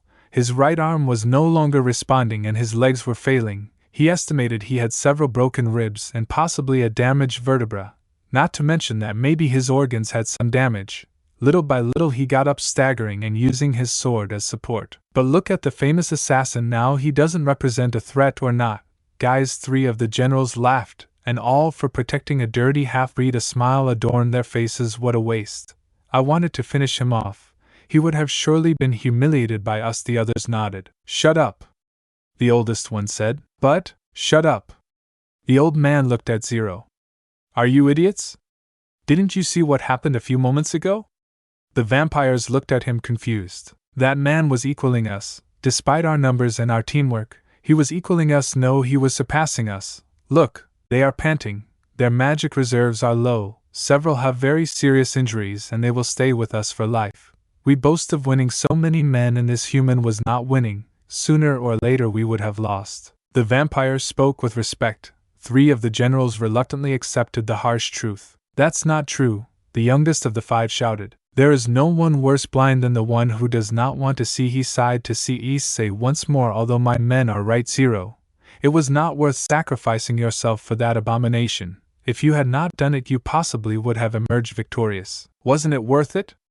He spoke slowly. Winning without taking care of these children would be the worst. That's what wouldn't have been worth it. Little by little he stood up. Gasper and Valerie felt terrible. In front of them was that man who tried to rescue them for no reason. That dark hero was in terrible condition. Gasper was the one who felt worse. He knew that if it weren't for his weakness this would have happened. He knew that this man could have beaten those hunters and helped him and his friend. But now that hope was extinct all because of him. "You're not weak, Gasper. Never let them tell you that." He spoke almost as if he could read the little boy's thoughts. "I know that inside you there is a great man. You may not even know it, but I do. You have courage, boy. You have endured everything that the world has thrown at you and you are still standing. Many in your position would have surrendered without objecting that you are a half-breed, that you are a human. Nonsense. It's nothing more than jealousy. All of that is what makes you special. That is what makes you superior to any vampire in history." The vampires growled at that. "Gasper, you said that you would protect your friend no matter what. That was your dream, wasn't it?" Gasper opened his eyes. "How did he know?" "I know a lot about you. That's why I've said all this. You have something to keep your promise. I will support you." With a quick movement he threw his sword with the strength he had left and pierced the shoulder of the general who was holding Valerie. The girl took advantage of that to bite the arm of her captor. The vampire, because of the pain of the sword piercing him and because his magic drained by the girl's bite, he let her go. Valerie was free and moved a few meters. The hunters were going to end everything. "Now, Gasper!" The little boy's eyes shone, and immediately all the hunters were paralyzed. Time had stopped for them. Gasper had performed a feat with his sacred gear. The forbidden Bale of View had appeared. Issei knew that the time Gasper could stop the generals was very short, so he activated the spell he had prepared from the beginning. The ground that was under the vampires began to shine. Magic circles appeared all over that area. Kugeon, stakes of electricity and pure energy emerged from the ground. The force with which they came out was impressive and their penetrating power was terrifying. In seconds the entire area around the hunters was made into a castle of pins. In the middle of it all were the vampires with their bodies pierced in various parts. None knew at what moment they lost their lives. Gasper and Vladi opened their eyes in shock. The power of the attack was terrifying. Issei started coughing and a little blood came out of his mouth. His muscles felt tense and his magic reserves were low. Trying to sense presences and realizing that there was no one there anymore, he took the freedom to sit on the ground and catch his breath. That last attack took most of his stamina. Kyugon was an attack he had recently learned, a spell that is used on the surface taking advantage of the electrical currents of the subsoul. What is needed is considerable mastery with electrical magic, measuring the density and knowing the correct runes. It is supposed to be a quick spell for experts. Issei was not yet so versed in that field. That is why he prepared the spell in advance from the first minute he arrived and gathered the correct density. "I have to practice the spell this time. It worked. But I don't think I have the same chance in the future against stronger enemies," he analyzed. Zero tried to get up, but his legs failed him and he almost stumbled if it weren't for the children who held him. "Don't overexert yourself," Valerie spoke with authority as tears flowed from her eyes. She tried to heal her savior as best she could with her knowledge of healing magic. The most she could achieve was to close some superficial wounds and refill the magical reserves a little. "Who are you? Why did you risk so much for us?" Gasper sobbed before this man, no, before his hero. "Why not do it?" His gaze fell on the little one. "I know you guys, even if you don't know it. I've been watching you. I know what you've been through, and that's not something I can allow." "But thanks to us you were hurt," Valerie whispered. Issei let out a tired laugh. "I've been in worse condition, even if you don't believe it. The fights with Loki, the evil dragons, and rise of him went through his head. Fights where his body received the damage that would kill anyone. It's true that his body was now human and had less resistance, but that wouldn't prevent him from falling aside. I said it before, these wounds don't matter if you stayed safe. Thank you for everything." The children could no longer help it and hugged their hero. The two had suffered while fleeing. The stress and tiredness were too much for them. Seeing that this man spoke to them with affection and a protective tone made them lower their mental walls and give themselves the freedom to vent. Issei did not avoid the hug. He let the two let everything flow. Seeing the dusk and feeling his reserves high enough for a transportation spell, he decided to leave. A magic circle enveloped the three of them and they were transported. Underworld 1 week later. Why am I not surprised by this? Surzek sighed at the sight of the man in front of him. Less than 5 minutes ago he had felt the familiar aura of his masked friend in the tunnels. That's why he ordered that no one was to disturb him, and asked his wife to keep Rias and her friends from entering his office. When he saw that everyone was obeying, he headed to the study to find his friend with 2 children in his arms. Surzex didn't need to ask, he already had an idea of everything that had happened. A few days ago the news had arrived that the heiress Teeps had disappeared and that the hunters who went to rescue her had died. Seeing the vampires in the arms of his friend gave him all the answers that he had been responsible for everything. Now he just needed to know the whole story. Tell me what happened. Issei just left the children lying on the sofa, then told the redhead everything about Gasper's deal, the plans for the boy and the plans for Valerie, how the 2 escaped and how they sent hunters for them, their subsequent fight, the injuries he suffered and how he eliminated the generals. How bad is it? Asked Mao, referring to the damage to Zero. Broken ribs, fractured left arm, punctured lung, concussion and limited reserves was the doctor's diagnosis. As soon as I arrived I received treatment from the doctors at my service. Practically right now I am limited and should stay in bed, but bringing Gasper and Valerie here is more important. Surzex nodded. You have serious damage from what you tell me, and from what I understood, your last attack created great pressure in your magic conduits, something very dangerous for a mage and human like you. I know they told me that if I had continued my magical reserves would have been badly damaged beyond repair, but that wouldn't have mattered if I managed to rescue him. The mouse saw Zero watching the children. You know, I've had a question for a while now. Issei nodded, giving him the lead to ask, why are you doing this? You're a human who has nothing to do with the supernatural, and yet you meddle in this dangerous world. Many people stronger than you have feared facing enemies that you have helped various factions. What do you gain by doing this? Helping everyone without asking for anything in return, rescuing all those children who have suffered unjustly, even helping my cousin. I won't deny it. I'm very grateful, but why are you doing it? Issei remained silent. He knew that sooner or later they would ask him, but he couldn't say all the reasons for his actions. For a promise, the memory of his talk with Elohim came to his mind. I know you don't understand, but I made a promise to someone. I promised them that I would do the impossible to improve this world even a little. I saw the situations of all those children and others. I saw what they suffered or what they would suffer. The past of all his friends crossed his head, but I also saw the potential in all of them. I saw that they are the generation of change. All of them will do great things. Of that I'm sure. That's why I helped them. I couldn't let that potential be overshadowed by the circumstances they might face, even if you don't know it. I once knew people similar to them. The image of all their wives and friends appeared before his eyes. Great people, but all of them with scars that prevented them from moving forward quickly. That is something I don't want for these children. I want to fix the conflicts. I know that peace is something difficult, but at least I want to do something to make that illusion closer. That's why I'm doing all this. Issei spoke with melancholy. Surzex remained silent. The way Zero spoke seemed wise and painful at the same time. The experience, the pain, the longing and the desire were transmitted from Zero's answer. He wanted to ask more, to know everything about his mysterious friend, but he decided not to. Everyone has demons that haunt them, desires they want to achieve and privacy that they must take care of, and that is something he wanted to give his friend.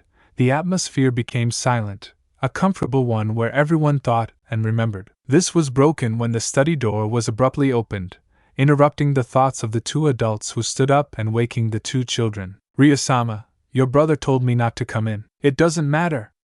I want to see my brother. A beautiful woman with silver hair and dressed as a maid along with a beautiful girl with crimson hair and a pink dress entered the room. Surzex-sama, I'm sorry, but Ryosama ran over here while her friends distracted me. The redhead dismissed, knowing his sister and her friends. The 2 adults looked at the girl to ask for an explanation, but she was still with her eyes open looking at Zero. The same thing happened to Issei, who saw his former wife and the most important person in front of him. A feeling of nostalgia flooded his body. For her part, Rias was the same. She knew Zero's story from her brother and her friends. She always wanted to meet that man, that dark hero that her friends said. But now that she is in front of him, she could not help but be invaded by a feeling, the same one she had when she revived Kiba. But this one was even greater. The adults were surprised by this behavior. Surzex was going to ask what was happening, but everyone was taken out of their stupefaction when several missiles of different colors rushed towards Issei. 000. Kuroka, Kaneko and Asia were hugging Issei tightly, who, upon recovering, returned the hug, while Kiba was watching everything from behind with a small smile. How have you been? he asked the girls with a loving tone. The girls immediately began to tell him that they were fine and a little about what they had been doing. Kaneko, or Chiron as you would like to call her, saw the children on the sofa and asked who they were. Everyone turned their eyes to them. Gasper, Valerie come the aforementioned approached Zero nervously. Girls, this is Gasper Vladi and Valerie Teeps. They are children that I took care of and that had situations like yours. The girls opened their eyes at that. That is why I hope that you take care of them and treat them well, since from now on they will be your friends. Serzex also decided to take care of them. Rias and Grafia looked for confirmation from their husband's brother, and he only nodded with a smile. Hi, I'm Kuroka Tujo. I speak with a radiant smile. I'm Chiron Tujo or Kaneko Tujo. Whatever you want to call me, she said, taking out a couple of sweets and giving one to each vampire while she ate hers. I'm Asia Argento, the blonde said with a shy smile. Gasper and Valerie introduced themselves in a familiar way. The five of them began to talk in front of everyone's eyes. For his part, Issei approached Kiba in a calm manner, drawing everyone's attention. Issei just took out a couple of envelopes and gave them to him. What is this? The blonde asked, surprised. Open them, Issei answered simply. Kiba did it, and as soon as he did, tears began to flow from his eyes. Everyone was alarmed by that. But Kiba just hugged Zero tightly. The envelope had as its contents a photo of his friends, as well as letters addressed to him. Each of them sent their wishes to their friend and told him how they were recovering. Thank you, thank you, thank you, Issei repeated several times and just patted him on the back. You don't have to thank me. I promised I would rescue them. Unfortunately, I must tell you that 5 of your friends perished. It was too late. I'm sorry. Among the letters are theirs. They asked me to give them to you before closing their eyes. Issei asked for forgiveness as he remembered how 5 of the children who inhaled the toxic air and couldn't survive due to the guards' injuries. Kiba cried a little more. Everyone remained silent at this. They decided not to interrupt this moment. I will take revenge. I swear that I will destroy Excalibur. For it my friends died it, and all the holy swords will be destroyed before my hands. The hatred in Kiba's sight worried several. You're wrong, Issei spoke condescendingly. Your friends never wanted you to hate. They all asked you with their last breath not to live a life of hate. Grow up happy and without resentment. Now you have friends who support you, and those you made in that place are also with you. I'm not asking you to forgive, but don't you hate something as banal as swords? It was because of them that my friends died. All holy swords destroy lives. I speak with venom. But they also save them. Issei unsheathed a sacred-looking sword. This is a sacred sword, forged and blessed by angels. It was the one that helped me rescue your friends. No sword hurts. The one who does is the person who carries it. Do not direct your hatred towards them, but towards the person responsible for everything. Grow and live without hatred. That way you will be able to squeeze out everything that life gives you, and the moment you take revenge you will not regret anything. Issei spoke wisely. Interesting, Grafia and Serzex thought when they saw the sword behind the illusion that it had that made it look like a holy sword. The children did not realize it. But when they felt the magic and the lack of holy aura, they could see what was happening. And they did not say anything when they saw Zero's purpose behind that deception. The child's hatred for swords was extinguished by this. You always have the right way to save all these children, Zero. You promise me that you will live without that feeling, Zero said. I promise. She wiped her tears. Zero ruffled her hair and handed her a paper with some stamps. What is this? It's a transport stamp. That stamp will take you to the orphanage where your friends are. All of them are in the care of people who protect them and cure them. Whenever you want you can go, Issei answered. Currently the orphanage was his in the name of another person and was supported by the money from his work. Thank you. Kiba gave Zero another hug. The atmosphere in the room calmed down. Rias Gremory, seeing this, decided to do something she needed to do. Zero, the Crimson Princess, called Zero's attention. Thank you for everything. Because of you I have friends. Thank you for rescuing them and allowing me to meet them. The redhead bowed to everyone's incredulity. Issei smiled a little at that. Don't worry, I did it with pleasure, and I would do it again, he replied, patting Rias on the shoulder. Group hug. All the children jumped at Rias's order. Issei just laughed softly, appreciating this moment as much as he could. Everyone allowed themselves a moment of relaxation. A few hours passed where Issei socialized and talked with everyone. I'd better go. Issei stood up, preparing to leave. His magical reserves were a little better, as well as his body, after Asia and Kuroka gave him a little treatment with their powers. Do you have to go? Serzex asked. Yes, the children were sad about this. Don't be sad. I'll visit you from time to time. He shook everyone's hair, earning pouts from several goodbyes. Zero disappeared in a magic circle. Come on, guys, it's time to go home. Dad and Mom already prepared dinner. Everyone followed Surzex and Grafia, giving one last look at where their greatest hero was. In the distance, Issei saw how they retreated. His gaze fell on Gasper. You will no longer grow up without your friend. Now you have people who will take care of you no matter what. You are brave, Gasper, and I am sure that now you will be braver. In his mind, the image of a shy child locked in a box was replaced by a smiling child hugging his friend. Then his gaze fell on Kiba. You will no longer live with hatred in your heart. Now you can grow close to your important people. I am sure that now you will be a greater knight than you were before. The image of a child with a heart contaminated by revenge was replaced by a blonde being hugged by several children and caring for his king with the greatest devotion. Then his sight caught them all, and images of Aquino and Valley appeared in his mind. Now everyone will be able to live as they should. None will suffer and have scars in their hearts. Each one will have by their side the most important people in their lives. I am sure that you will grow bigger and achieve wonders that no one will ever be able to achieve or equal. You will be greater than you would have ever been in the past. Issei closed his eyes and allowed himself a moment of satisfaction, seeing how one of his greatest purposes in this new life had been fulfilled. With that, Issei disappeared in a magic circle. Arc rescue end. His sight caught them all, and images of Aquino and Valley appeared in his mind. Now everyone will be able to live as they should. None will suffer and have scars in their hearts. Each one will have by their side the most important people in their lives. I am sure that you will grow bigger and will achieve wonders that no one will ever be able to achieve or equal. You will be greater than you would have ever been in the past. Issei closed his eyes and allowed himself a moment of satisfaction, seeing how one of his greatest purposes in this new life had been fulfilled. With that, Issei disappeared in a magic circle. KUH 7 years later. Ko School, one of the best schools in the city, a high-level educational institution. A school that has a rate of 70% women and 30% men. A school ruled by two high-class demons, one of them Sona Citri, president of the school, younger sister of the mouse Seraphal Leviathan, and Rias Gremory, president of the occult club, sister of Surzex Lucifer. They too were in charge of governing and taking care of all of Ko while they finished their studies at the town's school. They too were accompanied by their respective nobility, and were part of their respective clubs. Currently each one was doing their homework.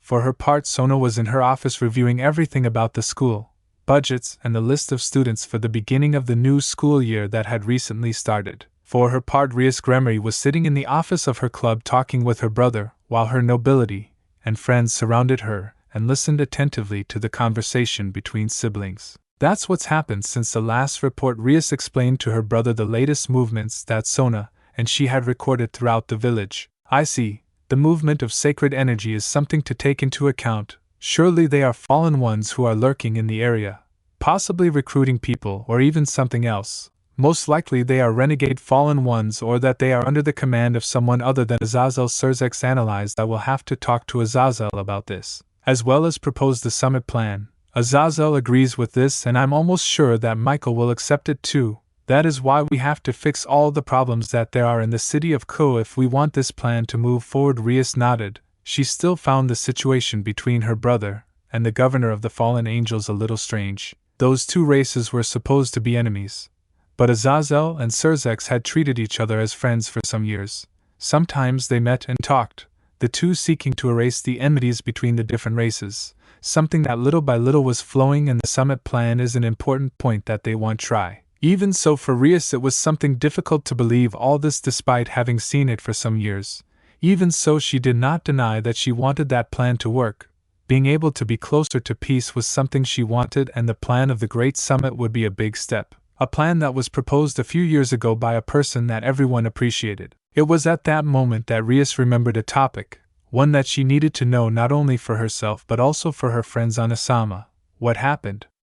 Have you been able to find out anything about him? Everyone paid attention to this. Every single demon in the room was attentive to know who their master friend was referring to. Surzex just sighed. Sorry guys, we haven't discovered anything about him. Azazel and I have tried to find information about his whereabouts. Even Vale has tried to search, but no one has been successful. It's as if the earth had swallowed him. The last we knew was that he was in Canada 2 years ago. Other than that, we haven't heard anything else. Surzex apologized. He didn't like to see everyone's sad faces. He was also frustrated. But he trusted his friend, and there must be a reason why he hasn't appeared. We will continue searching for Rias. You all concentrate on your duties." With that, the communication circle turned off and the Mao disappeared. Rias and company felt frustrated. Each of them wanted to know where that person was. Knowing that they could not do anything made them impotent. A headache invaded Rias. She tried to calm it with a tea that her friend gave her. "Thank you," Aquino thanked the redhead. "You shouldn't stress Rias. He's probably safe, and the reason he's not communicating is because he must be on a mission. You already know him. He's always so mysterious." Aquino's words calmed everyone down. Rias relaxed enough for a small smile to grace her face. Her friend was right. With that in mind, she allowed herself a moment to look at her friends and remember a little what had happened in the last few years. Her gaze rested on each one. Kuroka Hellcat, or Kuroka Tujo as she was now called, remembered how her friendship with her started from the moment they arrived at the Gremory mansion. At first the black-haired girl showed skepticism. But little by little the Nikomata accepted Rias. At first Rias offered her a position in her nobility to be her first piece. But she rejected it because of her previous experience with her former master. But the growing rivalry for Kaniko's attention and the care that Rias gave to her friend helped a lot.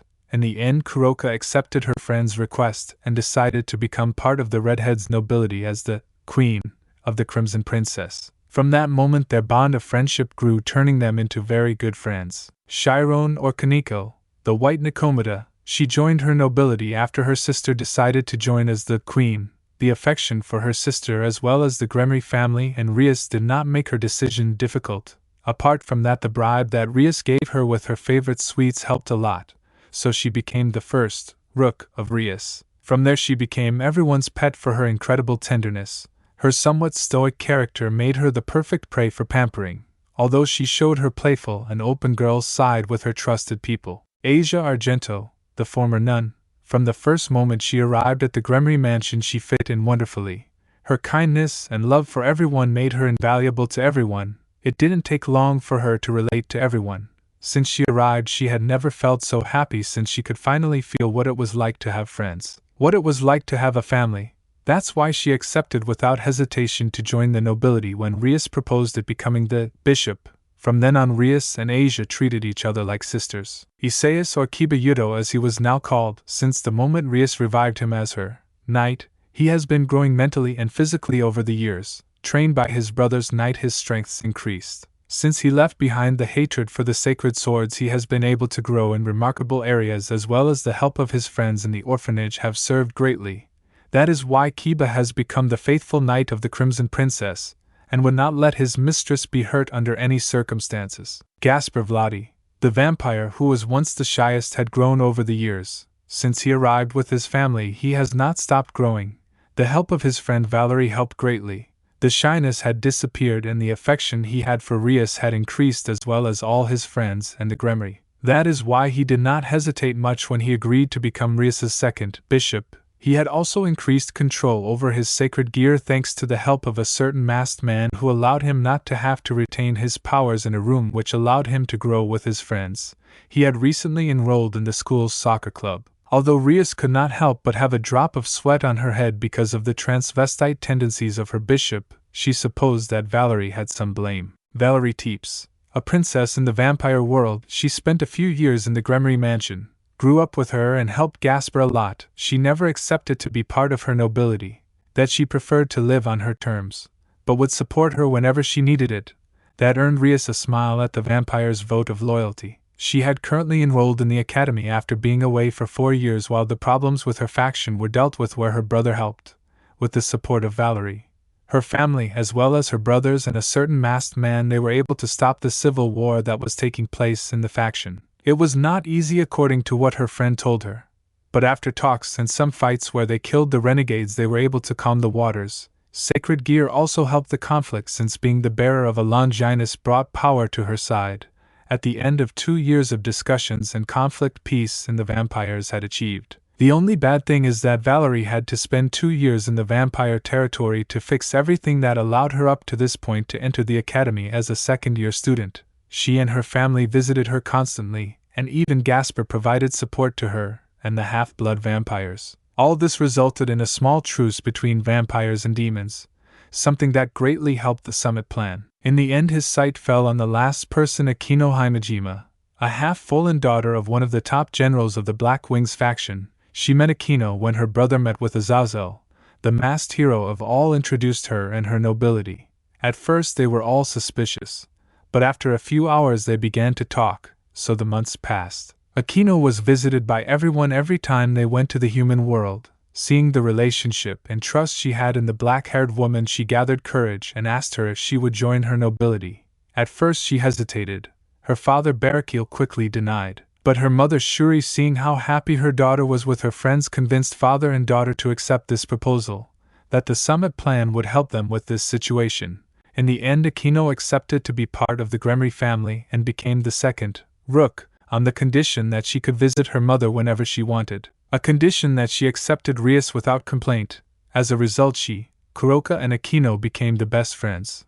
Although the two black-haired girls were always bothering her, and it even seemed that they were conspiring with their jokes and provocations, in fact she didn't know who was more flirtatious, the cat or the crow, as she told them when they made her angry. All these memories brought a huge smile to her face. The last few years with her friends had been priceless, and she would never change them for anything. Each one of them was her family, and she would do anything for them just as they would for her, no matter what happened. That's why she had more confidence in the face of problems that might come up, all thanks to him, all for one of the people most loved by all and who taught them great things to face life. Rias's thoughts were cut off when the school bell rang, indicating to everyone that the school day was over. Era. The day ended very quickly. Akino said, Rias, I have to go. My mother asked me to help her with some things at the temple. I'm leaving too, Riasama.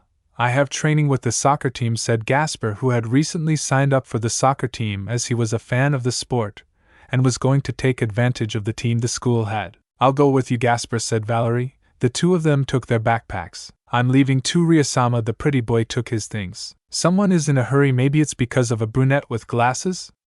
Kuroka mocked with her mischievous smile. Era. It seems that Sabakichan entered the heart of our night. Akino followed her friend's teasing.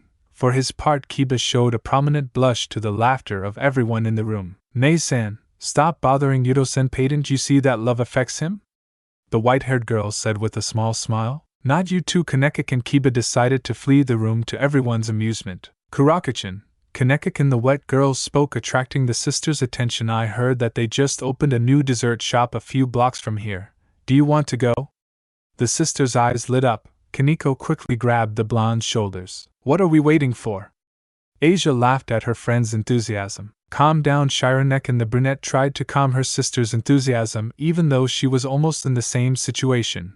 Her sister's love for sweets had spread to her a few years ago. Come on, Asia-chan, the blonde nodded, but not before seeing who she considered her sister. Rias, aren't you coming? The redhead just shook her head with a small smile. No, Asia.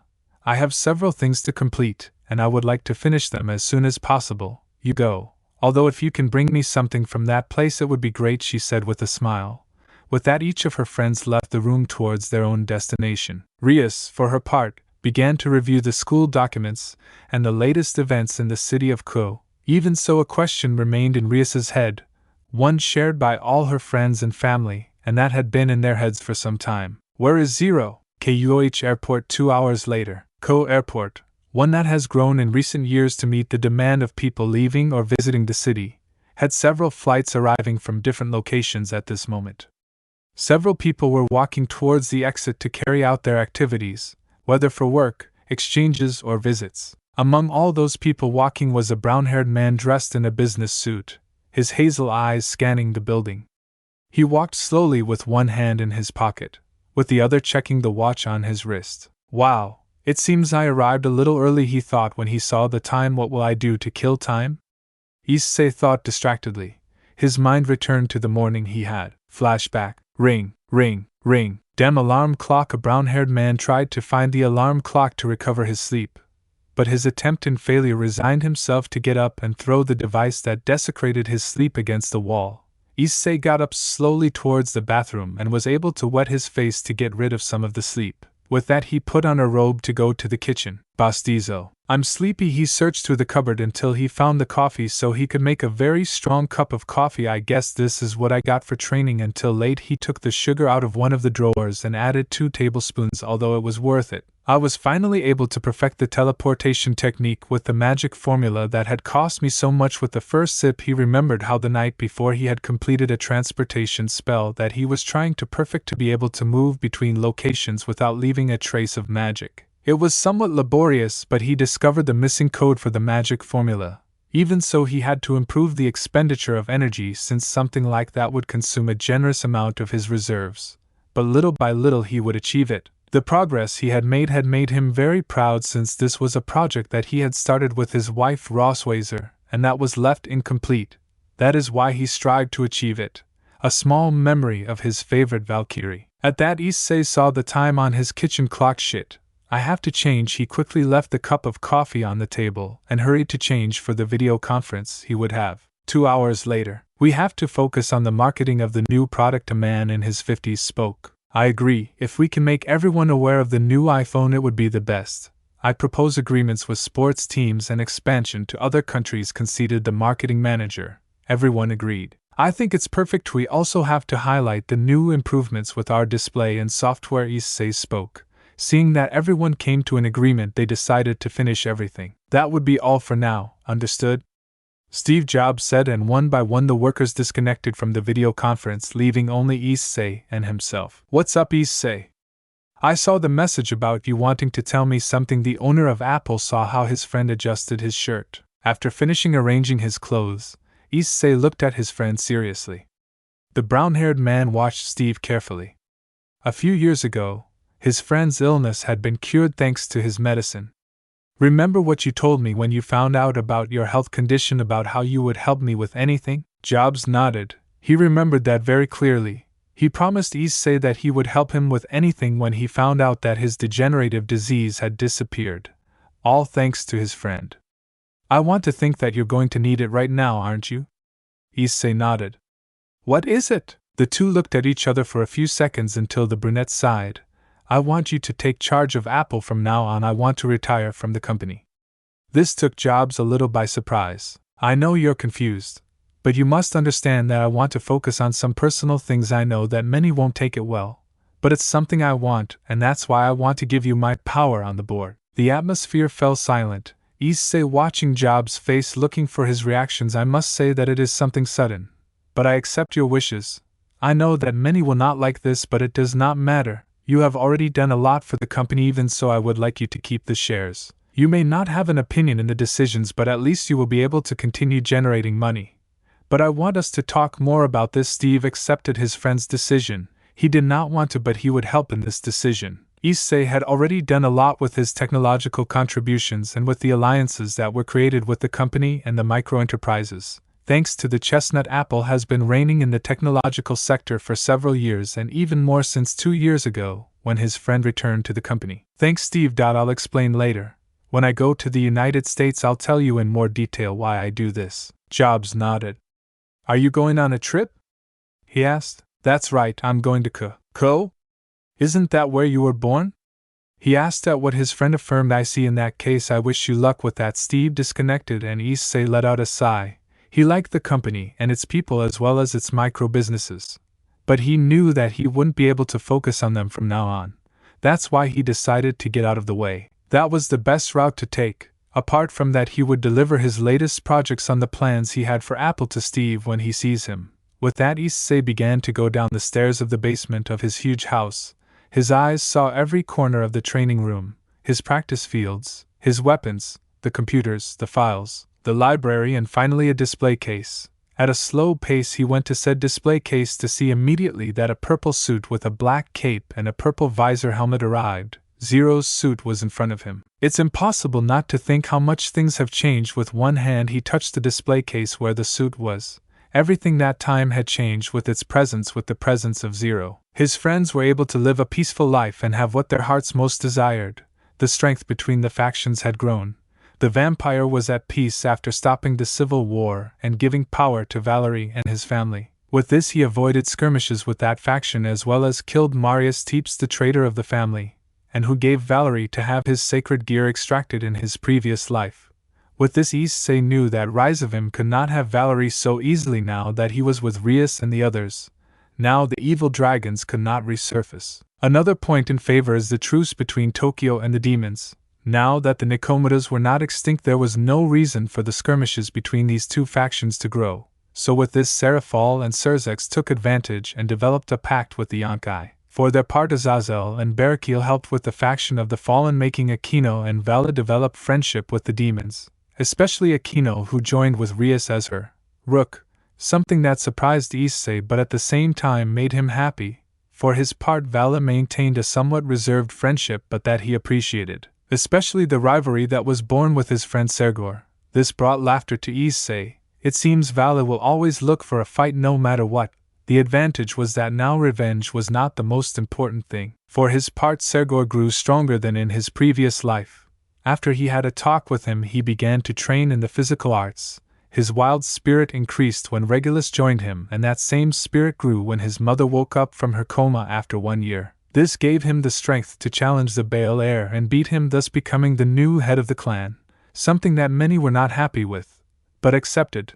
Apart from the fact that Surzek's support helped a lot, Issei from time to time sent him some training to increase his physical abilities and some advice for the union with his Longinus. That was how he grew more powerful than before. That, and the help of his rivalry with Vala, helped his skills and experience in combat. Another point was the exile of Diodora Ashtaroth. When the charges were presented, Ajuka did not want to accept it, but the evidence did not lie. That is why, with all the pain, he decided to imprison his brother to serve his punishment. Unfortunately, some of his servants helped the boy escape. From that moment, Diodora was declared a dangerous criminal. Issei estimated that by that time Diodora had already joined the brigade. He just hoped to find him before he did something stupid. Speaking of the brigade, he couldn't help but notice the skirmishes he had with them over the past few years. His encounter with Shalba, where he tore off her arm before the vermin fled with its tail between its legs. Also the destruction of several bases of operations he knew about. Something else was his encounter with the hero faction 5 years ago. He still remembered how Cao Cao offered him a position in his corporation, telling him that humans should support each other. Issei had to respectfully decline the offer, telling him that he had no problem with the supernatural factions, that it was a matter that did not concern him. But if there was something that endangered humanity, he would gladly help them. That refusal did not please almost anyone. Some of them immediately got into a fighting stance. After all, if he did not join them, he would not join with anyone. But it was Cao Cao himself who stopped them accepting their points of view, that if he ever changed his mind, not to hesitate to inform him. With this, they all left in a haze. Issei just relaxed and gave thanks, since even with his power he could not face the entire hero faction. Even so, he thought about what Cao Cao told him. He knew that he let go just because he wanted to. He must have planned something else. That is something he is still trying to resolve to this day. Outside of those skirmishes, he hasn't had many more. Some of his targets remain hidden, like Rizavim, who hides very well, and unfortunately he doesn't know where he is hiding, since he never knew about him until he joined the supernatural. For his part, Calm Crush remains inactive, as if waiting for the moment to come out. Although there was something that worried him: why hadn't Ophis recruited him? That was something that almost always went through his head. But leaving that aside, what in Issei's opinion was the development of the faction summit. At first it was a peace agreement created by the 3 biblical factions, but with their presence some things have changed. He was sure that more would join the agreement, like the vampire for Valerie and the Yonkais for Yasaka. Now there will not only be 3 but 5 factions. This will increase the impact of the truce with the other mythologies. And something he was sure of is that more factions would join the agreement faster than they initially had. In general, the last 7 years were hectic. Between taking care of his friends, dealing with the Cows Brigade, the Hero faction, the Vampire Rebellion, missions commissioned by Azazel and Surzex, or having to flee from time to time from bounty hunters, all that along with the training he had did not allow Issei to relax. Day and night he worked hard. That was his routine for 5 years, until he decided to put aside his life as Zero and strive in his life as Hyodo Issei. He decided that he could use the last 2 years as freedom. Enjoy his life as a human, even if it was a little before the real challenge began. All without leaving his training, which helped him increase his magical reserves and master spells along with weapon management, increasing his stealth and resistance. All this achieved that he had a decent power level. He was sure he could surpass Sergor's level the first time they fought. He might be able to defeat any of the ancient Satans if he discarded Rise of him. If his calculations were correct, he was at a scale equal to when he first used his promotion queen. Of course, this is only in power, since the experience over the years would increase its lethality. All this gave him satisfaction. He was sure he was in the top 10 of the most powerful humans. Only humans like Cao Cao surpass him. This is why he seriously thought if he could beat the possessor of the true Longinus power against experience, that would be the way to describe the fight that could come to have. With those few memories of what happened in the last few years, Issei took the suit and put it in a suitcase along with several items such as books, weapons, and supplies. "I'd better go," he said, checking his watch and seeing the time, and flashback. "Wow, things have changed," Issei murmured as he remembered everything that happened in the last 7 years. In less than a minute he left the airport, and was able to have a glimpse of Ko. "It seems that one always returns to the origins," he whispered. His mind wandered to his moments in the city. Issei decided to take a taxi. Before going to see places to stay, he wanted to go to a place. 30 minutes later. Poner High School DxD original soundtrack CD 119. I'm yours, I'm yours. The brown-haired man paid the taxi driver what it was and gave him an extra tip. Right after that he got out of the car and started walking in the direction of a specific point. He didn't pay attention to the people who passed by him. The icy wind was covered by his jacket. His hair moved to the sound of the air. His steps were slow and calm. The sunset gave him a nostalgic appearance. Little by little Issei visualized several trees. After advancing between them he could see a park with a fountain in the middle. The water coming from the fountain was the only sound in the area. Issei stopped a few feet from the ornament. Carefully he looked at that whole area of the place where it all began. He spoke in a low voice. Below his eyes he saw a pool of blood and the body of a brown-haired teenager asking for help. Seconds later that image disappeared. No matter what, one can never escape from their origins. Nostalgia permeated his voice. His mind was filled with the moment he died and was reborn for the person he loved the most in the world, that place where the adventure of the greatest hero of the underworld began. The wind shook the place again as a sign that it was time to leave. With that, Issei turned around and decided to leave the park. But as soon as he turned around he saw a person standing a few meters from him. Issei looked at him very carefully. The subject himself was a teenager with defined features, his hair black as midnight, his gray eyes that shone with a tone of mystery. His body had an athletic appearance. He estimated he was 1.80 meters tall. He carried a suitcase and a class trench coat. This boy would be considered by many people a handsome man.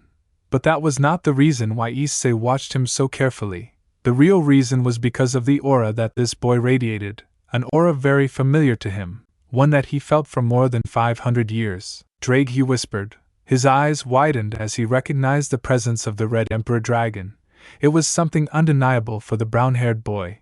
In front of him was the person who was carrying his greatest friend. "Hi," the black-haired boy greeted in a polite manner. "Excuse me, I wanted to see if you could help me. I recently moved to the city and I got lost. I'd been looking for Ko High School for a while now, but I can't find it," he said with some embarrassment. Issei looked at him seriously, reciprocated by the boy in front of him. "If I'm honest, something brought me to this park. A feeling in my body told me to come here." The black-haired man spoke seriously. The atmosphere in the park cooled down a few degrees. The clash of presences was felt. Seriousness and tension permeated the environment. It seemed that fate was playing its role again. The place where history saw the birth of one of the greatest heroes of recent times was the same place where a predestined meeting took place. It was as if someone had planned this meeting. Brown and black-haired looking at each other seriously, either of them moving a muscle. The wind blew, shaking their hair and their coats. The past and the future collided. Experience and youth. The old Sekyudai and the next Sekyudai. Thanks for listening to my video. Don't forget to like, share, subscribe and comment below your favorite part. Sayonara, see you in the next video.